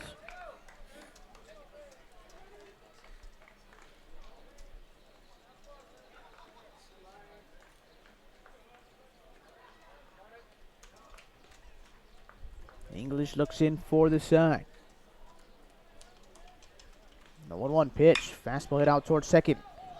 Ramirez knocks it down, picks it up, fires on the first and in time. That was sharply hit out towards second. So Ramirez just did his best goalie impression there and just knocked it down. Didn't let it go by. So 2 away. Now back to the top of the order with Kyle Moses, who's 0 for 2 with a walk.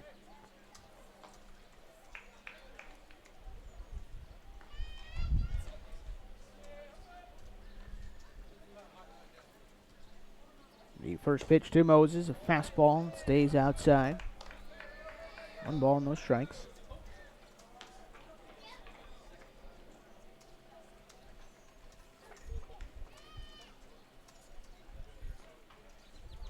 Here's the 1-0. Breaking ball in there for a strike, and the count evens at 1-1.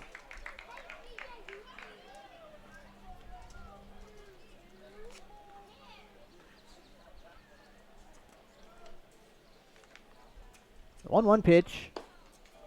Off speed, stays outside. 2-1 the count. Next pitch here for English will be his 100th of his outing.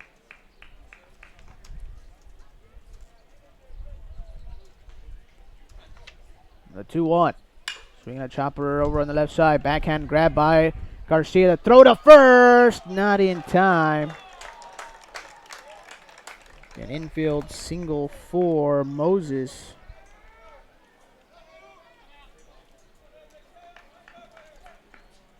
Now batting right fielder number 33, Nathan Luke. So now Nathan Luke steps in. He's 1 for 3 with a single. Howe has a quick chat with English.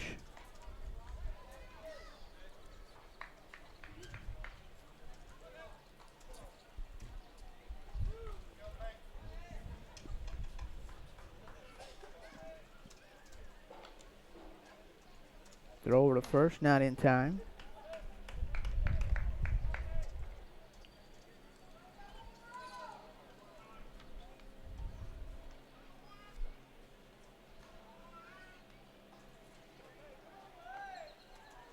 Another throw over. Moses goes back in. Standing is not taking that much of a lead off the bag.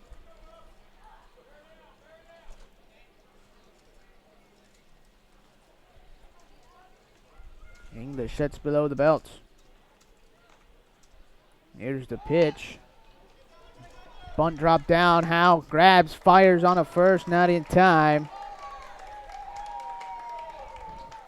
Great bunt there by Lukes. It's his second bunt hit of the day. Now batting first baseman number 12. That puts a couple of runners on now for Reese Hoskins.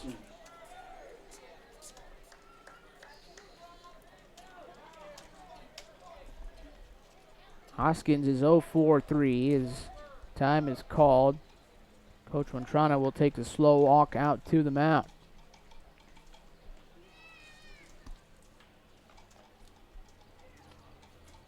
A couple of pitchers warming up in the Bronx bullpen.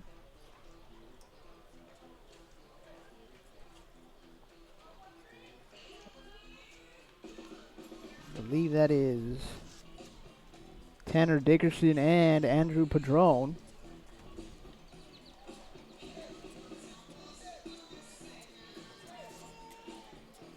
Coach Montrana hasn't signaled to the bullpen just yet.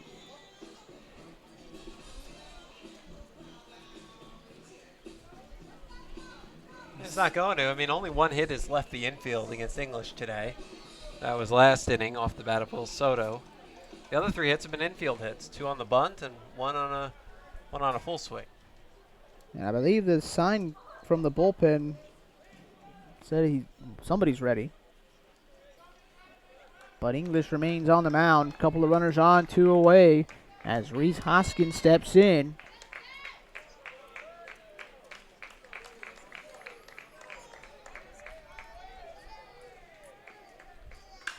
The first pitch to Hoskins, dipped behind the air out towards left center field. Mason going over to his right. He's there to make the catch.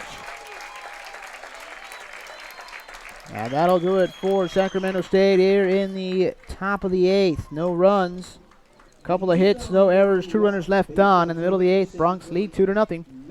We'll be back with more Bronx baseball after this break. It's the Red Tax Sales event at South Texas Buick GMC. Come in today and claim your Red Tax cash on just about all of our Buick and GMC inventory. It's the Red Tax Sales event at South Texas Buick GMC. Not the biggest, just the best.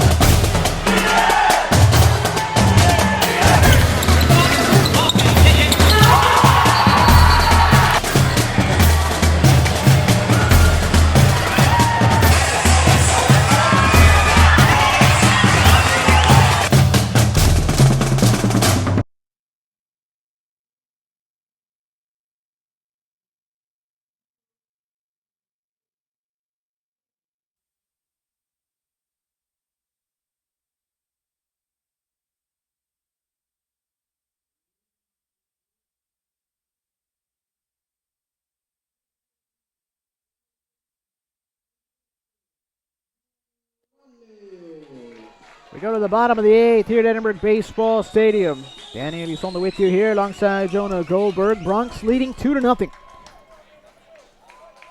Alberto Morales going to lead things off against Chad Perry. Here's the first pitch to Morales. He's swinging a liner out towards left field. Moses going over to his right, and he is there to make the catch. Now batting for the Bronx. One away now for Brian Ramirez. He's 1 for 2 with a single, a walk, and a run batted in. He drove in the Bronx first run with an RBI single. He digs in there. Perry brings the first pitch. There's a fastball right in the outside corner.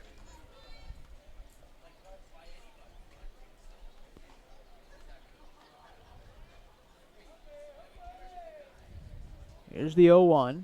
Breaking ball stays high.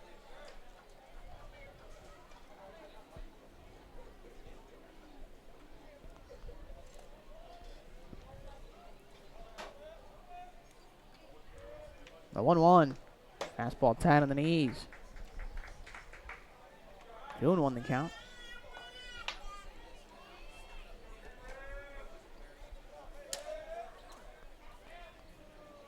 Two-one pitch, swing and a miss right through the fastball.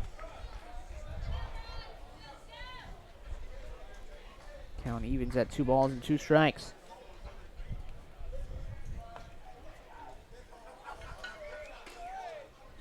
Here's the 2-2. Swinging a chopper out towards second. Bobbled by Hundley. Fires on the first, and they just get the hustling Ramirez. 2 away. That'll bring Victor Garcia Jr. to the plate. He's 0 for 1. He was hit by a pitch in the 4th. He dropped down a sac bunt in the 6th. He steps in there, nobody on and 2 outs. He pitched to Garcia. Fastball low and away.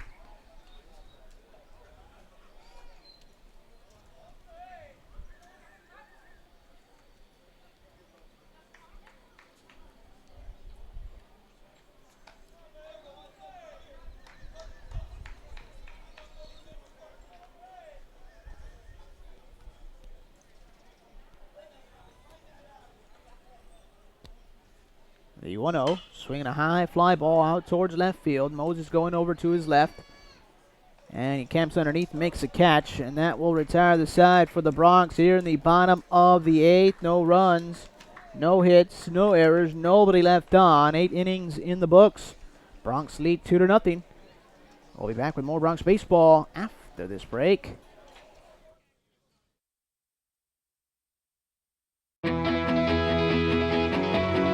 Here, we understand how a team is the result of being part of something larger than yourself.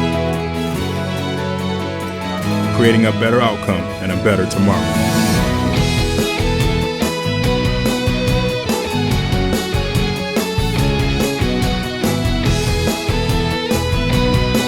Doctors Hospital Renaissance is proud to support the University of Texas Pan American Bronx. Dr. Pena, does LASIK surgery work? LASIK surgery is America's most frequently performed elective procedure. In fact, I've helped thousands of patients see better. Dr. Pena. Call me Raulito. Thousands and thousands. Raulito, are you sure? Is that thing on? Yes. Follow me. I had to put him somewhere. It's a big project. That's a lot of successful operations. Call Dr. Raulito Pena at 661-UC. The phone keeps ringing. Gotta make room.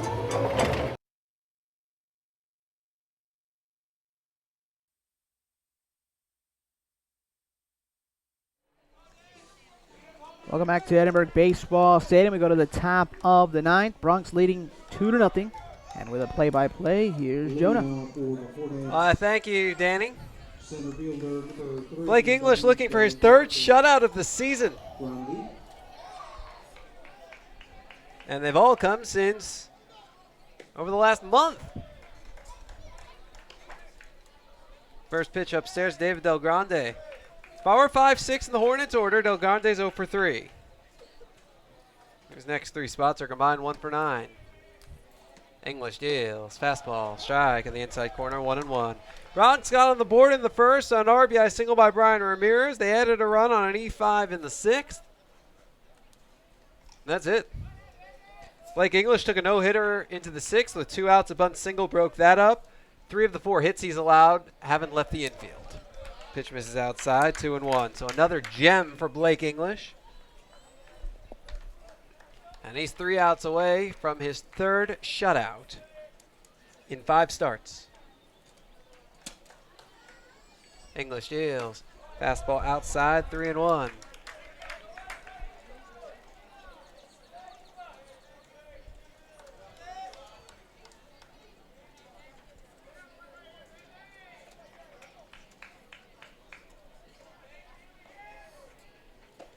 Pitch, a fastball inside, ball 4. He walked him.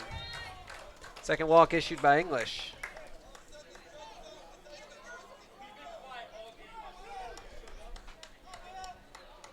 Well, that brings a tying run to the plate in the form of Will Soto, who's 1 for 3 with a single.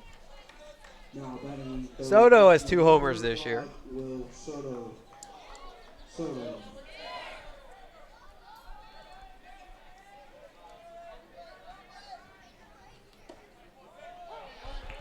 And the pitch, a strike.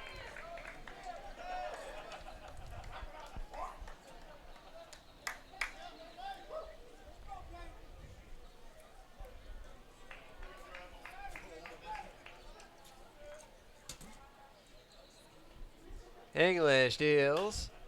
Breaking ball popped up left side. Morales, foul territory, and he backhands it and makes the catch. 1 away.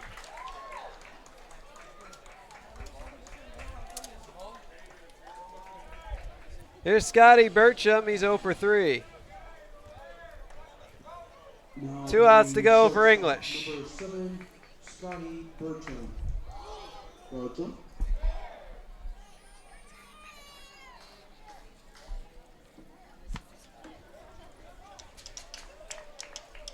One on, 1 out. We're in the top of the ninth. Throw to first. Back in, standing up is Del Grande. Del Grande's not going anywhere. His run isn't the one that matters. It's the one that's in the batter's box right now. Pitch in the dirt.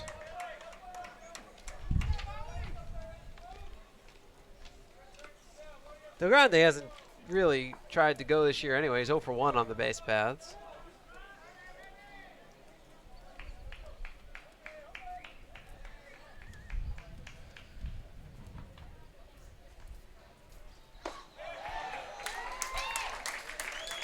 Count 1-1 on Burcham.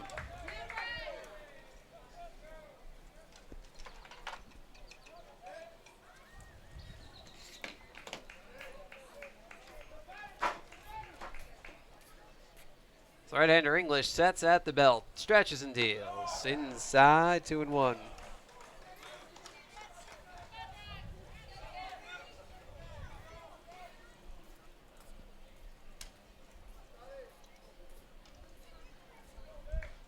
Bronx a double play, depth up the middle. English deals. Fastball at the end of the battle line. Drive to right field, and Rios comes on to make the catch. 2 away. And the Bronx are now away from splitting today's effective double dip.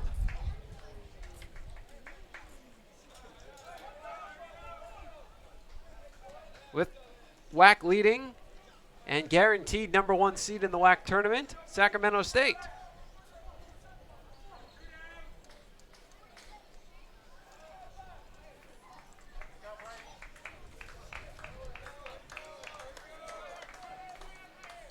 English deals, fastball upstairs.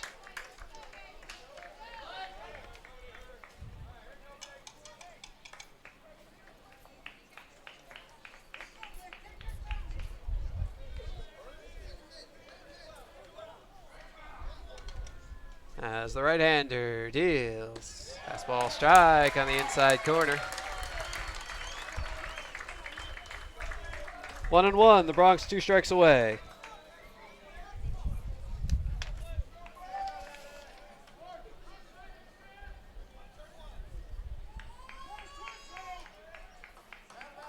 Here's the pitch.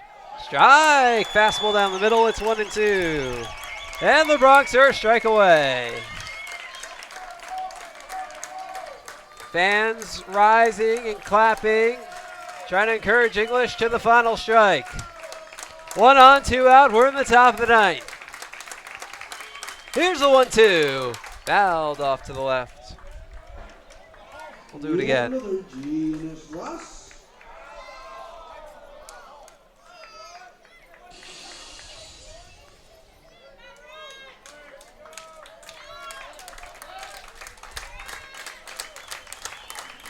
We'll do it again. Tying run at the plate in the form of Clay Cedarquist. The 1-2. Swinging, there's a fly ball to left center. Mason making the call, and the catch. This game is over. This one belongs to the Bronx. It's a 2-0 victory for the UTPA Bronx over the Sacramento State Hornets.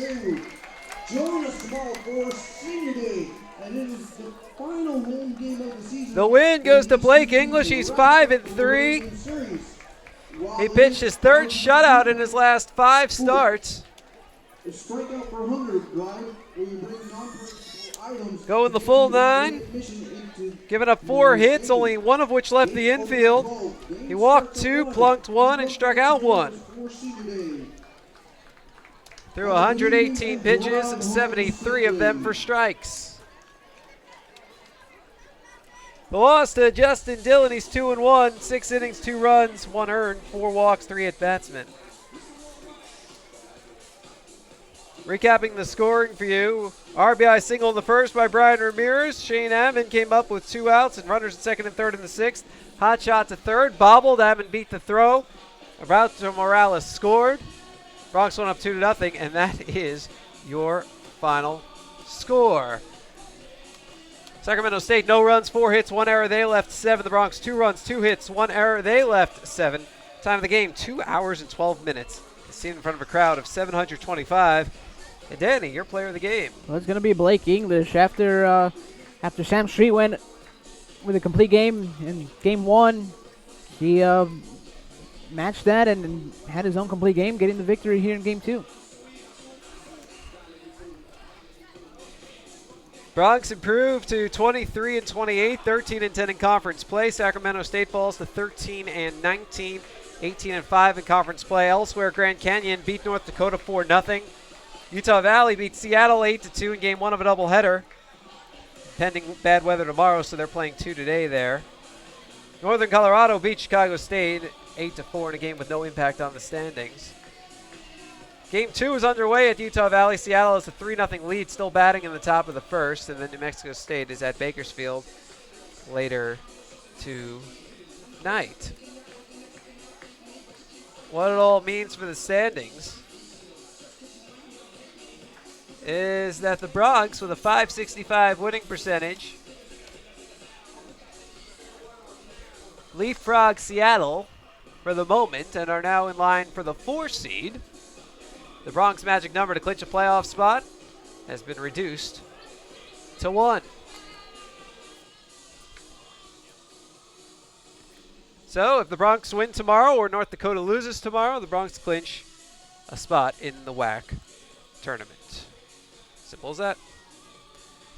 Bronx and Sacramento State will do it again tomorrow. 1 o'clock start, 12:50 at least with your pregame. We may even go on the air at 12:45 if it looks like senior day is going to start early. We want to make sure we bring the whole ceremony to you, so make sure you tune in early to catch all of that. Bronx will send Alex Henson to the mound, the left-hander. I have no idea who Sacramento State is going to send to the mound. It could be yesterday's starter if they want to switch up the rotation and Brandon Lateo. He only threw 28 pitches yesterday, and it could be somebody else. You know what? Tune in at 12:50. You'll find out. That'll do it for us from Edinburgh Baseball Stadium. I'd like to thank everybody out there for tuning in. It's been a presentation of Bronx Baseball. For more information, you can log on to utpabronx.com. If you ever want to reach us, send an email. The contact information is up on the website under Inside Athletics. Click on Staff Directory. But for now, for Jim Bob Sides running the camera, Danny Elizondo, my partner in crime, and Jack Falla, wherever you are, this is Jonah Goldberg saying good night from Edinburgh Baseball Stadium. Bronx win 2-0.